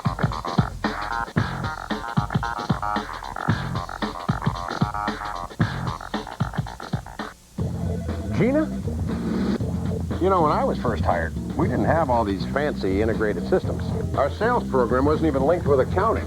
Warehouse platform in Chicago wasn't linked to anything, not even shipping. Back then, orders took days. Now, they just take hours. Wow, how long have you been working here? A couple of months now. When software quickly connects all your business systems, that's 1 degree of separation. That's business with .NET from Microsoft. Bob Vila tells homeowners how to get out from under credit card debt. Hi, I'm Bob Vila, and these are offers to get credit cards. It's pretty easy to get them, not so easy to get out from under the bills. How many credit card bills do you get each month? 3, 5, more? And how much interest are you paying? 16, 18%? Do you even know? And don't be fooled by introductory rates that only last a few months. You can eliminate those bills. You can stop paying that high interest. Here's how. Just call Home 123. The loan counselors at Home 123 will show you how to turn your high-interest credit card bills into one bill that's probably a lot less than you're paying now. And the interest may even be tax-deductible, unlike credit card interest. Imagine, just one bill a month and money left in your pocket. So, if you own your own home, call Home 123 right now and discover how to get rid of all those credit card bills. Call 1-800-HOME-123 or visit us on the web at home123.com. It's how to get the money you need. Joining one of the... Now you can enjoy fresh vegetables and beautiful flowers without all the back-breaking work. Just call for our free Troy-Bilt Great Gardens catalog with exciting information on the Troy-Bilt Bronco and our full line of tillers. The amazing Troy-Bilt Bronco works rich organic matter into your soil for magnificent gardens and delicious vegetables. And Troy-Bilt tillers are built to last with cast iron and bronze gear-driven transmissions. No wonder we offer a limited lifetime warranty. And now for a limited time, get free financing, free shipping, and a free bumper attachment on select hard-working Troy-Bilt tillers. Learn more about the rugged Troy-Bilt Bronco Call for our free Troy-Built Great Gardens catalog, loaded with gardening tips and expert advice. For details on the entire line of Troy-Built chillers, call toll-free 1-800-720-1900 or log on to www.troybuilt.com for 24-hour ordering. Computer Fair is back this Saturday and Sunday with hundreds of exhibitors slashing prices beyond belief. I got a really great deal on a 64 meg AGP GeForce 2 for $58. Today I got a case, power supply, a couple of DVDs, and a fan. Find more than you could in 100 stores. Computers, printers, monitors, multimedia, modems, memory, software, books, supplies, furniture, thousands of games, and much more at a fraction of the price. Computer Fair, Saturday and Sunday at the Fairplex in Pomona. Admission is only $7.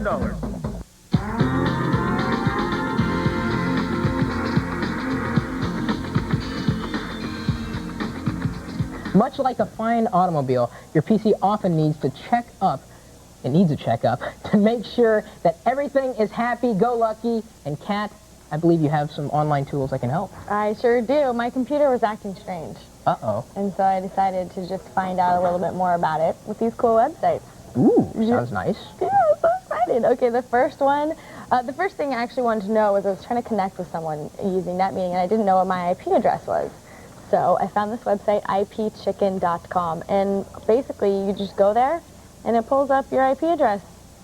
Easy as pie. All right, and of course an IP address would be a number that's assigned to your machine when you're connected to the internet. Everybody has a unique IP address. Yes, so you just come to ipchicken, voila. Okay, the next thing I wanted to do was download some content, but I didn't know how long it was going to take. I didn't know what my connection speed looked like. I wanted to know. Yeah, you wanted to see if you were getting the most out of your internet connection. Yeah, because it costs $50 a month. Wow. Yeah, so I wanted to see how it stacked up. So I came to, this is off the CNET website. The link is in the article. Okay. It's called a bandwidth meter. All right. And basically what you do is you enter in your area code, what kind of connection you have, your internet service provider is optional, and then you click go, and it asks you to run this little doodad, and then it brings up this screen. Wow. So here we are. If we're, that looks like we're in between some type of DSL connection, so it looks like we're doing okay. Right. Oh, and look, it's got an other provider's button, too, if you're not doing okay. Right. So you can bail your provider. Okay. Which I know a lot of people like to do because it's just a shady business. Okay, the next thing, I hear you guys always talking about doing your scan disk and figuring out if you have to do defrag and yada, yada, yada. So I learned that if you go to PCPitstop.com, you can do this little disk health check. Ooh. It's up here in the top left-hand corner. And you click on that, and then it'll take you to a screen much like this. And it tells me that my fragmentation is disk 0, file 0, no action necessary. So maybe you can explain a little bit about what they're Oh, yeah. When data is written to the hard drive, essentially it's written all over the disk. And, of course, that creates fragmentation. So, like, one Word document may actually be in, like, 13 parts of your disk. And what defragging does essentially takes those different parts and puts them all together again so that it's quicker to be accessed. And that way, Windows will work more efficiently with that. And well, the scan disk part of it is. Do you want to hear that? Yes, I do. Okay, I was going to tell you anyway. Tell me. It's essentially a way to check to see that there's consistency on your disk. So as the files are all over the place, Windows may think the file is going to be in one place and then it's not in that place, and so it has to fix itself, and that's kind of what scan disk does. All right, so this is telling me that I'm all good. Yeah. And if it said bad, then this website will also give you some resources of what to do. And how to fix it. Yeah, fascinating. And you'll find all the details on our website. The address is techtv.com/call for help. Oh, thank you. You're welcome. I better run a diagnostic on my PC, too. I know I don't do it often enough. Yeah, you should. Hey, April 15th is something I like doing not often enough. It's just around the corner because it's tax time. Good thing our finance guru, Tiffany Bass-Bucco from MsMoney.com is here, and she's going to show us some great online resources and tell us about some of the things you can write off to save money. When Call for Help continues.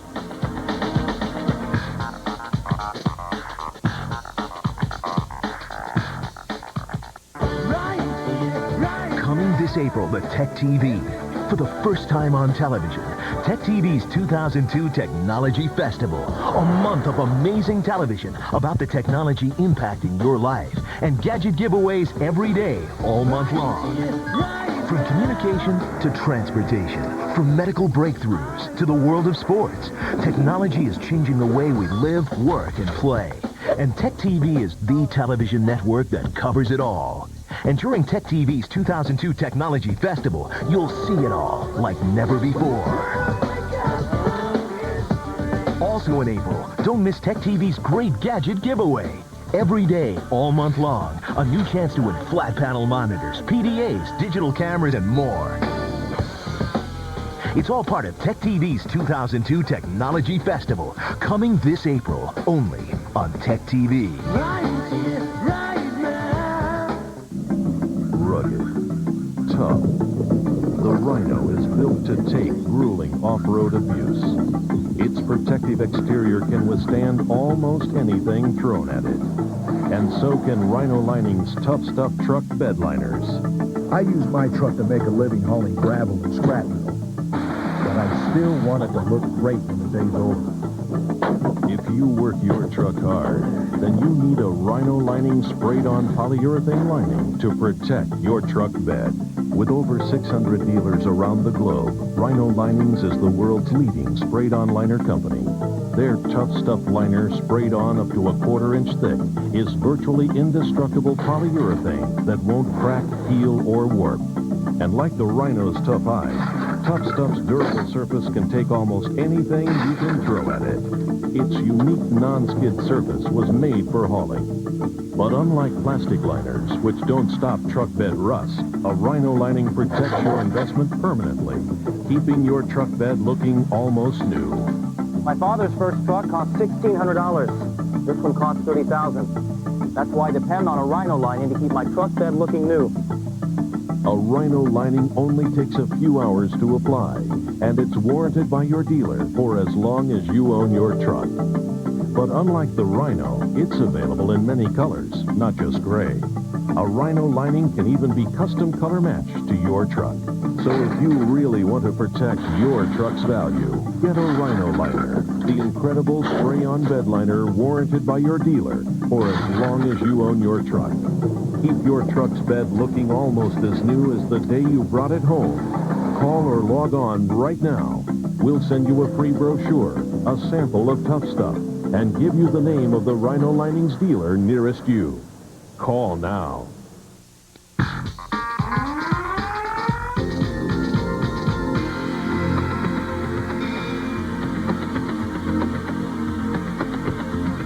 Help.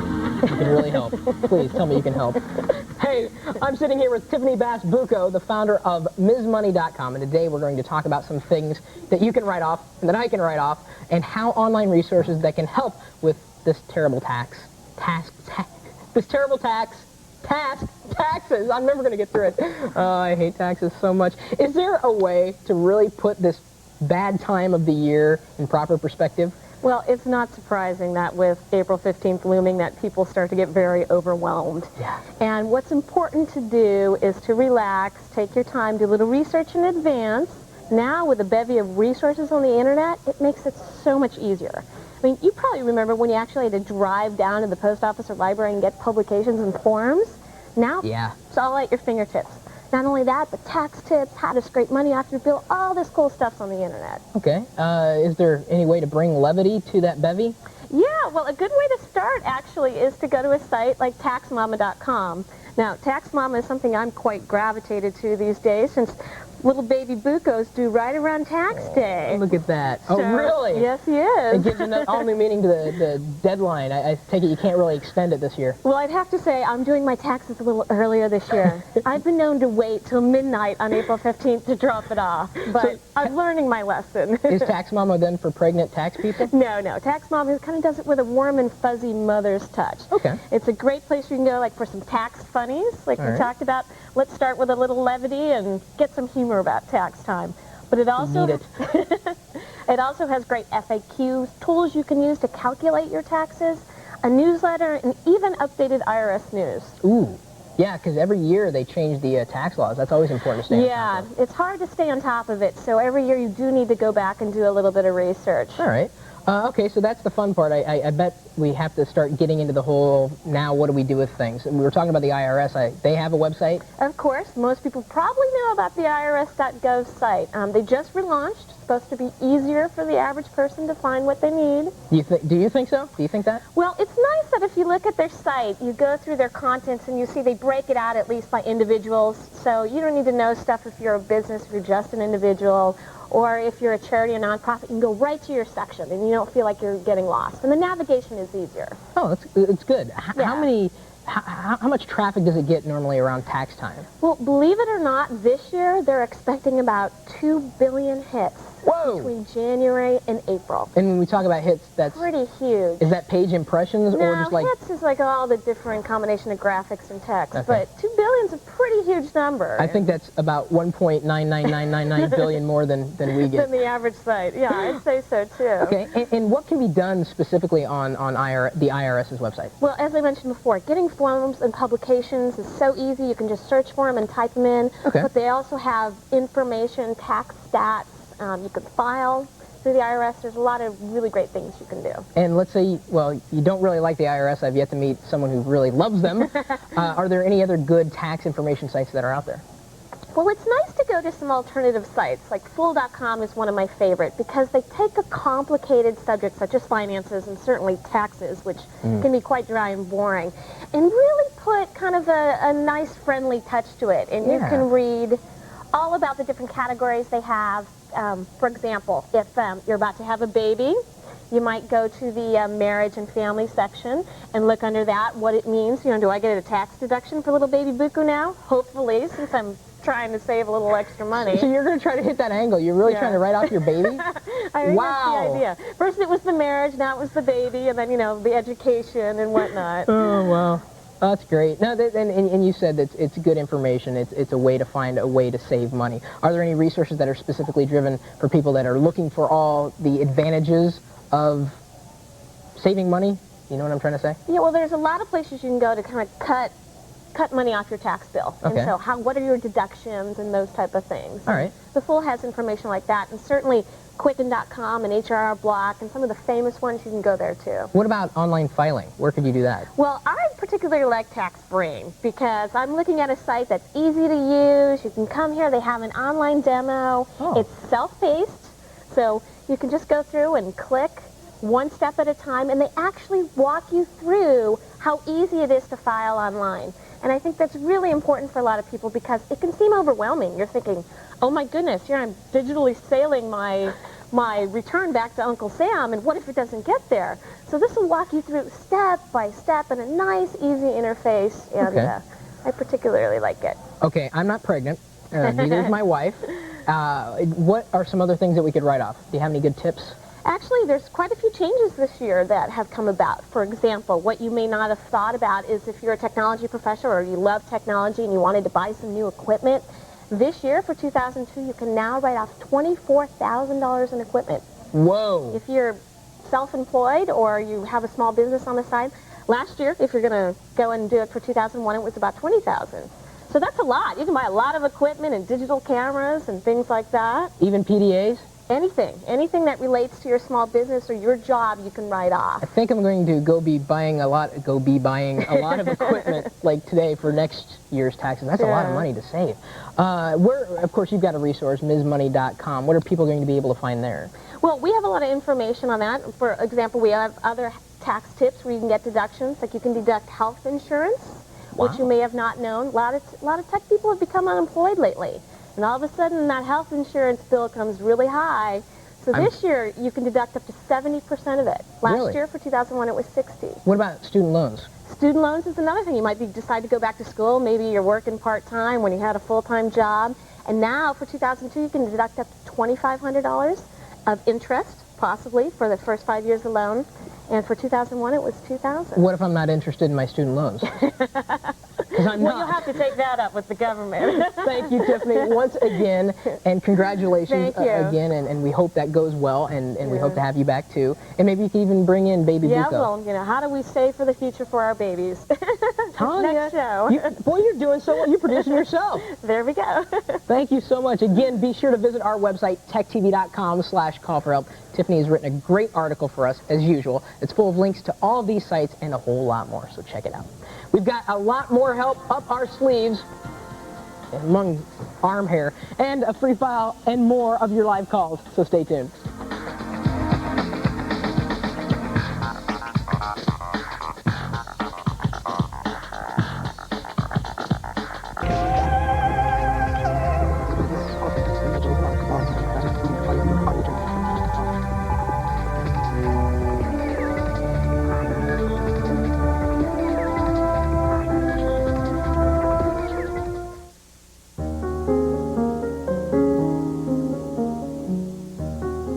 When you're about to make love, this is not a time for a careful disquisition on the biomechanics of arousal.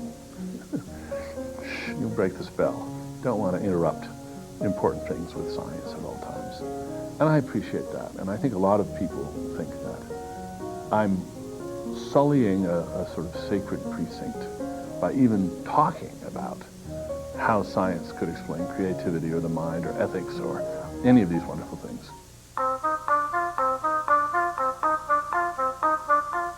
I'm Dan Dennett. I'm a philosopher. I'm interested in how the mind works. And for me, that means I'm interested in the science of how the mind works and how we might actually create something like a mind, and how nature has created something like a mind, how it could have evolved in the first place. I think the ultimate question each of us asks is, what am I and what am I here for? What's the meaning of life?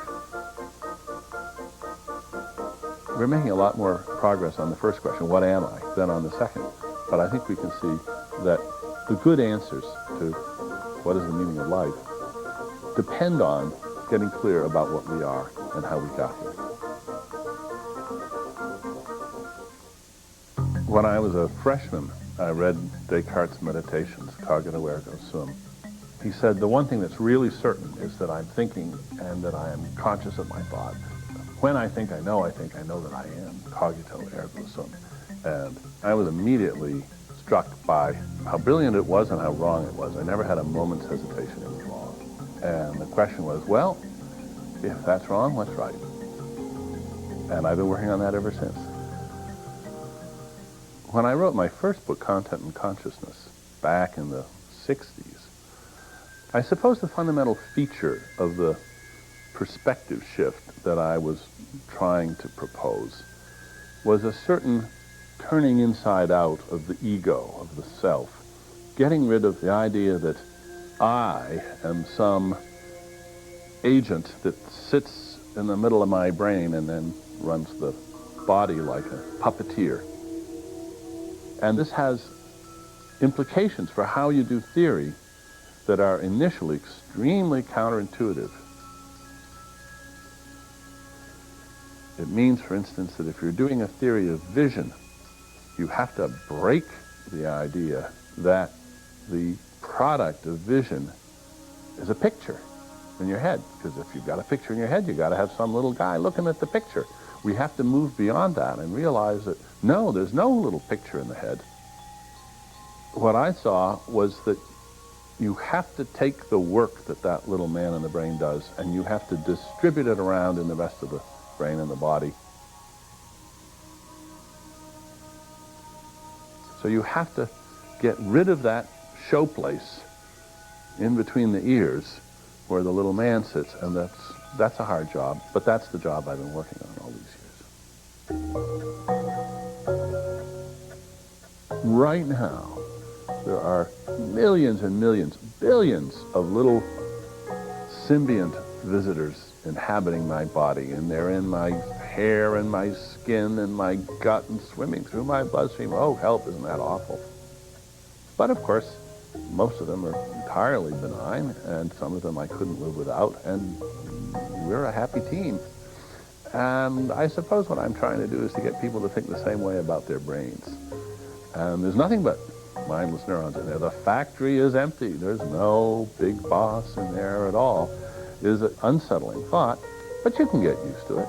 And once you do, you realize that that's what you are. It doesn't mean that you don't exist. It just means that's what you're made of.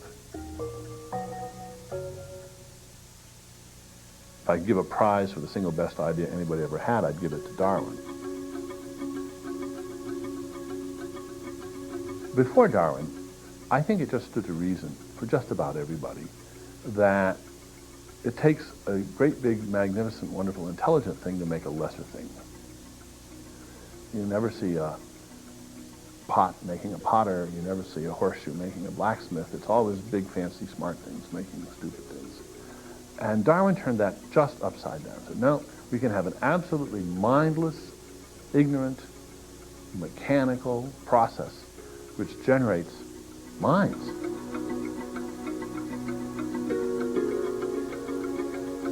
And then we could begin to see how the sorts of things that minds do, that is to say, designing things, creating things, inventive things, could be done by matter.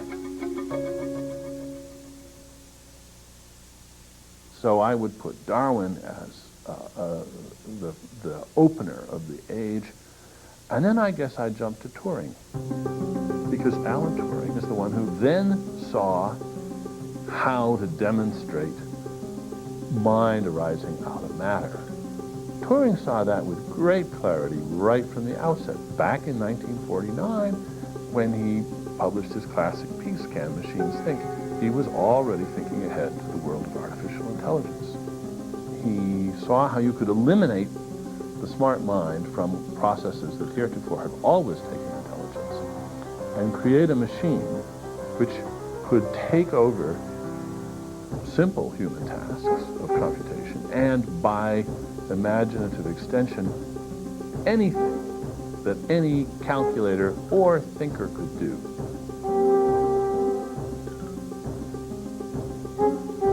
An algorithm is a procedure that requires no intelligence. It's just a mechanical procedure. And that's what our minds are made of. Lots of little bits doing very rigid, ungraceful, inflexible things. But when you put them together in enough numbers, in enough ways, the result you get is that wonderful, lifelike, mental world that we exhibit to ourselves and to others. A few years ago, I was interviewed for an Italian newspaper, and the headline was, Sì, abbiamo un'anima, ma è fatta di tanti piccoli robot. Yes, we have a soul, but it's made of lots of tiny robots.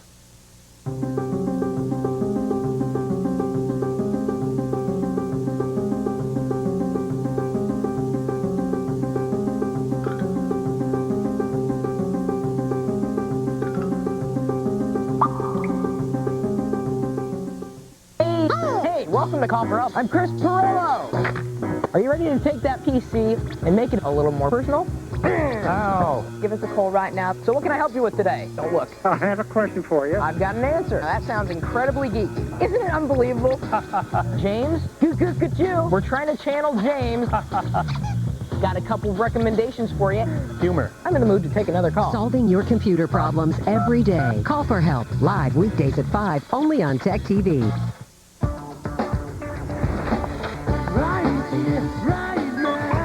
Discover your dreams. Explore the unknown. Imagine a new tomorrow. Tech TV, the new television network about technology.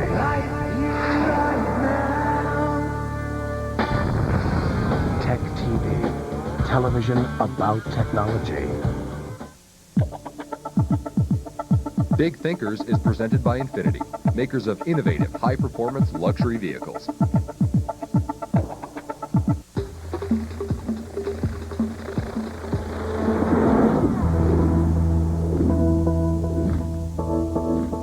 The new 255 horsepower Infiniti i35 with the most powerful engine in its class. Don't blink. More power, more grace, more I. The new i35 from Infinity. Moo. If you're looking for a truly incredible computer, just call 1-800-GATEWAY and ask about the Gateway 700XL. Loaded with a blazing fast Intel Pentium 4 processor, both a CD and a DVD burner, an 18-inch flat panel monitor, and more, it's the most advanced computer Gateway's ever built. So call 1-800-GATEWAY for the award-winning 700XL today. That's 1-800-GATEWAY. You are a cyberjock. You bid on memorabilia. You're addicted to fantasy football. You outscore your kids in the sports PC game. You need more memory, tough guy. Fantasy freeze up. Don't let your system slow you down. A memory upgrade from Crucial.com can speed up your computer so you can keep up with the pros. You are a cyberjock. Crucial.com. The memory experts.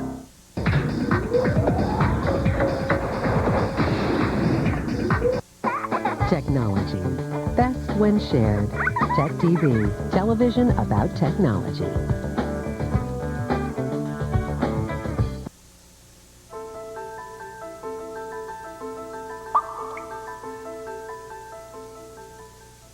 The idea that you can somehow boil a mind, a spirit down to brain activity is just deeply repugnant to many people.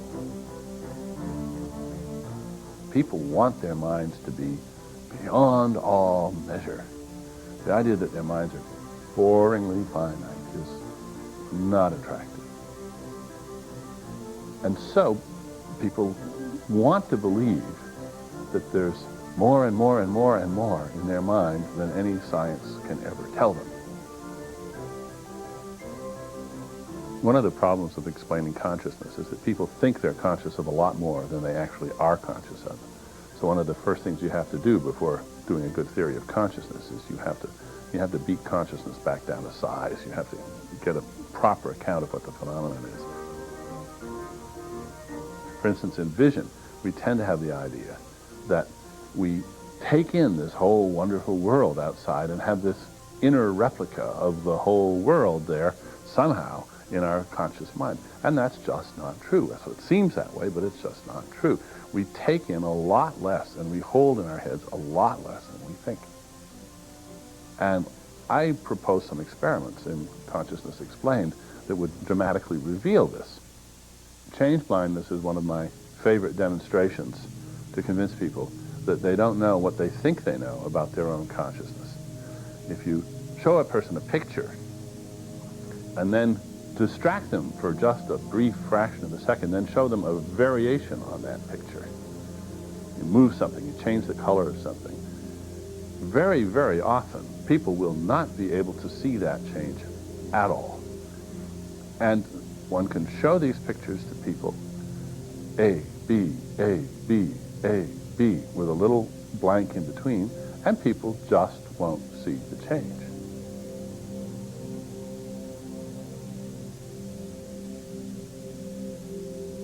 Everybody in the field knew, of course, that our vision is built up piecemeal from separate fixations. Your eyes move point to point to point to point. You pick up a glimpse here and a glimpse there. And they had the idea that these glimpses were used to sort of tile a plane, as to fill in this region and then fill in that region and then fill in this other region, and that this built up in your head a glorious big picture with all those details captured by all those individual glimpses. But in fact, you take in a lot less than that. And that isn't all put together anywhere. It doesn't have to be all put together anywhere. All you have to do is just keep track of the things you need to keep track of to do the things you're doing. And the rest of it just isn't there. Well, I think what upsets people even more than the discovery that they don't know everything about their own minds, their own conscious minds, is the very idea that their mind might be a mechanism. that there isn't something magical about the mind, that it's just neurons doing their ultimately electromechanical things. One of my favorite artifacts is the British Seagull outboard motor, which is dead simple, and their motto is, what isn't there can't break. Much the same could be said about consciousness. What isn't there doesn't have to be explained. It's just not there.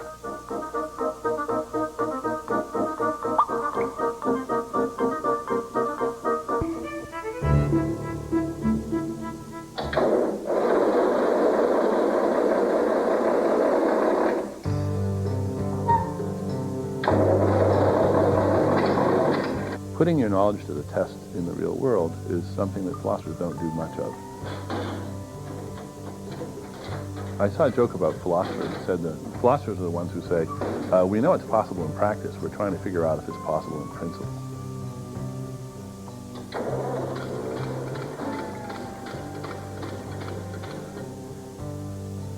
Philosophers are a very abstract profession, and we tend to live in a very rarefied atmosphere.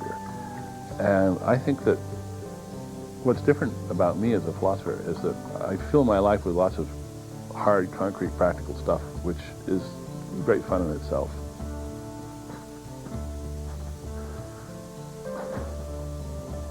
It's just very satisfying to have lots of practical know-how and to use it, and to have to use it on a regular basis.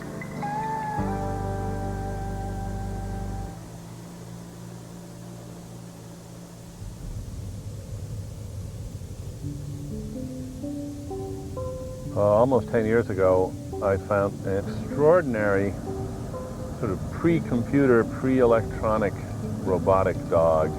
We don't know who made it. We don't know even half the things that it does. For a number of years, off and on, when we can squeeze a few hours out, Seymour Pafford and I have been reverse engineering this marvel. It's a work of incredible ingenuity, just packed with wires and switches and curious devices. The sleuthing is, of course, half the fun. The basic appeal of robotics is we understand a process when we can make a model of it. So the idea of a robot is, let's see if we really understand what intelligence is, what thinking is, what perception is, and let's use as alien a medium as possible. Let's make it out of silicon and aluminum and glass instead of out of proteins, and we'll learn a lot about what the actual function of all those proteins is by seeing if we can mimic that function in other materials. Consider the question of whether roboticists could make a small robotic bird that could fly around in a room, land on a twig, catch insects on the fly. Incredibly difficult. Not because there's anything magical or mysterious about a bird doing that, it's just so complicated. So what you do instead is you break the problem down into parts and you do the parts. You make an airplane, you don't try to make a swallow. The same thing is true of making a humanoid robot. You break human intelligence down into parts. You make a system that can do this. Maybe you make a system that can answer questions, or play chess, or do 100 other things. And you learn a little bit about how we do it. I view artificial intelligence as a way of doing philosophy. When people ask me what philosophy is, I say, philosophy is what you do when you don't know what the right questions are yet. Once you got the questions right, then you go answer them. And that's typically not philosophy. That's one science or another. Anywhere in life where you find that people aren't quite sure what the right questions to ask are, what they're doing then is philosophy.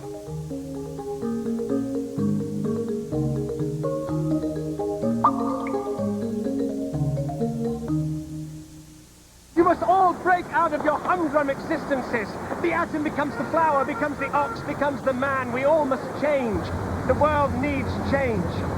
You, sir, you must change. Chevy Avalanche. The only vehicle that changes from an SUV to a pickup. There's also Motor Trend's 2002 Truck of the Year. Thank you. No, thank you. Chevy Avalanche, like a rock.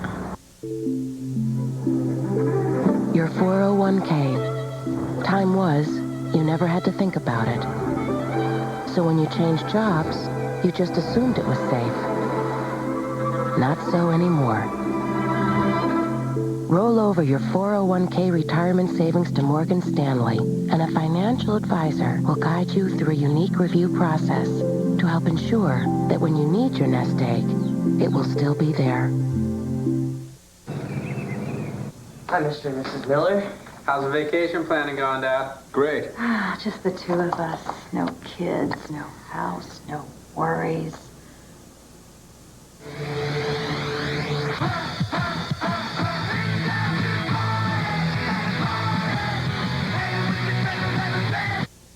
Change your search without using the back button. Another way Expedia makes it easy to find the trip you're looking for.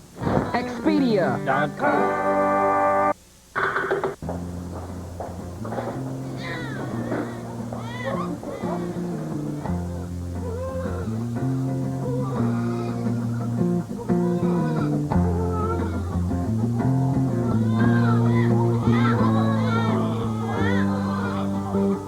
I am strong. Oxygen. Tune in to the fastest growing network for women.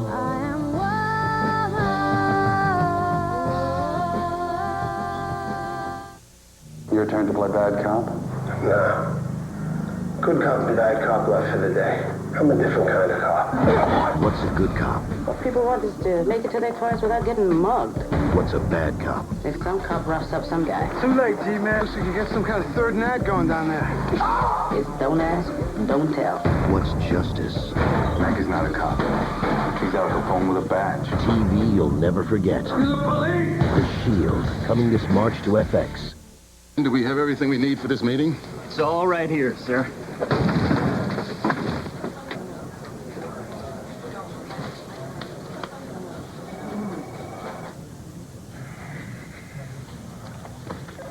Is your data backup as reliable as it should be? Don't worry, sir. He told me everything. Ours is. Bright Store Storage Software from Computer Associates.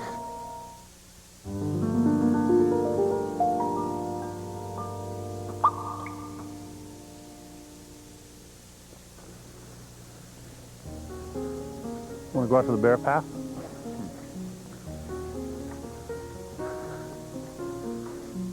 Why should we be good? The traditional answer is because God tells us to be good and God created us. Not an entirely satisfactory answer for, I think, most people. For many people it is. Well, if we're naturalists, if we think that we're a biological species that has evolved on this planet, according to the laws of nature, then at first it seems that there's just not going to be an answer to this question. There couldn't be. I think that's wrong. I think that one can see how we have evolved a perspective on ethical thinking. Many people are worried that a frankly materialistic understanding of this sort of the mind leads to moral nihilism of some sort. I don't believe that for a minute. It leads to a refounding of morality, ethics on a naturalistic basis. One has to understand how we as a species have evolved to the point where we have culture, where we then create ethical systems which we negotiate and reevaluate and achieve something like an equilibrium of agreement on how to live and why. And once we've got that naturalistic framework for ethics in place, the meaning of our acts is, if anything, clearer.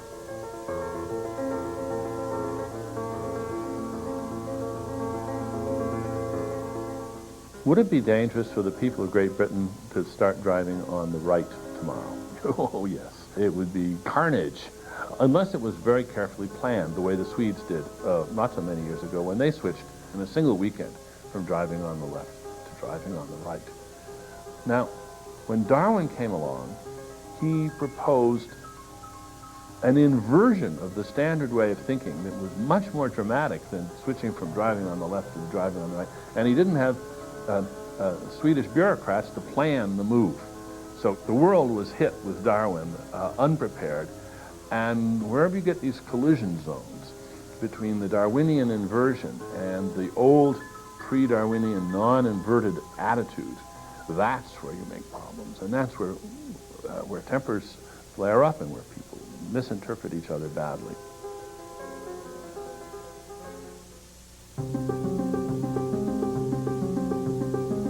Recently, the Pope has declared that evolution is a fact. But he then says, except for the human soul. You can't get, by Darwinian means, to the human soul.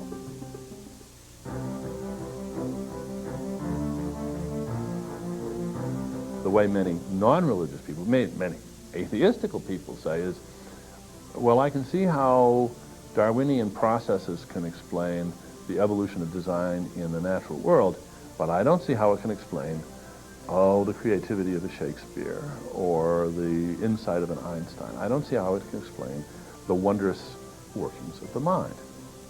Well, part of me wants to say, what amazing hubris. You say that algorithmic processes can explain a nightingale, but not an ode to a nightingale. You think an ode to a nightingale, a poem, is that much more wonderful than a real nightingale?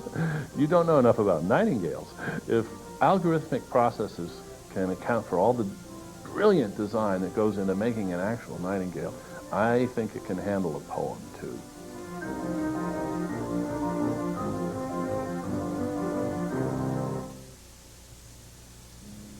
One of the noblest facts about human beings is that we'd like to have some way of expressing our gratitude for the world we live in. There's nobody to take our thanks. When I see a beautiful sunset or a fantastic scientific experiment or a lovely philosophical theory, I think, oh, thank you, thank you. It's so wonderful to have this in the world. I'm very grateful for this. Well, to whom can I be grateful? If I don't believe there's a big capital A author in the sky, if I don't believe there's a creator, God, then there really is nobody to thank. Just my lucky stars. Well, that'll just have to do.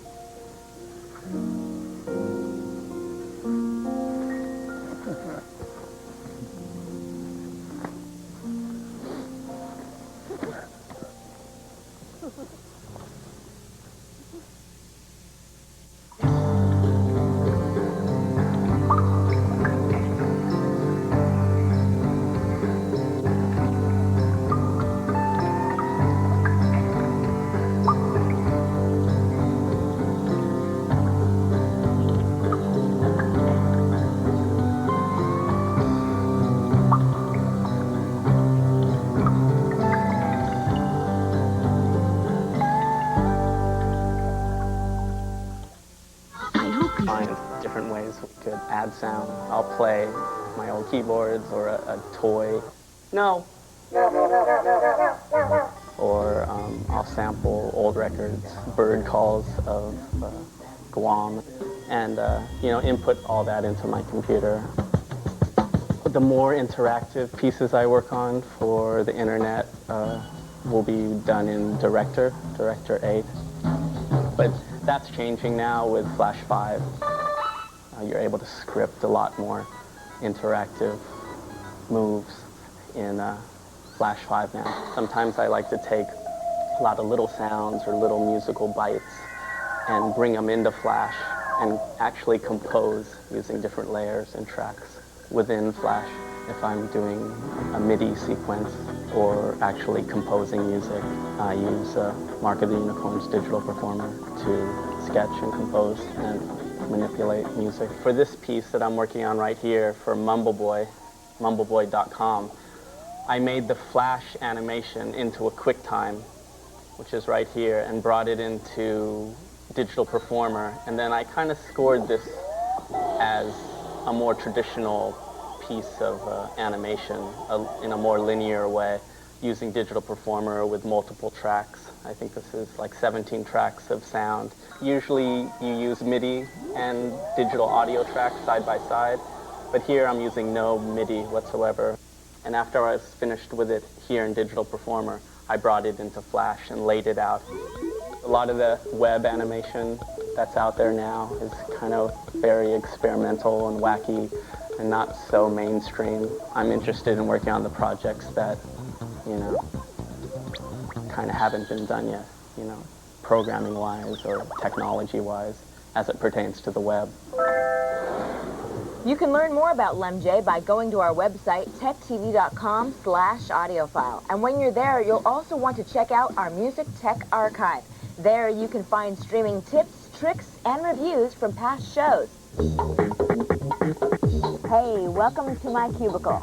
Today I'm going to show you a program that'll get you acquainted with the basics of music production. This is Loop Labs. It's available from Crash Media, and you'll find it at looplabs.com. Now this is a Flash-enhanced site. It is not a software program, which is great because you don't have to worry about memory or downloading a thing. Now when you get to Loop Labs, you're going to find 7 tracks. This is exactly what a real mixing board looks like, complete with volume control and crossfaders. The initial page is going to come with some samples, but if I want to change those, no problem. I go to their music library, which they call the Loop Explorer, and there are many different samples to choose from.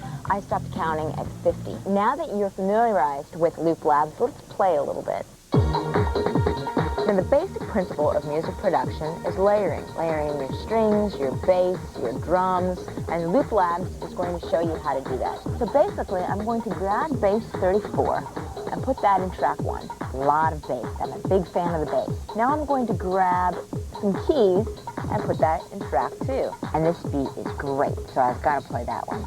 Now I can save my custom beats in the mixer presets. There's more than 20 of those here. And I can also record my compositions and then play them back.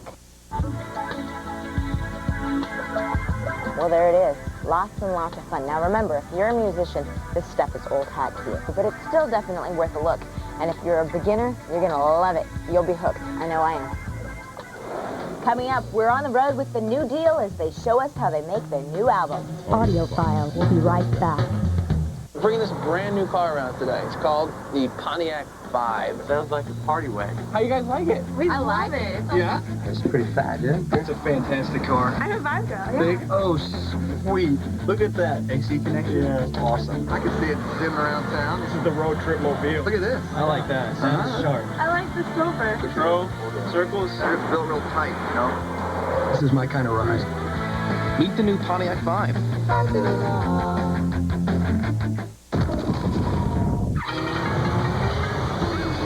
Reckless, the most exciting, technically demanding, an amazing-looking driving game ever made. Take down the Japanese mafia on the streets of Hong Kong. 14 different vehicles, 20 different missions. It takes a lot of skill to drive this bad whip. Reckless, rip up the streets, rub out the model. New and only on Xbox. Rated T for teen.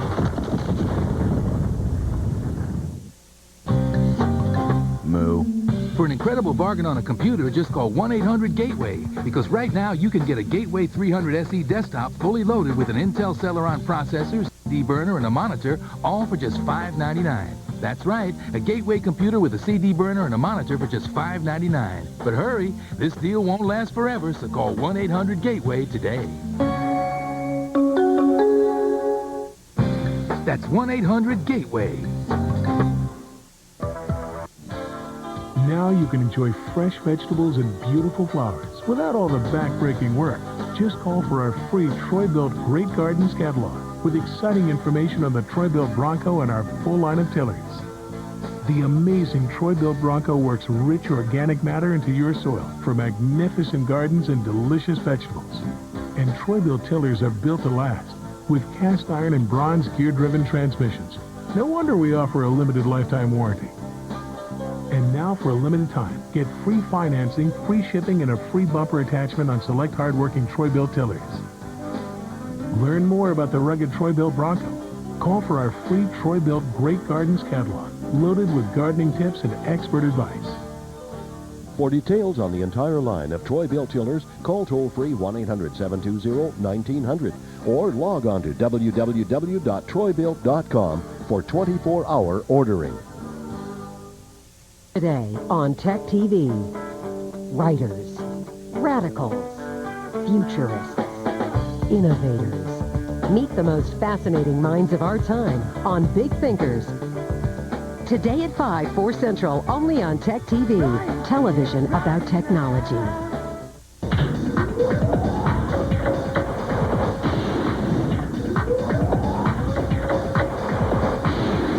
Audiophile. 6 months ago, Canadian trio The New Deal set out on a mission to build their own mobile recording unit and capture the sound and energy from their innovative live shows.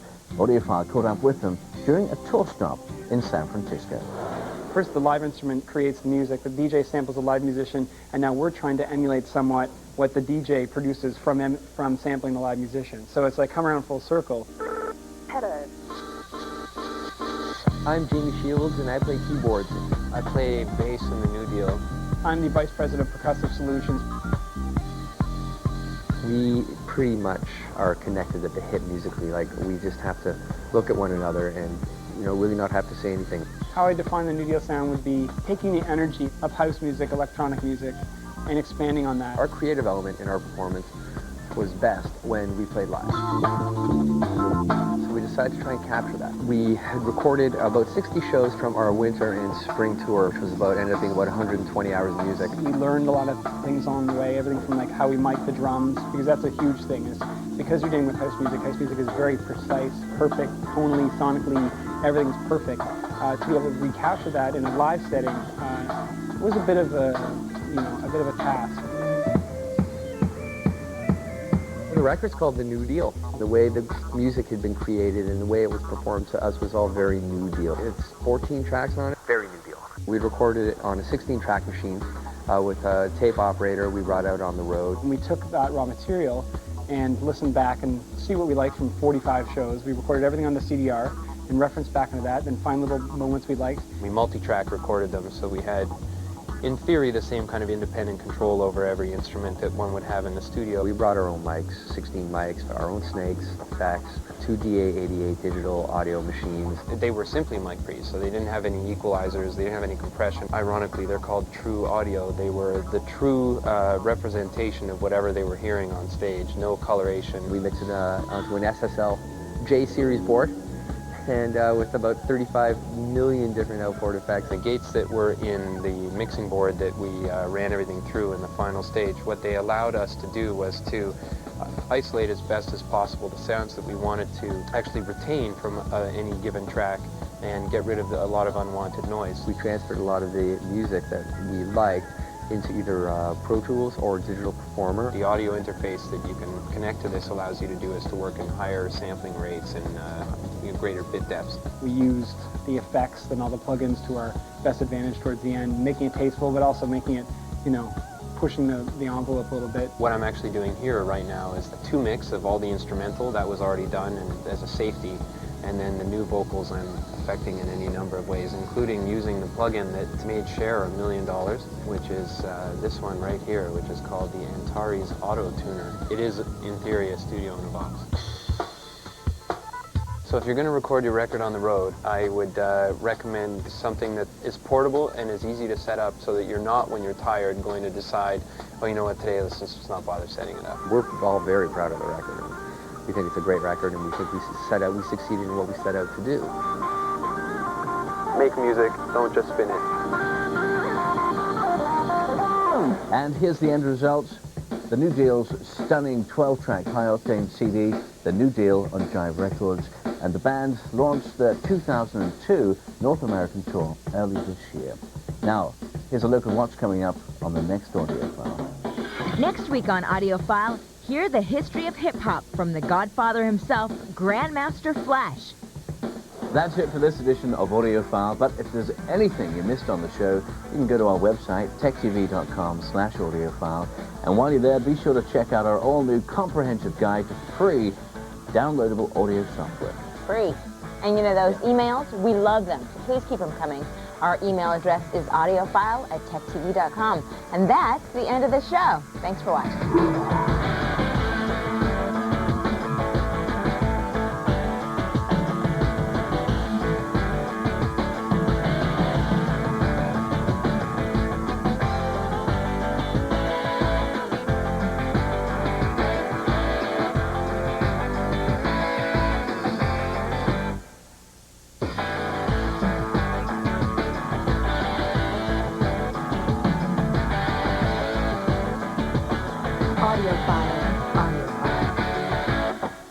Today on Fresh Gear, we've got a sneak peek at the high-tech toys from the annual Toy Fair for all you kids at heart.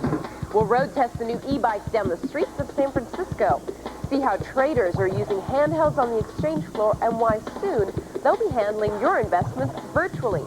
Plus, a review of PC tablets. And for you sports fans, it's NASCAR season, and we've got the tech behind the broadcast. Next on Fresh Gear.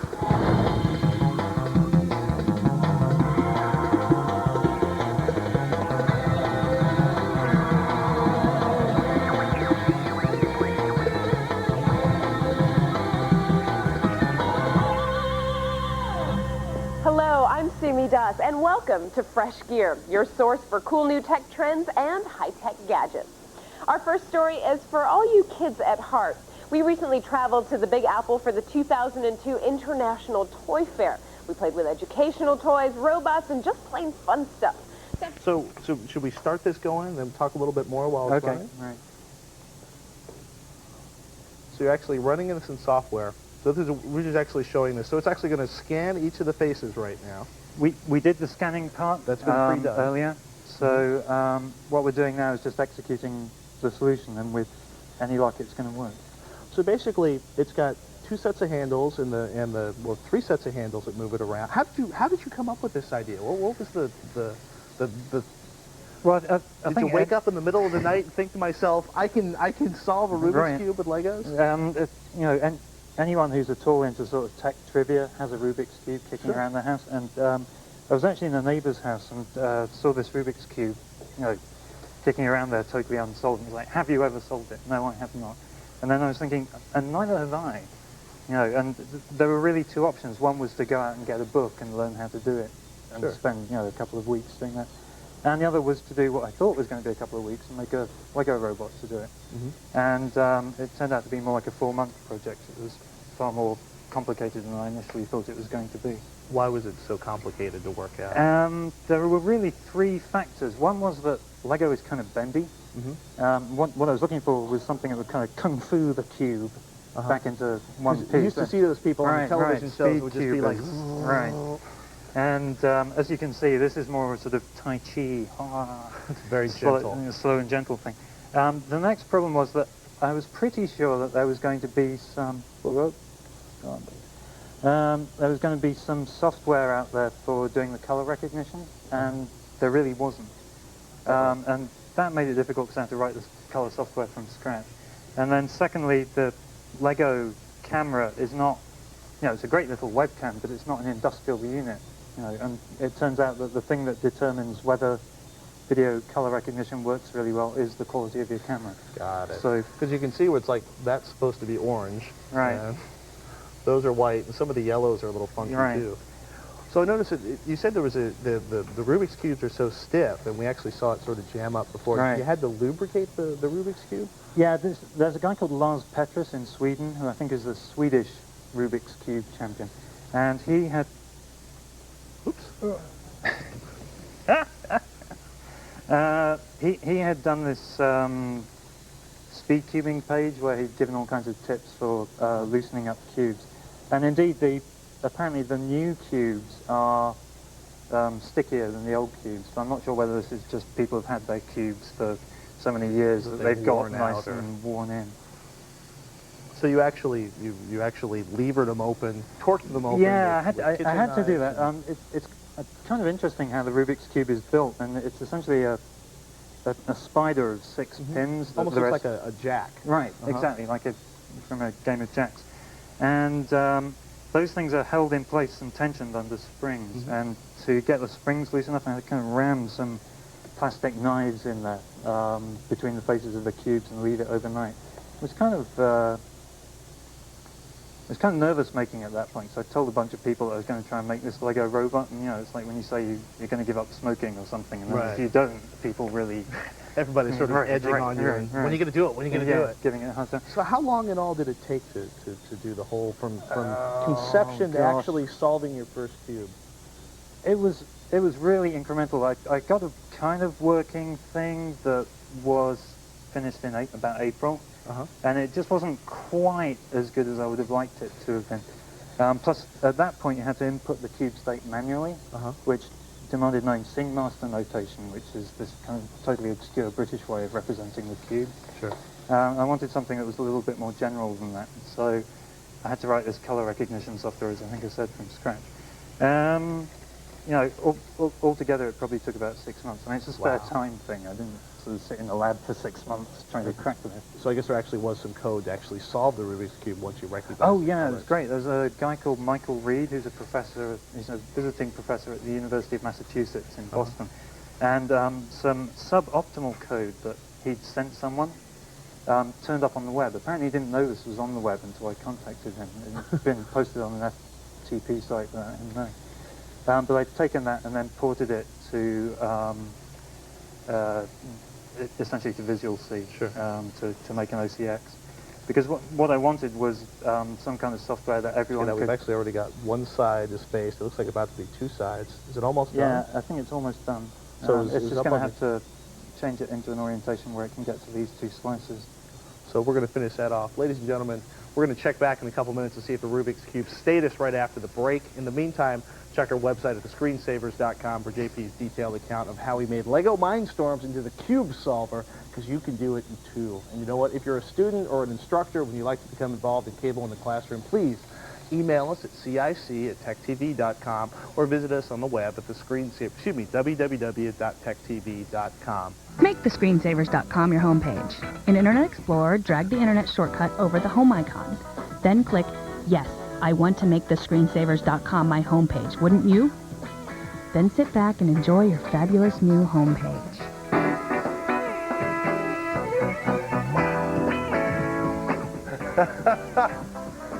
Welcome back to the Screensavers. I'm Patrick Norton. We'd tell you the joke, but we'd be fired if we did. And I'm Martin Sargent. Thanks a lot for joining us. Let's check in with the Rubik's Cube robot. Looks like the project is complete. Took the robot about 7 minutes. Of course, I can do it in about 2.5. I'm pretty amazed by that. Get the extra Rubik's Cube. Give it to Marty. Let's see this 2.5-minute solution. Well, when I'm not doing the TV show, all right, I'll do it. 2.5 minutes.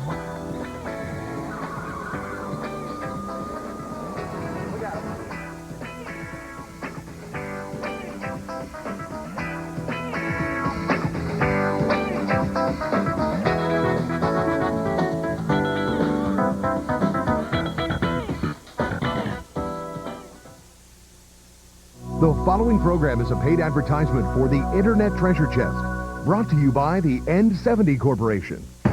You remember watching pirate movies as a kid and fantasizing about finding buried treasure? Come on, I know you've dreamt of finding an old map, digging for the treasure, and striking it rich. Well, some dreams really do come true. And in the next few minutes, we're going to prove it by uncovering some of the richest treasures of our time. The treasures of the Internet. The internet business is truly like no other business. It's so exciting to walk in the morning, turn on your computer, and see all the sales that have just came in just overnight. Here's one of my sales logs. $50, $50, $25, $37. Well, I can make it one day what a normal person at a full-time job can make in a week. The best part of owning your own internet business, I think, is the freedom. The absolute freedom to be your own boss. What I really like about my online business is that I only spend 20 minutes a day working on it, but it brings money in 24 hours a day. Last year, I made about $70,000 with my internet business, and this year it's going to be more. Would you like to be your own boss, have more free time, and make more money? Well, thanks to the amazing new Internet Treasure Chest, you can have your own incredible internet business set up and ready to make Intel name, AOL, Microsoft XP, and as seen on TV PC and TigerTV.com's low prices, it's a bargain that absolutely can't be beat. We're the home business. Though they are quite visible. The city, which has become a major center for cheap drugs in the Northwest, has decided that punishment alone is not the answer to its growing problem. See for yourself if their approach is working as we spend 3 weeks on the streets with these lost children. For them, drugs are a way of life, and spare change can mean survival. Their language is raw, and where we could, we've left it that way. Television about technology. Stargazing has never been easier. Find out how on Home Tech. Home Tech is presented by GMC. From professional-grade people come professional-grade SUVs. They all laughed at Christopher Columbus when he said the world was round. They all laughed when Edison recalled... So who is Motor Trend's 2002 Sport Utility of the Year? The GMC Envoy. Those who say America can't compete, don't take test drives. We are professional grade. Who's got the last laugh now? The ETX90EC from Meade is an ultra-portable telescope with push-button electronic control. It has a focal length of 1,250 meters and can focus on objects as near as 12 feet away. It comes with an included remote to control some of the basic functions, but the optional AutoStar controller has over 30,000 celestial objects in its database. Once you've entered your location into the AutoStar, you can punch in any astronomical object you'd like to see. Push Go To, and the telescope will move to the object. You can also punch in a quick and easy alignment, and the telescope will follow celestial objects as they move across the sky. The Meade ETX90EC sells for $500, and the AutoStar goes for $100. Today's business thought. Looking for a more secure path for your data? Look to WorldCom, provider of worry-free security from more locations worldwide than any other IP network. Do you really need that much security? Only if you plan on sleeping. Want confidence? Get WorldCom.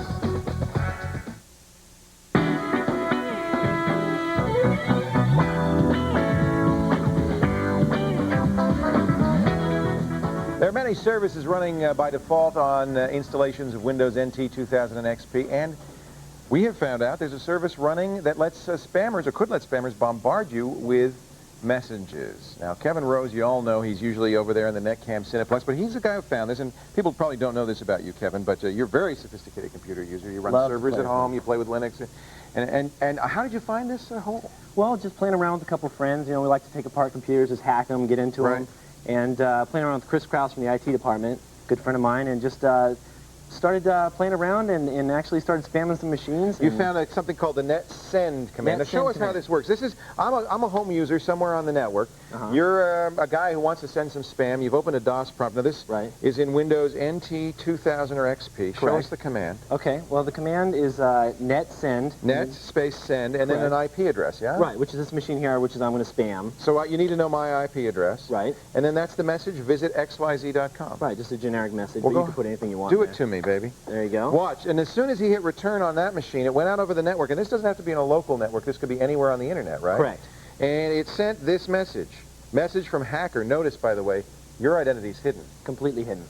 On my IP address, at this date and time, visit xyz.com. So that's a little spam that you just sent to my computer. Now, you weren't in any type of email program, you weren't in any type of Nothing's running. Chat program, nothing running. Just it Windows. Pops up. Correct. All right, let's talk. We're going to come over here. We're going to talk a little bit about how this could be used by somebody who doesn't have your best interests at heart. Okay. So what's involved here? Well, the first thing you have to do is you have to do a port scan to find out which machines can be hacked. You need my IP address. You can't do it without it. Right. So what I'm going to do is I'm going to take a range of IP addresses and run a port scan for port 139. Now, this is open on a lot of machines. This is the NetBIOS port. Correct. Okay. And anytime that the messenger service is turned on, it'll be found at that port number. Is messenger service turned on by default? Yes, it is. On 98, 2000, or excuse me, NT 2000. NT 2000 XP. So if you have an XP box, chances are this port, this messenger service is on right now. It is right now. Regardless of whether you're on a corporate network. So you scan it, the software comes back with people who, that's turned on? Right. Basically, you'll send a scan out to all these machines. Yep. Certain machines will come back. Now, machines like Linux and Mac machines, they might have that port closed.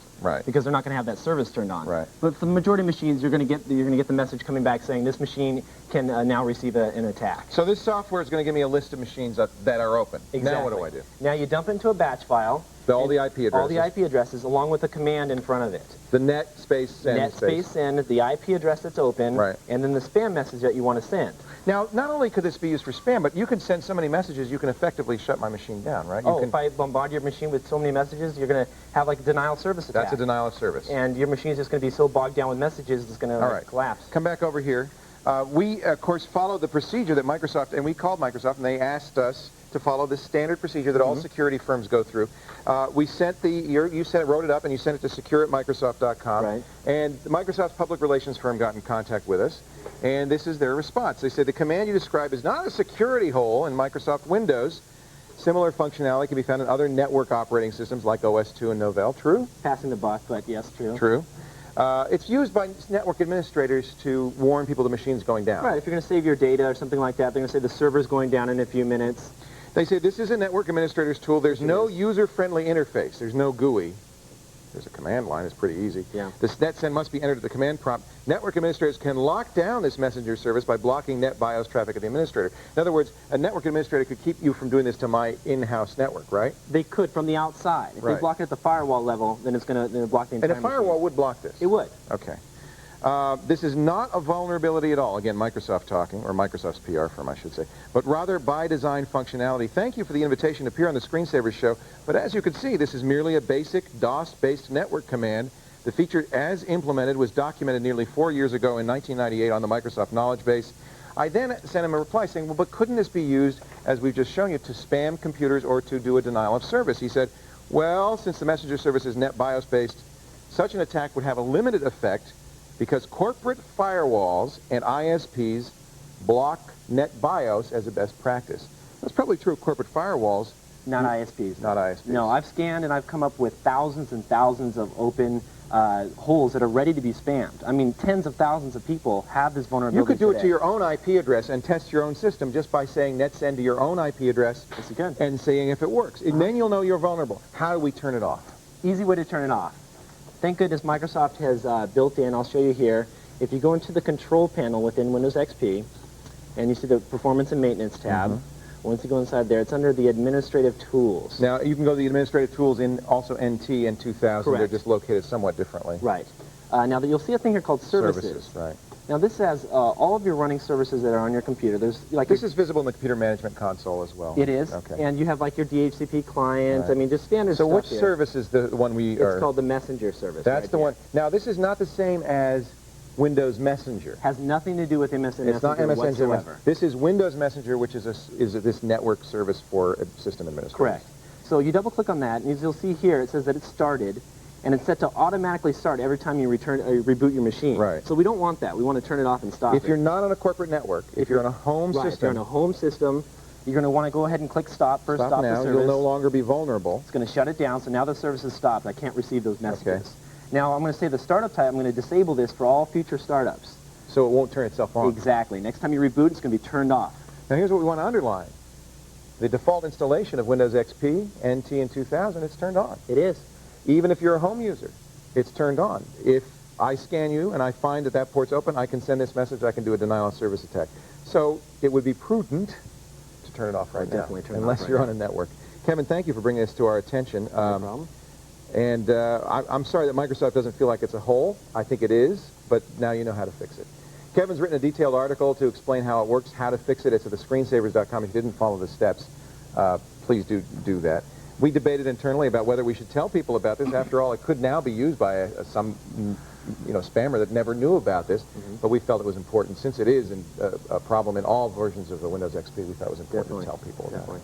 Thank you, Kevin. I appreciate it. Now back to the milk for you. All right. Now, good job. Now the time everyone's been waiting for, ladies and gentlemen, Mr. Patrick Norton. Thank you, Leo. Folks, it's time to give away a beautiful Gateway PC. Our first caller, Barry, joins us on the phone from rural route number 3. Kamoka, Ontario. How you doing tonight, Barry? I'm doing wonderful, thanks. Excellent. So we got a question for you. Are you ready? Sure. You're positive? Well, I think so. Okay, what is today's secret word that Martin held up near the beginning of the show? Oh, I think that's cream corn. Congratulations, Barry. Thank you. Go on the picture. Barry won the machine. Oh. Hey, that's a great thing, Barry! Thank you. You see, proving you can win in Canada. That's the thing. Didn't think we could win up here. Our first winners from Canada. Did you, sign up the minute Megan said that? I signed up at 6:01 last night. Which state did you choose? I put down Michigan because that's the closest to Ontario. We promise not to send the machine to Michigan, okay? Might be fun, though.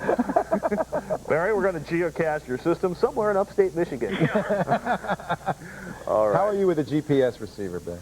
No, we're going to send it right to your house. That's wonderful. Congratulations. It's that nice gateway. Do you have a computer right now? Yes, I do, and it's about 5 years old, and I needed to update, so this is perfect. You're going P4, baby. Thank you. All right. Good stuff. Congratulations, Barry. Folks, we want to make sure everyone registers again right now. Do they have to re-register? They have to start over? Each day you have to re-enter for a chance to win, so make sure you go to thescreensavers.com where you'll find all the details. And thanks to Gateway for giving us that great machine to give to you. I think that's really neat.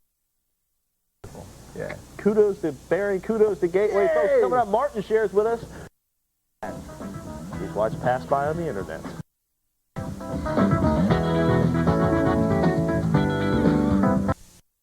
The utilities just by entering a question mark down here in the search bar and hitting enter. It's at the very bottom of the screen. Okay. And it's right. Can you see it? Uh-oh. Yeah, there we go. There we go. Okay. That's what I was looking for. We hit enter, and up pops this screen. And this is going to tell you, I'll make it big for you. This is going to tell you all of the different things this can do. If you see on the left-hand side, there are short little terms that actually, these are representative of the website that the toolbar is going to search for. Ah, right there. Search through, yeah. Okay. So like here is Anatech, and I'm going to, as an example, look how many there are. Oh, yeah. I mean, this is just so great, and it's all the ones that you would ever really need to go to search for anything. One on here is WebMD, which I know is a great one for people who are sick or have any issues about, any questions about illnesses. That's where they're going to go. So what you do, go ahead, is you go back down here to the search bar, and you hit MD, and you hit cold. Enter. It opens up the browser, and it's already searched cold in there, right there for you. Wow. Specifically on WebMD, you use the key term for that. And the key terms are all listed in that menu before. Let me show you how it works on, like, say we're just working on this Word document, call for help is the best show in the world. And not that we're biased. Yeah, no, of course not. And you want to search something right there, and you don't even need to open up a browser window. You just hit enter, and there it pops it up, nice and easy. Wow. And this, you can even like translate websites. Let me show you how you do that. That's pretty cool. You just put the URL in. See, I guess I've only used it TechTV.com. for specific reasons, but you know, there's so much functionality. Yeah, and then you go EN stands for English, dash ES stands for Spanish, and I've already done it over here, so we don't need to wait for it. But yeah, what it's going to do is it's going to bring TechTV up in Spanish. Wow. Awesome. Okay, so on to the next one. You got to check that one out, though. You people at home, you'll absolutely love it. I've got to use it more. Wow. Yeah, definitely. Okay, so if you've noticed up here, my toolbar up here is really pretty. It has this cute picture of a cat. This is from hotbar.com. Great website. I'm going to take you to the website, and I'm going to explain what we've got here. Now, what you do is, the thing I like about this toolbar the best is the pictures. It makes it look nice and pretty, but it has a lot of functionality as which website you go to. These buttons here will bring up the most popular sites in those areas. Okay. That has over, thousands and thousands of skins, all different categories. Awesome, awesome. Unless, of course, it crashes on you. Like it just did. But anyway, okay, it's still there. Yeah, okay, here we are back. It's going to give you, if you want to search the web, it gives you lots of different suggestions on the best websites in those areas to go to. Great.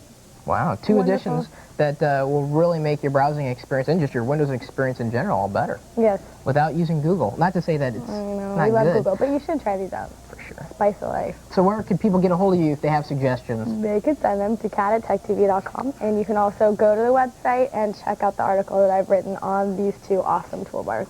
That's techtv.com/call-for-help in case you didn't know. Yeah, I think you guys know. You know our website, don't you? He's not paying attention. You think you got game? Thank you, Kat. You're welcome. Want to learn how to become a power gamer? Then stay tuned, because the founder of SharkyExtreme.com, Alex Sharky Ross, is going to take us to school when Call for Help continues.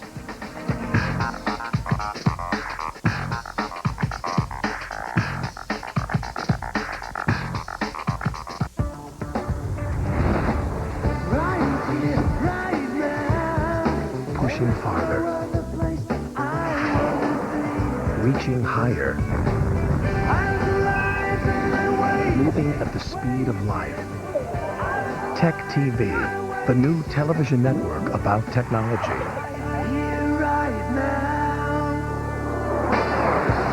Tech TV, television about technology.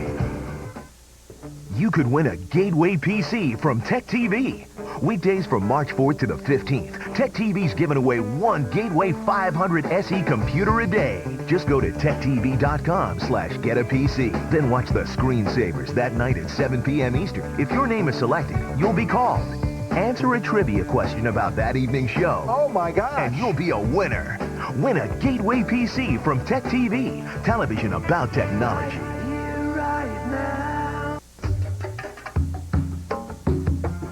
With so many computer choices out there, how do you know which is best for you? A proven winner is Compact's Presario 8000Z, recipient of PC Magazine's December 2001 Editor's Choice Award for Top Performing PC, and the topic of today's Digital Avenue. We've created a system that provides the best of everything: performance, graphics, multimedia, and networking. PC Magazine even calls it the best of the whiz-bang boxes, and we're very proud of that. With features like an AMD Athlon XP 1800 Plus processor, 6 USB ports, NVIDIA GeForce video controller, DVD-R, CD-ROM, and an 80 gig hard drive, it's no wonder this computer outperforms the competition.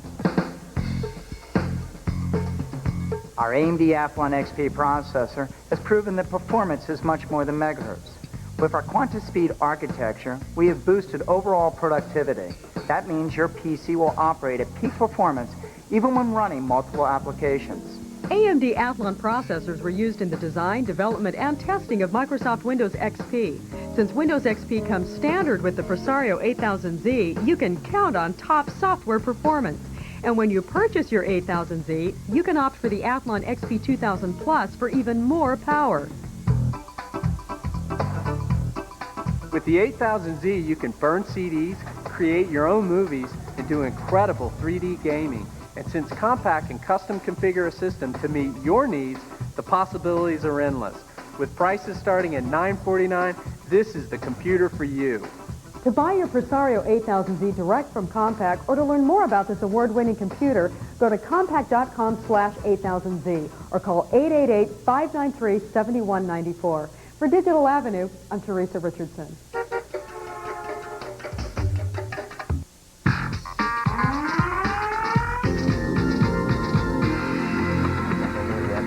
I get more time. Hey, I was just maxing my frame rates with Alex Sharky Ross, the founder of SharkyExtreme.com, a very popular gaming site on the internet, and he's going to do his best to turn me into a power gamer, finally. I'm moving past solitaire, and Alex, thank you for coming in to help. Oh, thank you. Now, we hear a lot about gaming, but we're not exactly sure how to start recommending the type of hardware. What type of hardware would you recommend starting with to have a good First thing game? you need is money.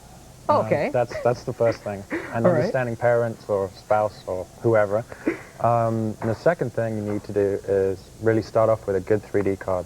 Most PCs come with, I don't know, either onboard or just some sort of old 3D card from, I don't know, 2 or 3 years ago. And we're talking, this is the one that I was holding up a little earlier before the show had started. This is the NVIDIA GeForce 4 Ti 4600, 128 megabytes That's of right. RAM on here. Yeah, BGA RAM. See those little squares These there? chips here? Yeah, that's the RAM for you. Wow. And this just normally fits in an AGP slot?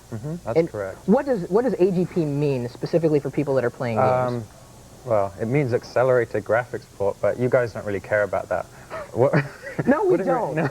no, what it really means is this will accelerate, 3D for you. So a lot of these 3D games that are out now, like Serious Sam, Medal of Honor, they have complex 3D engines, and they require a lot of processing power that, a CPU by itself and a sort of regular 3D card can't cope with. I mean, there's a lot of polys to push, polygons. Okay, so you're talking about CPU alongside getting a good video card. This is, I don't know It's which... not a miracle worker. You still need the heart of the machine. This is a CPU. This is an AMD chip. Yeah. And which one is this? This is the Athlon XP 2000 XP. Okay. And runs at 1.67 gigahertz. Wow. So it's a pretty nippy CPU. That naming convention's kind of odd. Yeah, it's that marketing cack all over. You know what I mean? Go It's figure. Yeah, but it's currently the gamer's favorite CPU. Just bang for your buck. That's the one to go for, I'd say. So that CPU video card, what about some type of controller? What? Most 3D first-person shooters, that's the genre that everybody really likes. You really just need a keyboard and a mouse. All right. Learn to use those. Forget joysticks. Those are kind of, waggle those on something else. I don't know. But you can also have this little thing, which is quite cool, called the Nostromo N50, and it substitutes for a keyboard, so you can kind of get rid of this and just feel a bit more comfy. Unless you're left-handed, in which case you're, I don't know. They don't make a southpaw version? No, they discriminated against the southpaws. Okay, so what if you don't have a very good or very powerful gaming system? Oops, sorry. Well, get a screwdriver. Go to somewhere like pricewatch.com and find yourself a 3D card from either NVIDIA or ATI. You can get one for anywhere from $150 up to $400 for that, which you don't really need to spend $400. That's the video card. Yeah, that's for the video card, and then about $150 for the CPU. All right. So I understand we have some actual comparison footage showing a system, the same system with different video cards in it to really show you the difference side by side. Oh wow! This is the same system, just different video cards. Yeah, you can see. I mean, with the awful 3D card in there, I mean, you're getting a really bad frame rate. Obviously, that one on the right. Explosions occur. Yeah, the one on the right. As explosions occur, it just slows down. It just can't handle all the characters on there, the explosions, and other sort of complex 3D features going on.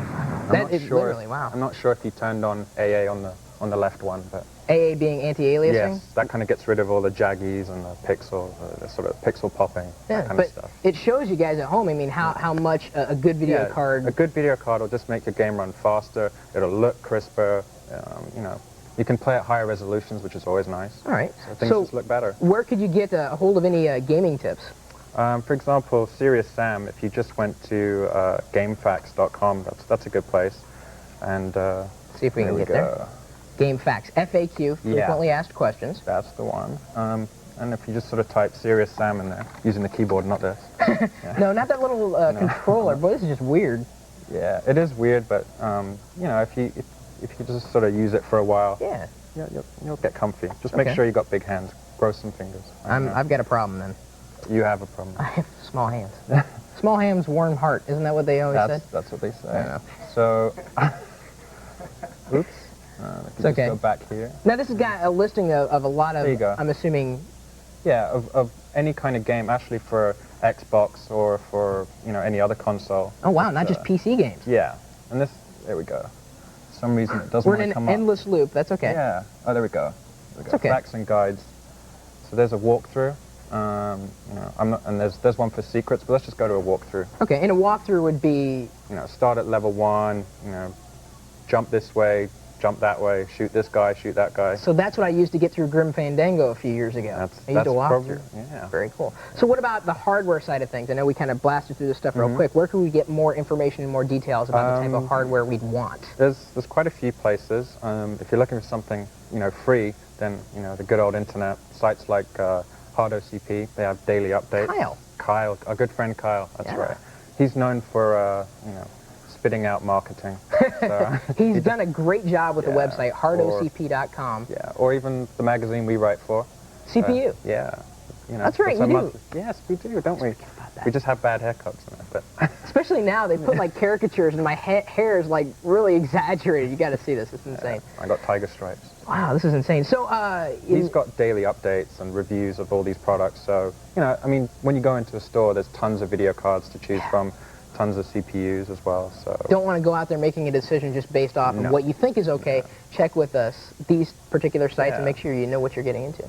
Thank you, Alex. Oh, thank you, Chris. Again, for coming in. Alex Ross, the founder of Sharky Extreme. And if you want to know how to become a power gamer, just check out the article Alex wrote for us at techtv.com/call-for-help. It's got a listing of the hardware you'll need and links to these informative sites and a few more. Up next, why pay a small fortune for Photoshop when you can download the GIMP, that's its name, for free? And Roger Chang has got it, the free file of the day, when Call for Help returns.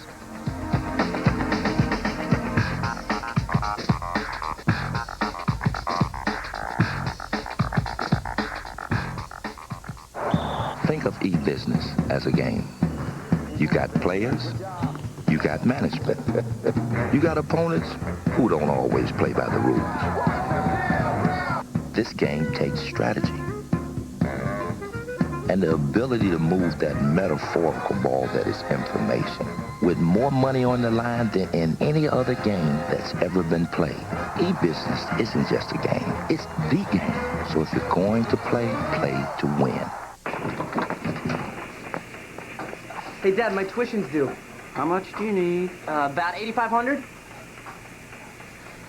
What if getting money from your home equity was this painless? Well, thanks to ditech.com, it may be. Just log on or call 1-800-71-FIXED now. Our whole application process is fast and easy. Hey, Mom, we need another roll. We'll arrange an appraiser, notary, and even deliver to your door. ditech.com, your mortgage solution delivered. You flip, but they flop. Now your pancakes are a mess, and all that butter and fat to cook them. There's got to be a better way. Introducing the Perfect Pancake, the world's first spatula-free pancake maker. Just pour in your favorite batter, close the handle, and flip it. Presto, a golden brown pancake with no mess and no added fat. Now flip delicious blueberry, fluffy apple cinnamon, or mouth-watering buttermilk flapjacks. Fast, easy, and without using a spatula. Oh no, you broke the yolk again. But watch what happens with the Perfect Pancake. 3 eggs over easy without ever breaking a yolk. Call now and get the Perfect Pancake for only $19.95. You'll also receive this heart-shaped pancake ring for a Valentine's treat or a birthday breakfast free. Call right now and receive this no-drip batter dispenser free. This incredible offer is all yours for just $19.95. Call now. Call 1-800-317-9977 to order your Perfect Pancake for just $19.95. Make Perfect Pancakes and eggs without breaking the yolk. Call now. Head over to the Call for Help website, techtv.com/call-for-help, and scroll down a bit. See, there's our technobabble. You can get some freeware there, right-click with power. But we're going to talk about My Computer, the best ripping software. Now, when we say ripping, we're talking about yanking data from CDs. Now, I just so happen to like Nero as the application to take audio tracks off of a particular CD. And I was doing it this weekend with my CDs of Schoolhouse Rock. I just found out, actually, that they're coming out with a DVD. I found that from, I think it's blogbaby.com. Is that from Rhino? What do you mean Rhino?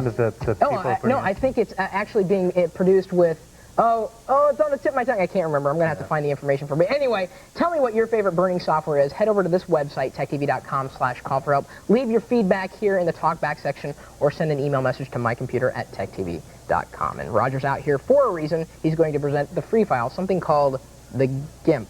The GIMP, yes. It is an acronym. Okay. And it stands for GNU Image Manipulation Program. Basically, it's an open source version of a Photoshop image editor. It's got a lot of windows, too. Yes, it is kind of, the only downside I can really find about this program is that it is kind of clunky and it's kind of confusing if you've never used anything like this program before. Let me close that. Sure.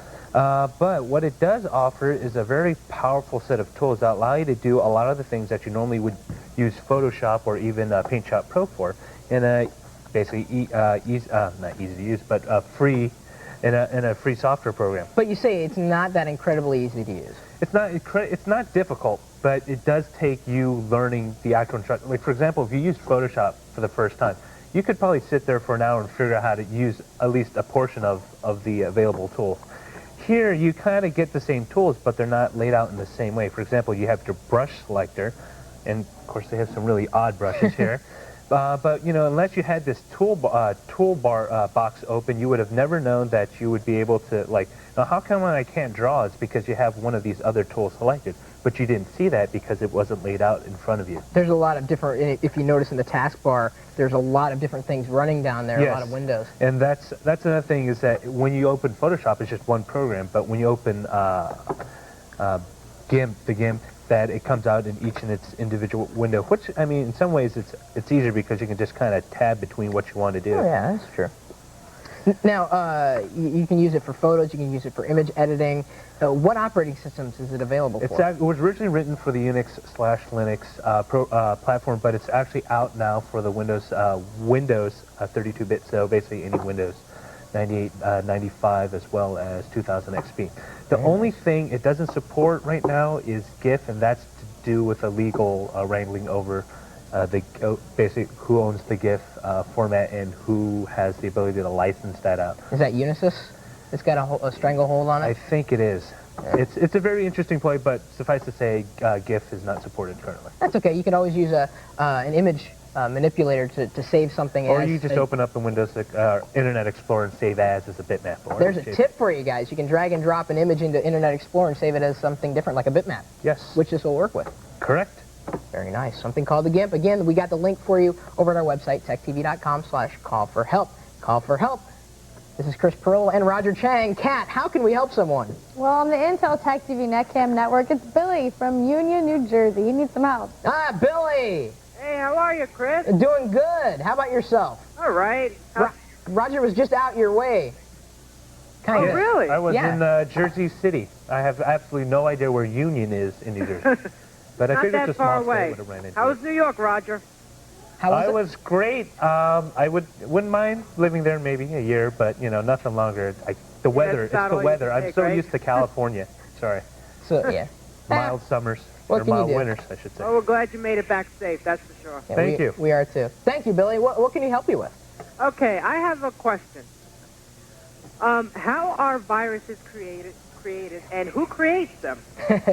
Oh boy, it's kind of a double-edged sword, I would say. Viruses they're programs that are pretty much designed to cause damage and wreak havoc. Why are they created? People get bored, they want to extract vengeance. It's most of the time it's someone, think of it as a way of graffiti, a cyber graffiti. It's a way to tag a building, or in this case, someone's computer. It's a way to get your name out. So, hey, look, I caused so many problems, so many,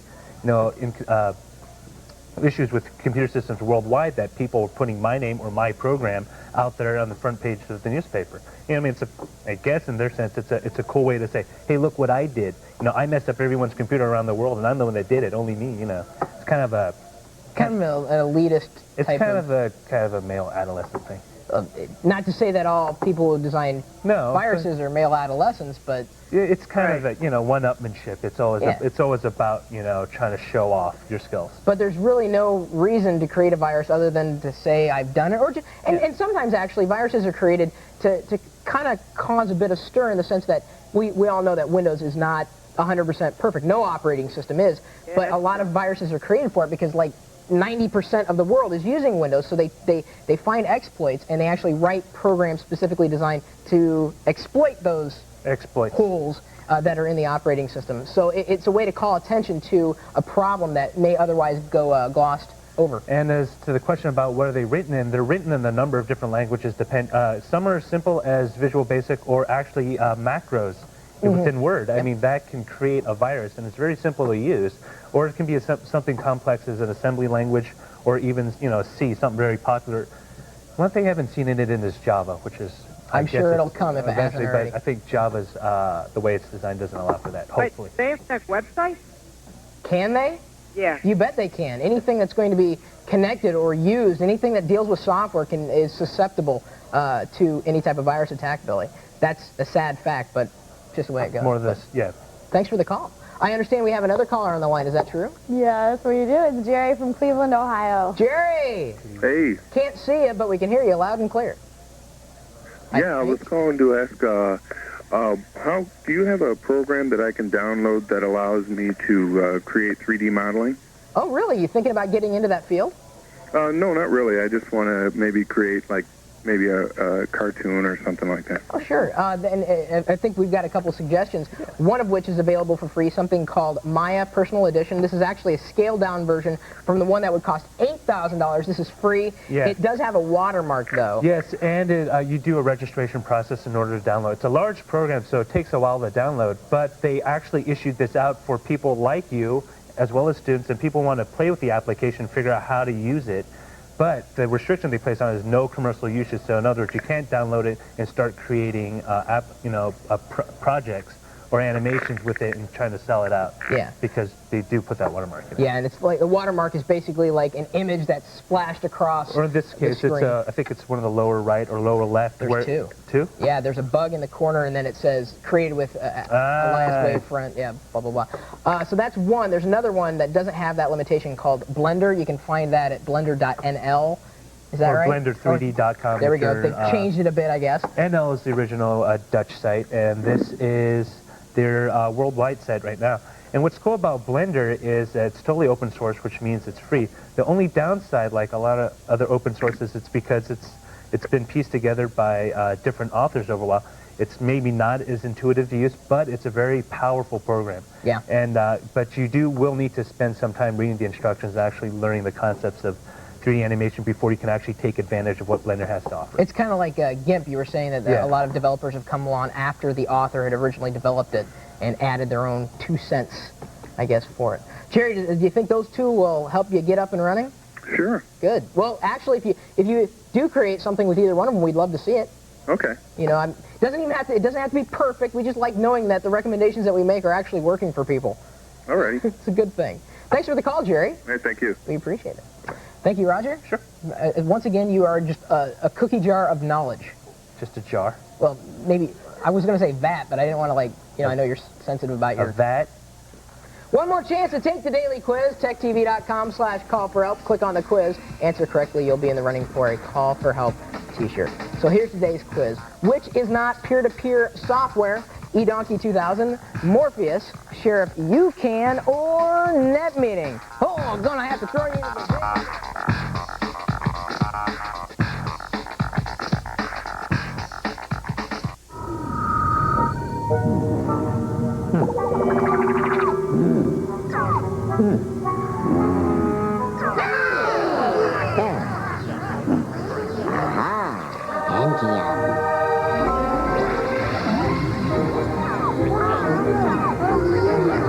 Change the face of digital photography with the Intel Pentium 4 processor, the center of your digital world.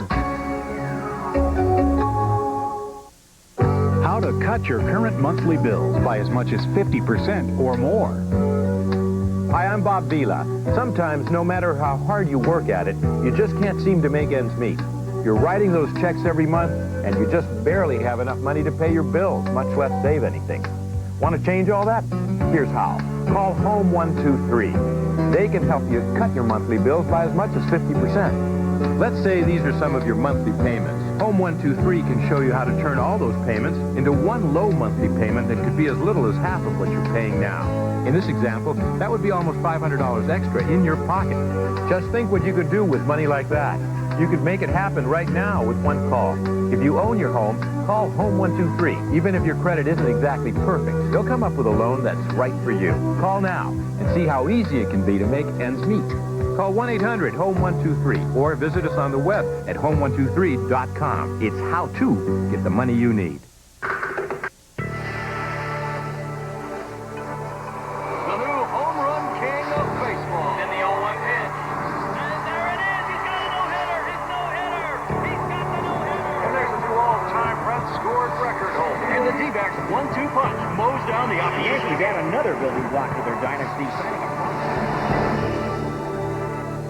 See Major League Baseball's next great moment with MLB Extra Innings from DirecTV. To order, visit us at directvsports.com. It's simple. It's easy. Get the best pay-per-view movies in the comfort of your home with Blockbuster Ticket, only on DirecTV. You can order from a huge selection of new titles every week. With frequent start times and digital technology, you get immediate movie satisfaction any time of day. And you never need to pick up the phone. Just order using your remote. For complete listings, consult your on-screen guide, starting at Channel 100. Blockbuster Ticket, only on DirecTV, the most convenient choice for the newest movies. MSN. Use it to join carpooling group. And send email. Pick you up at 7. Use it to get instant messages.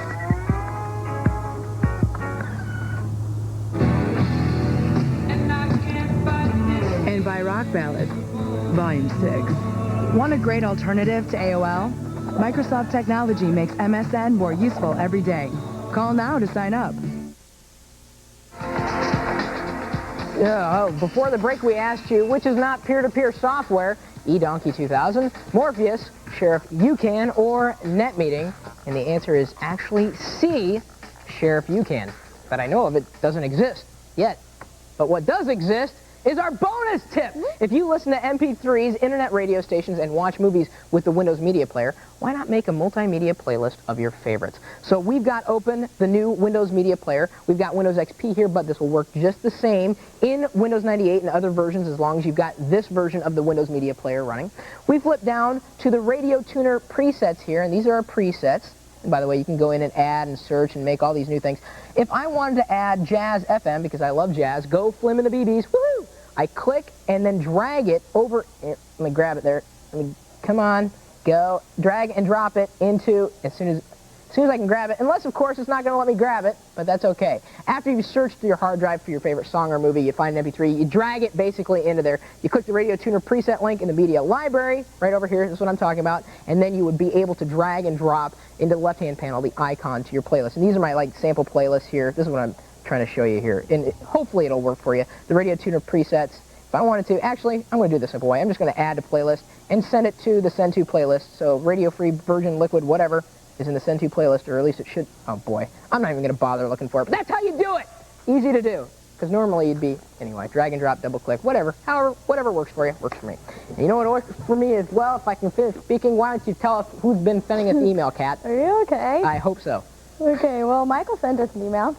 He says that once in a while my computer gets slow and lags. It says I need more virtual memory. Do you know where I can get more? Ooh, does he say what operating system he's got? He is using Windows XP. Okay. If you're looking to bump up the virtual memory, and that's a part of your hard drive that's basically used to kind of emulate physical memory, right-click on my computer, then I believe it's flipped over to the Advanced tab. Is it Settings? No, wait, no. I know where it is. Environment Variables. Right. And then, no, I was wrong. It is Settings. Advanced. And then down here, Virtual Memory, Change. And then you can change that. Right now it's set at a variable width between, or size, 384 megabytes or 768 megabytes. And in here, you could bump it up if it's not enough. Of course, you could lower it. My suggestion, to see it says custom size, I say just go with the system managed size, and then it'll be smart enough to know whether it needs more memory or virtual memory or not. It's supposed to be smart, right? It's supposed to be. And if you have that, we didn't have that option turned on, but then again, when have we ever been smart? I think you're pretty smart. All right, Kelly wants to know, I was wondering how to remove the partitions that section off the hard drive into different drive sections. Okay, Kelly? Yeah. Do they say, I don't know if it's a guy or girl, is it, did they say what operating system they're using? Windows 95, 98, and ME. Okay, I would actually go over to PowerQuest.com. They make a piece of software that I've actually recommended for years, and it's only gotten better with age. Something called Partition Magic. Yeah. And with Partition Magic, you're going to be able to, PowerQuest, come on, let's go to, I think you can actually download a demo. If not, that's okay, because I know you can purchase Partition Magic. And what this will allow you to do is basically manage those partitions on your hard drive. And a partition is a section of the hard drive that could be you can have a virtual drive. So instead of having like one physical 30 gig drive, you could have umpteen different physical drives. So you can have a C, D, E, F, G, and you split them up because you want to split up your data and whatnot. I'll put the link for you in the show notes. Thank you, Kat. All right. I'd also like to thank our guest, Alex Sharkey Ross, for stopping by, and of course, all of you for watching. See you later.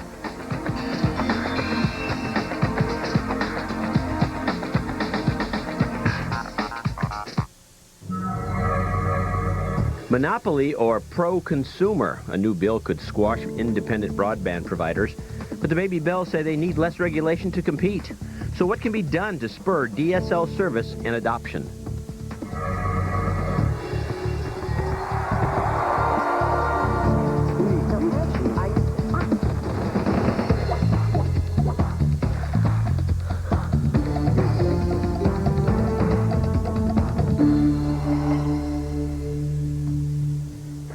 Hey there, welcome to Silicon Spin. I'm John C. Dvorak.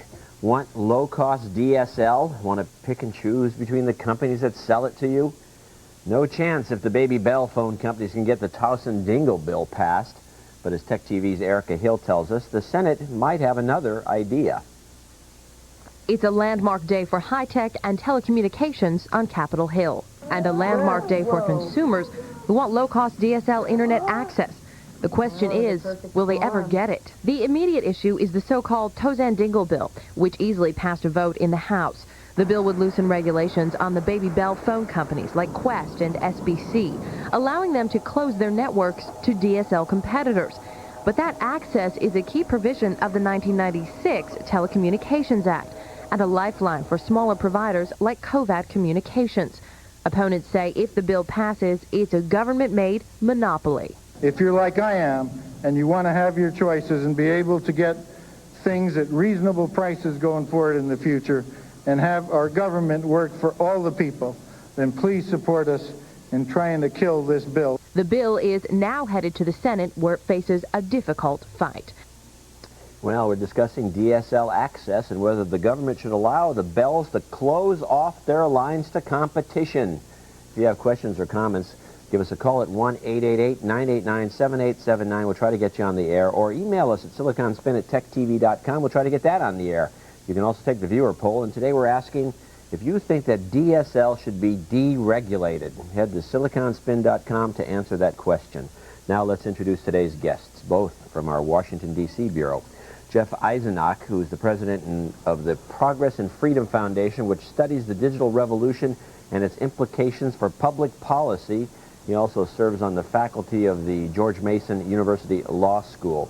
And Jason Oxman, Assistant General Counsel at Covat Communications. And prior to joining Covat, he served as counsel for advanced communications in the Office of the Plans and Policy, or the Office of Plans and Policy at the FCC. Jeffrey, let me start with you. Why do you think the Bell data line should be deregulated? Well, John, importantly, I think the setup kind of got it wrong. The rules currently require that the lines are open, and the new rules under Towson Dingle would continue to require that the lines are open. The question really goes to new investments made by incumbent telephone companies and whether the prices that those companies are going to have to resell those new investments at. Long and short of it, if a company goes and digs a trench and puts in a new fiber optic cable, should they be forced to resell that to all comers at prices that are at best at their costs or even below their costs, or should they be allowed to make a fair profit on those new investments? If we want to get the new investments made, we're going to have to let them make a new profit. They won't, or they won't make them. And if that does happen, what you're going to see is the monopoly that's really emerging here, which is a cable monopoly over residential broadband services. We're going to see that monopoly really come to fruition without any kind of challenge from other technologies. Jason, that sounds reasonable the way he explains it. What's wrong with this picture? Well, what's wrong with this picture is that that's actually not what Towson Dingle does. The legislation addresses a far different question than the one that Jeff raises, which certainly is an interesting question about the need for the Bell companies to recover their costs in deploying services. Unfortunately, what Towson Dingle does is it draws an arbitrary distinction. It kind of redlines consumers. It draws a distinction between consumers that are served over a home-run piece of copper, an all-copper loop, and consumers that are served over loops that may have fiber optic cable in them. And instead of addressing the pricing provisions of the 1996 Telecom Act, what Towson Dingle does is serves to limit consumers' access to a variety of competitive service offerings over those loops that may have fiber in them. So although the question of pricing of these services is certainly an interesting one, rather than address the pricing provisions of the current law, what Towson Dingle does is eliminate the underlying obligation to provide those facilities to competitors at all. Very different question than what Jeff raises. Jeff, Jason, and your analysis is totally different. What's wrong with what Jason said? What Jason's saying isn't what the bill says. What the bill says is passed, and there was an amendment introduced on the last day of consideration by Representative Booyer from Indiana and Representative Towns from, I think, New York. And what that amendment did is it said that the open access requirement is going to continue to apply to all new facilities, including fiber facilities, which are going to be designated as common carrier facilities, and to which the incumbents, the people who build those facilities, are going to have to provide access under this law, very specifically, going to have to provide access at fair and just rates. Now, Jason's concern is that the presumption would be that the rates that are charged are fair and just, and that he would not have the kind of power that COVAD has exercised over the political process so far to be able to get those rates charged at prices below cost. And so what we're really talking about here is political power. COVAD doesn't like the fact that under the new rules that would be implemented under Tozian-Dingle, they would still have access, but they'd have to pay a fair price for them. All right, well, let's take a break. And, Jason, I'm going to get back to you because I didn't know you guys had that much political clout. Neither did I. According to Jeff. Anyway, remember, we want to hear from you out there. If you have any questions or comments, give us a call at 1-888-989-7879. Surely you must have some opinion on this, or email us at siliconspin@techtv.com. You can also take the viewer poll.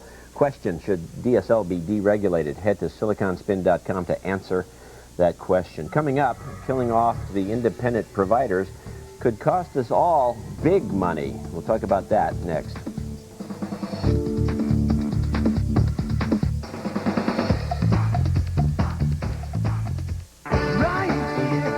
Coming this April to Tech TV. For the first time on television, Tech TV's 2002 Technology Festival. A month of amazing television about the technology impacting your life. And gadget giveaways every day, all month long. From communication to transportation, from medical breakthroughs to the world of sports, technology is changing the way we live, work, and play. And Tech TV is the television network that covers it all. And during Tech TV's 2002 Technology Festival, you'll see it all like never before. Also in April, don't miss Tech TV's great gadget giveaway. Every day, all month long, a new chance to win flat panel monitors, PDAs, digital cameras, and more. It's all part of Tech TV's 2002 Technology Festival, coming this April, only on Tech TV.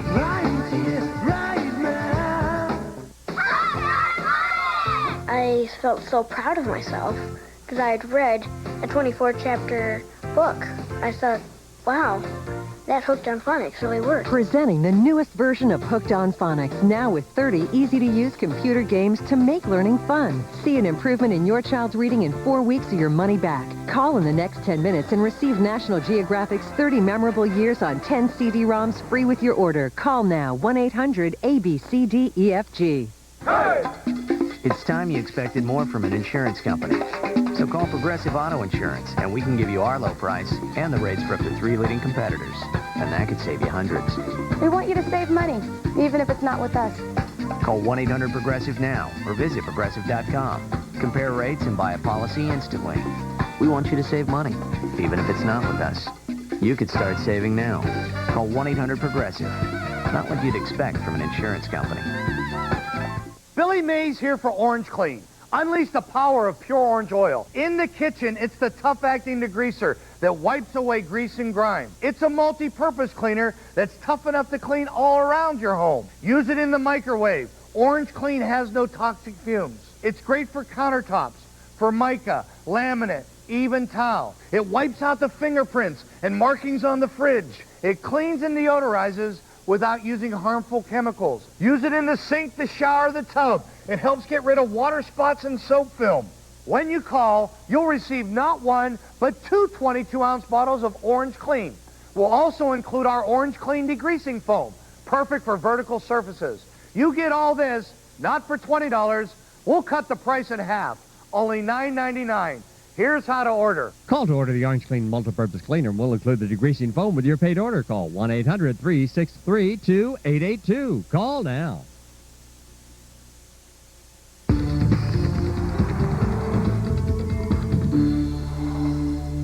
Welcome back to Silicon on Spin. The opponents of the Tozian-Dingle bill says says it'll give the Baby Bell companies a lock on providing DSL services somehow, and push out the little guys like COVAD and other independent providers, many of whom have already been pushed out. Jason, exactly why can't COVAD compete if this bill is passed? Wouldn't it just mean that you're going to just pay a little more? Well, fortunately, that's a hypothetical and quite a weak hypothetical in my view, because this bill is dead on arrival in the Senate. I'm sure, as Erica noted at the top, that most people are aware that the opposition to this bill in the Senate is very strong. Why is the opposition? Who's behind? Who wants this bill? The Senate is like a half and half Republicans, Democrats. I don't know. Is this a party line thing? Is it the Democrats that want this bill? Is it the Republicans? I mean, pushing who around here? Well, the Bell companies are pushing everyone around. It's part of their broader agenda to So this limit is a competition. nonpartisan issue. Yeah, it is. And fortunately, in the Senate, we have bipartisan opposition to this bill, spearheaded by no one shorter than Senator Fritz Hollings, who's the chair of the Senate Commerce Committee. Obviously, the Senate Commerce Committee is in charge of this bill. They have jurisdiction over it. It's Senator Hollings who took to the floor of the Senate last week and called this bill blasphemy, to quote him. So it's pretty clear that this bill will never see the light of day in the Senate, and of course... Well, then we don't have to worry about it. I don't even know what we're talking about it, now that you mention it. But well, what's the, exactly, why does he call it blasphemy? Is it because of the 1996 Telecommunications Act?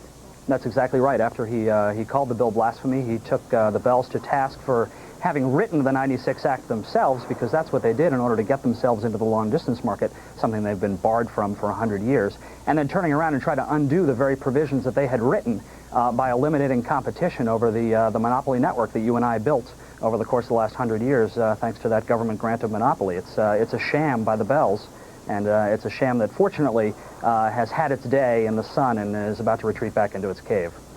Jeff, the 1996 Telecommunications Act to me hasn't done anything anyway. I mean, where's that headed? Well, look, I think the 1996 Telecom Act had a lot of positive things going for it. And I don't see one benefit from that act. It seems to me that it was something of a scam to begin with. Oh, I disagree with that. I do think the way it was implemented by the FCC was a scam. And if you read Reed Hunt's book, which is worth anybody interested in this subject reading, the former chairman of the FCC under President Clinton, he talks about how they took some ambiguities in the law, and as he said, like engineers trying to straighten the Leaning Tower of Pisa, we consciously strove to give the competitors, the CLECs like the one Jason's associated with, a fairer chance than any they might have had under any explicit provision of the law. And he goes on to brag about how they were successful in creating all these companies. Now, I think that the failure there was the failure of the FCC, not the failure of the law itself. You don't think that we need all these companies? I mean, I have mixed feelings about it myself, because I don't know how many phone companies we actually need, but there seems to be no competition for local phone service anywhere. Well, actually, you know, it's interesting. The real competition that's coming, first of all, everybody knows it's coming from your wireless phones, and a recent survey in USA Today showed that 20% of people now use their wireless phone as an alternative to their landline as their primary telephone. So it's coming from there. The second place it's coming from the cable companies. There are now about 1.5 million people getting their telephone service from companies like AT&T Broadband and Cox, who are providing it over upgraded digital cable systems. That's almost as many people as get their residential broadband service from the Bell operating companies, the telephone companies. So there's competition happening both ways, and that's all very healthy. But the scam here, really, the tragedy is that a lot of folks like Jason's company got into this. In the case of Covat, about 2 months after the Telecom Act was passed, a group of people, many of them former regulators, people associated with the regulatory process, lawyers, decided they were going to go start a telephone company. And what they've ended up doing is driving the stock up as part of this bubble. In the case of Covat, about $75 million were sold when the stock was at its peak by insiders. They walked off with the cash. The typical investors, average investors, were left holding the bag. The company is now in bankruptcy. We don't really know if it's going to come out. And that was just part of a larger phenomenon, Global Crossing, Level 3. When you look at companies like that, we just looked at 7 companies, and in those 7 companies, 60 people walked away with about $1.5 billion over the course of the last 2 years alone. Virtually all those companies are now in bankruptcy or near it. So, I don't know if I'd want to... So there was a bubble and there was a scam here, and that was helped by the FCC. Well, I'm not absolutely sure that the Global Crossing folks and the CLEC should be lumped together, when a lot of the problems the CLECs had were largely caused by the old guys that wouldn't let them get connections, and they held them up here and there, and it was... That's what the Covat folks want you to say, but if you listen to Alex Mandel Intelligent... Jeff, let Jason, you've been jumping all over the poor guy, and let's see what he says. I think he's just trying to keep warm up there. It looks pretty chilly. You know, it's such a red herring argument. It really is, and it distracts from what the Bells are trying to do. There's one goal and one goal only in this legislative push they're making. They're doing it at the FCC. They're certainly doing it, as evidenced by Jeff's own work, in the PR arena. They're trying to distract from their... Well, why are they even bothering, Jason? It seems to me that the phone companies have got a leg up on you guys anyway. They've pretty much pushed you out. I know in my area it's pretty difficult to get broadband without using one of the Pac Bell folks. They've already pushed you guys into pretty much oblivion, at least a lot of you, not all of you. So what's Yeah, the certainly point not of us. this? What's the Certainly point? not us. That's a great question. You know, if I were an investor in a Bell company, and the Bell company said, I want to go out and spend $1 billion upgrading my network, but first I want to eliminate the obligation to have a wholesale business. I want to fill 25% of that network instead of 75% of that network, I'd be suspicious. What this is about is a power grab. They had a monopoly for 100 years. They liked it, and they want it back, and they don't like competition. I really think you should be looking at this issue solely from the consumer's perspective. What did DSL deployment look like before 1996, before there was competition? It was zero. The technology was around for a decade, but the Bells didn't deploy it. Why? Because monopolies don't have any incentive to invest. Well, they don't have any incentive to innovate. We come along and we spark deployment, and we're serving hundreds of thousands of customers on our network. Jason, I think that's arguable too, because we did have the cable guys come in that really kind of jacked these guys up too. Let's take a break. And when we come back, the FCC considers stepping in, find out what they plan to do next.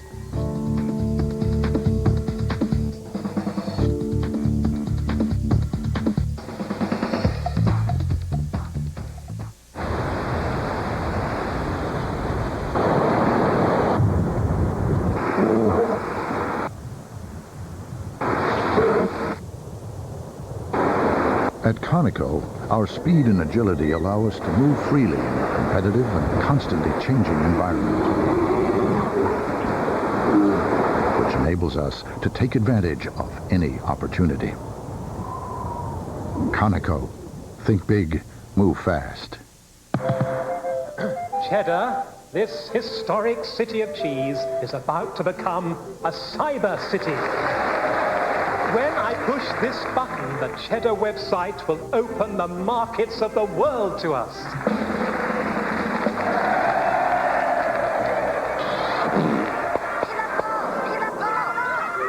What's happened? We've been hacked. A secure infrastructure? IBM can help. Mother always cries at the wedding. Especially when it puts $10,000 on the credit cards. How are we paying for this? Check the freezer. What if getting money from your home equity was this painless? Well, thanks to Ditech.com, it may be. Just call 1-800-71-FIXED or apply online now to refinance at a low rate to cash out some equity. We'll arrange an appraiser, notary, and even deliver to your door. Ditech.com, your mortgage solution delivered.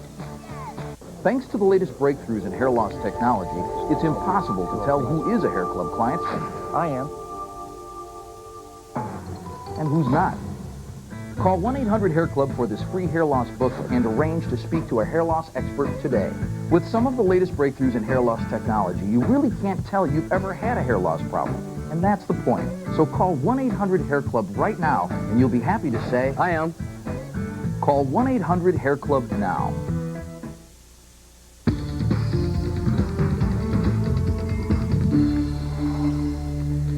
Welcome back. If you thought the Tozan-Dingle bill was confusing, and the first segment of the show sure proved that, didn't it? Wait till you see the FCC's plans. The agency wants to change the rules surrounding telephone-based broadband internet access by giving it a new name, by simply calling it an information service rather than a telecommunications service. Jeffrey explained what the ramifications of this name change would have.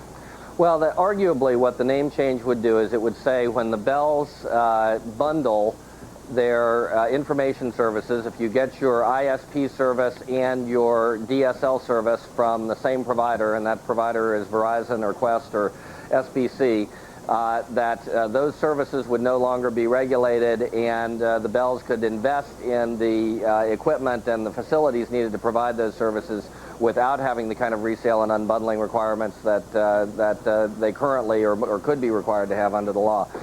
Whether that's the right strategy or not, it's a different strategy from the one Tozan-Dingle takes. Tozan-Dingle would continue, as I said, to have those same services regulated, but with a much lighter touch of regulation in terms of open access, but not mandating price regulation in advance.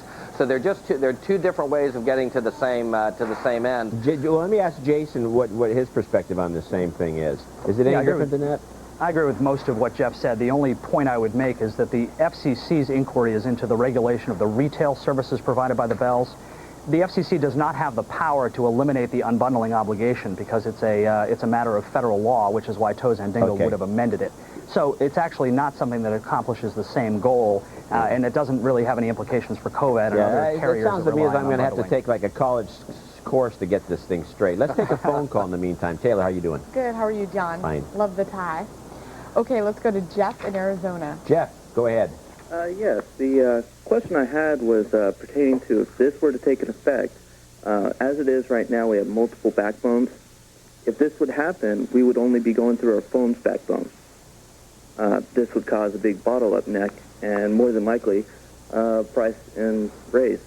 I'm not so sure that's true. Jeff, how would you analyze the backbone issue? Because I just got a copy of the new ISP or Boardwatch magazine and the backbone issue, and there's a lot of cable out there from all kinds of different people. Yeah, I think right now really the last concern is congestion or monopoly on the internet backbone. I think there's a lot of competition there. A lot of folks like Global Crossing and Level 3 have put a lot of fiber in the ground, and that fiber is, a lot of it is not being utilized today. So I don't think people need to be concerned about the backbone. Which brings another point up. Why are you guys so concerned about why are you going to charge these new installations when there's so much stuff out there now? Why are you even considering new installations? With information and letting them organize themselves biologically rather than through machinery to do computations such as addition. But what's the point of making computers out of leeches? Well, what computers don't have is the ability to organize themselves to get the answer. An ordinary computer, we have to micromanage everything that it does. Here, we only have to direct them towards the answer, and then they get the answer themselves, rather than us having to do every detail for them and then just hope they do it fast enough. With the help of his team, Bill can wire the leech cells up to the electrodes and measure their activities. The more peaks, the faster the cell is firing. You can even listen to the cells chattering. Their challenge is to get the leech cells to do a sum, adding 2 to 3. For this, they need 2 nerve cells. First, they attach the electrodes using a microscope. This is one of them. Using the electrodes, they can stimulate the nerve cells, loading each cell with a number, and then by connecting the nerve cells together, they can add up the 2 numbers and fire out the answer. What you see on the screen here is a number 2 above and a number 3 below. The higher the number, the more nerve activity and the more peaks you see on the screen. Then it's time to connect the cells together, which will add the 2 to the 3. The pattern of activity changes, and now this top line represents the answer. There seems to be more peaks, and sure enough, using statistics, they confirm the answer is 5. Our ultimate goal is really to build a computer that behaves more like a human being. If you think about it, a computer works great on your desk, but not so great in, say, a robot, where you can't lug around all this equipment and the supercomputer behind it. We want to be able to integrate both robotics, electronics, and this type of computer so that we can actually create more sentient-like robots, robots that actually behave more like biological creatures rather than the electronic monstrosities that we have now. It may seem a long way to go from a calculator to a conscious robot, but if Bill's right, then leeches may play a role in the future of computing. Next, on Tomorrow's World, we visit a man-made wildlife park.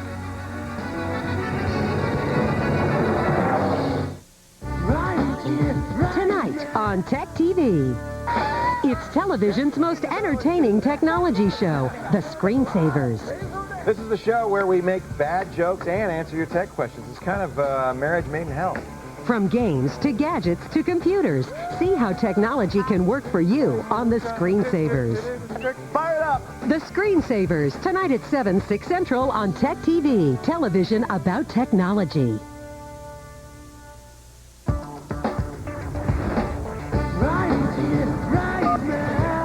Bringing us closer, making us stronger, impacting our lives in remarkable ways. Tech TV, the new television network about technology.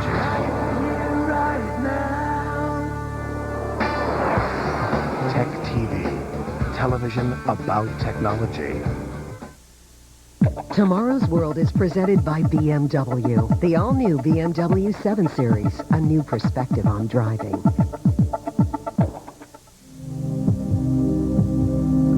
Faster, faster, until finally your heartbeat matches the seams in the road. road. You continue on over green-snaked waterways, and then you take a left and go past yesterday's grain and tomorrow's bread.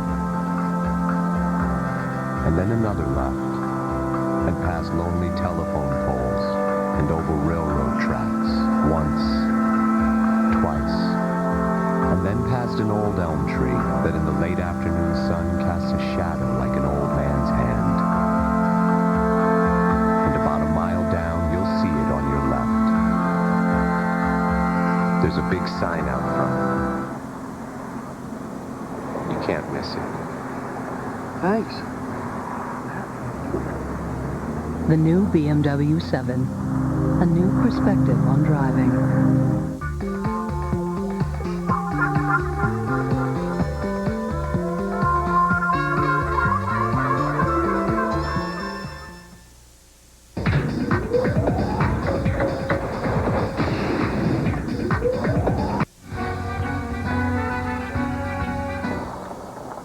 This is Madikwe in South Africa, near the Botswana border. Believe it or not, at one time there were only cattle grazing here as far as the eye can see. But now it's a huge game park created from scratch. Today the area is blooming with wildlife. There are over 13,000 animals here, from antelope and giraffe to lions and leopards, all feeding off the land and each other. This is the first park in the world to be set up by transporting huge numbers of animals into an area where few existed before. Overseeing the project is Dr. Marcus Hoffmeyer. First introductions were the herbivores, the prey base, and the sort of animals that can impact on the vegetation. That's why we brought the elephant and the herbivores in. And only once they'd established themselves could we consider bringing in the predators. It's the first time that so many different species of predators have been moved into a new region. If all goes well, the area should become a self-sustaining ecosystem. The hope is that by creating a whole new food line here, they can preserve the lives of some of the world's most endangered animals. Not only the glamorous species like these two rhinos, but also creatures like the African wild dog, Southern Africa's most endangered carnivore. Here they're safe from farmers who often kill them as pests, but they face another threat, rabies. So Marcus is trying to protect them with a domestic dog vaccine. First, he sedates one of the dogs using a dart gun, and then he injects the rabies vaccine. I'm just giving her the injection here into the muscle.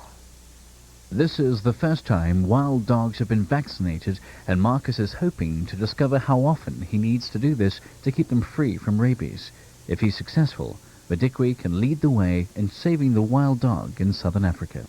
But Madikwe isn't just about helping wildlife. Local people are also benefiting from the pioneering approach. It's the first game reserve set up to bring wealth into a rural area by creating jobs, giving the people a stake in the park's survival. Projects like this bush clearing enables tourists to see the game easily, but most importantly, they provide real jobs where few existed before. The future of Madikwe depends on ensuring that the animals thrive by keeping a constant check on how they're adapting to their new home. The park is huge, so Marcus is using satellite collars to help him monitor the animals. Today he's going to replace an elephant collar on a young bull that was brought in from another park. The problem is he has to find him first. While one team goes in the jeep, Marcus goes in a helicopter and he's spotted the elephant. He alerts the ground team of the location and they follow as fast as they can. Then he has to sedate the animal using a dart. Shooting accurately from the air requires intense concentration. The dart hit home, and Marcus knows he's got to work fast to attach the collar and administer the antidote. If the elephant is down too long, its blood pressure and temperature will rise, putting its life at risk. Once the animal is on its side, they can get to work. The elephant keeps cool using its ears, so they're kept wet. Water is also poured onto its body. It's vital to keep the elephant's temperature down while the collar is being attached. Another member of the team monitors breathing to make sure the elephant's condition is stable. All is well, and he's sleeping peacefully. Once the new collar is fitted, it's time to wake the elephant by administering the antidote. Within seconds, the elephant rises to his feet. With his new collar in place, he's off to rejoin his family, and Marcus is able to establish that the herd is staying together. It's a powerful example of how science is contributing to the future of wildlife. Next, on Tomorrow's World, the extraordinary rocket that works like a helicopter.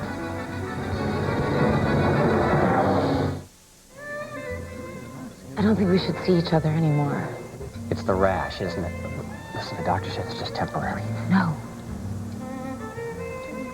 It's your website.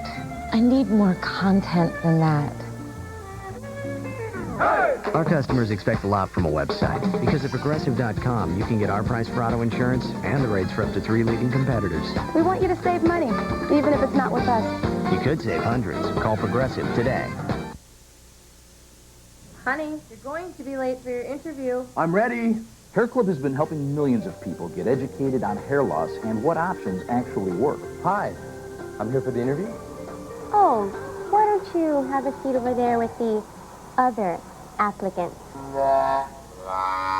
Hey, what are you looking at? It'll only be a minute. When you absolutely need to make a good impression, call 1-800-HAIR-CLUB for the answers to thinning hair. I felt so proud of myself because I had read a 24-chapter book. I thought, wow, that Hooked on Phonics really worked. Presenting the newest version of Hooked on Phonics, now with 30 easy-to-use computer games to make learning fun. See an improvement in your child's reading in 4 weeks or your money back. Call in the next 10 minutes and receive National Geographic's 30 Memorable Years on 10 CD-ROMs free with your order. Call now, 1-800-ABCDEFG.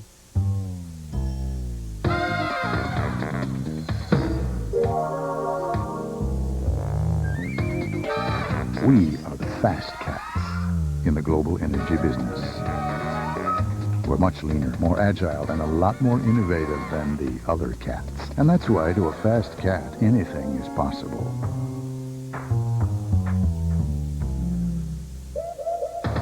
Conoco. Think big. Move fast. You've all read this. Top shelf consultants. $2 million. Pure strategic thinking could put us years ahead. The board is psyched. I'm psyched. It's a brilliant plan. One question. Given our current technology, is this implementable? No. No. No. Strategies you can actually execute? No. Now there's a plan. Still psyched? Sign up for MSN. Use it to buy baseball cleats for son. And get tips on hand-eye coordination. Use it to search for child optometrist.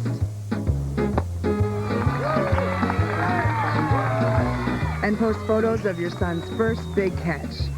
Want a great alternative to AOL? Microsoft Technology makes MSN more useful every day. Call now to sign up.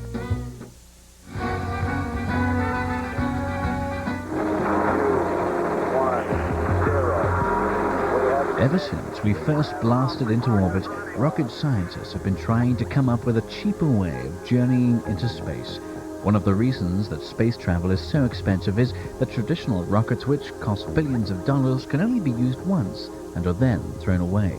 A fully reusable rocket may seem impossible, but here in a hangar in California's Mojave Desert, an attempt was made to do just that. This is a prototype rotary rocket called the Roton, and it's been designed by a small group of privately funded individuals who dream of getting into space without the help of NASA. Their radical design has 3 key steps to success. First, it's incredibly light. Conventional rockets are made of aluminum, but this one is made out of carbon graphite composite, very light and very strong. The engine design is even more radical. It uses kerosene and liquid oxygen rather than traditional rocket fuel. And instead of using heavy pumps to feed the 300,000 pounds of fuel to the engine, it uses a spinning motion. The fuel comes out of a tank in the center of the rocket and feeds 72 combustion chambers around the edge. With rockets, nothing can be left to chance. Here, at a test site in the desert, each of the combustion chambers is undergoing rigorous testing. The engineers gradually build up the burn time to the crucial 6 minutes it would take to get into orbit. Today, the target is 8 seconds. This is just one of the combustion chambers being linked up to the fuel supply. During the test, the center of the canister will be hotter than the surface of the sun. So, after they rigged it, the test site has to be cleared. 3, 2, 1. Although this is just one of the 72 combustion chambers, the force of the blast is enough to shake the camera. Even if they get their rocket into space, the team have to get back to Earth in one piece.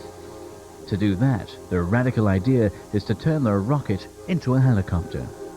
The rocket uses its rotors to glide gently back down to Earth, slowing down from several times the speed of sound to around 60 miles an hour. Then, just before it reaches the ground, tiny rocket engines on the tips of the rotor blades will be fired, allowing the roton to hover for a few seconds before touching down gently. They've even built a simulator so that potential astronauts could attempt landing the roton. The vehicle is now at 8,000 feet. First, the pilot starts a gentle turn towards the landing site, the Mojave Airport. The roton is descending at about 2,500 feet per minute. That's a fairly slow rate of descent. At the moment, there are no rockets being fired. The spinning rotors are slowing the descent down. Compared to an airplane, the approach is steep. A conventional airliner comes down at 3 degrees. The roton comes down at about 45 degrees. It really is part rocket, part helicopter. As the ground gets nearer, the pilot needs to make small corrections to keep the landing site on target. At 3,000 feet, the tips of the rotor blades are powered up. The rotors spin much faster, creating extra lift that slows the descent down, allowing a soft and gentle touchdown for the vehicle. The whole landing only uses a couple of 100 pounds of fuel, which is important. All the fuel needed for landing has to be carried up into space, so more fuel means more weight. At about 50 feet, the pilot makes final adjustments for touchdown. Unfortunately, due to cost and other issues, the project has been put on hold, but this design still gives space enthusiasts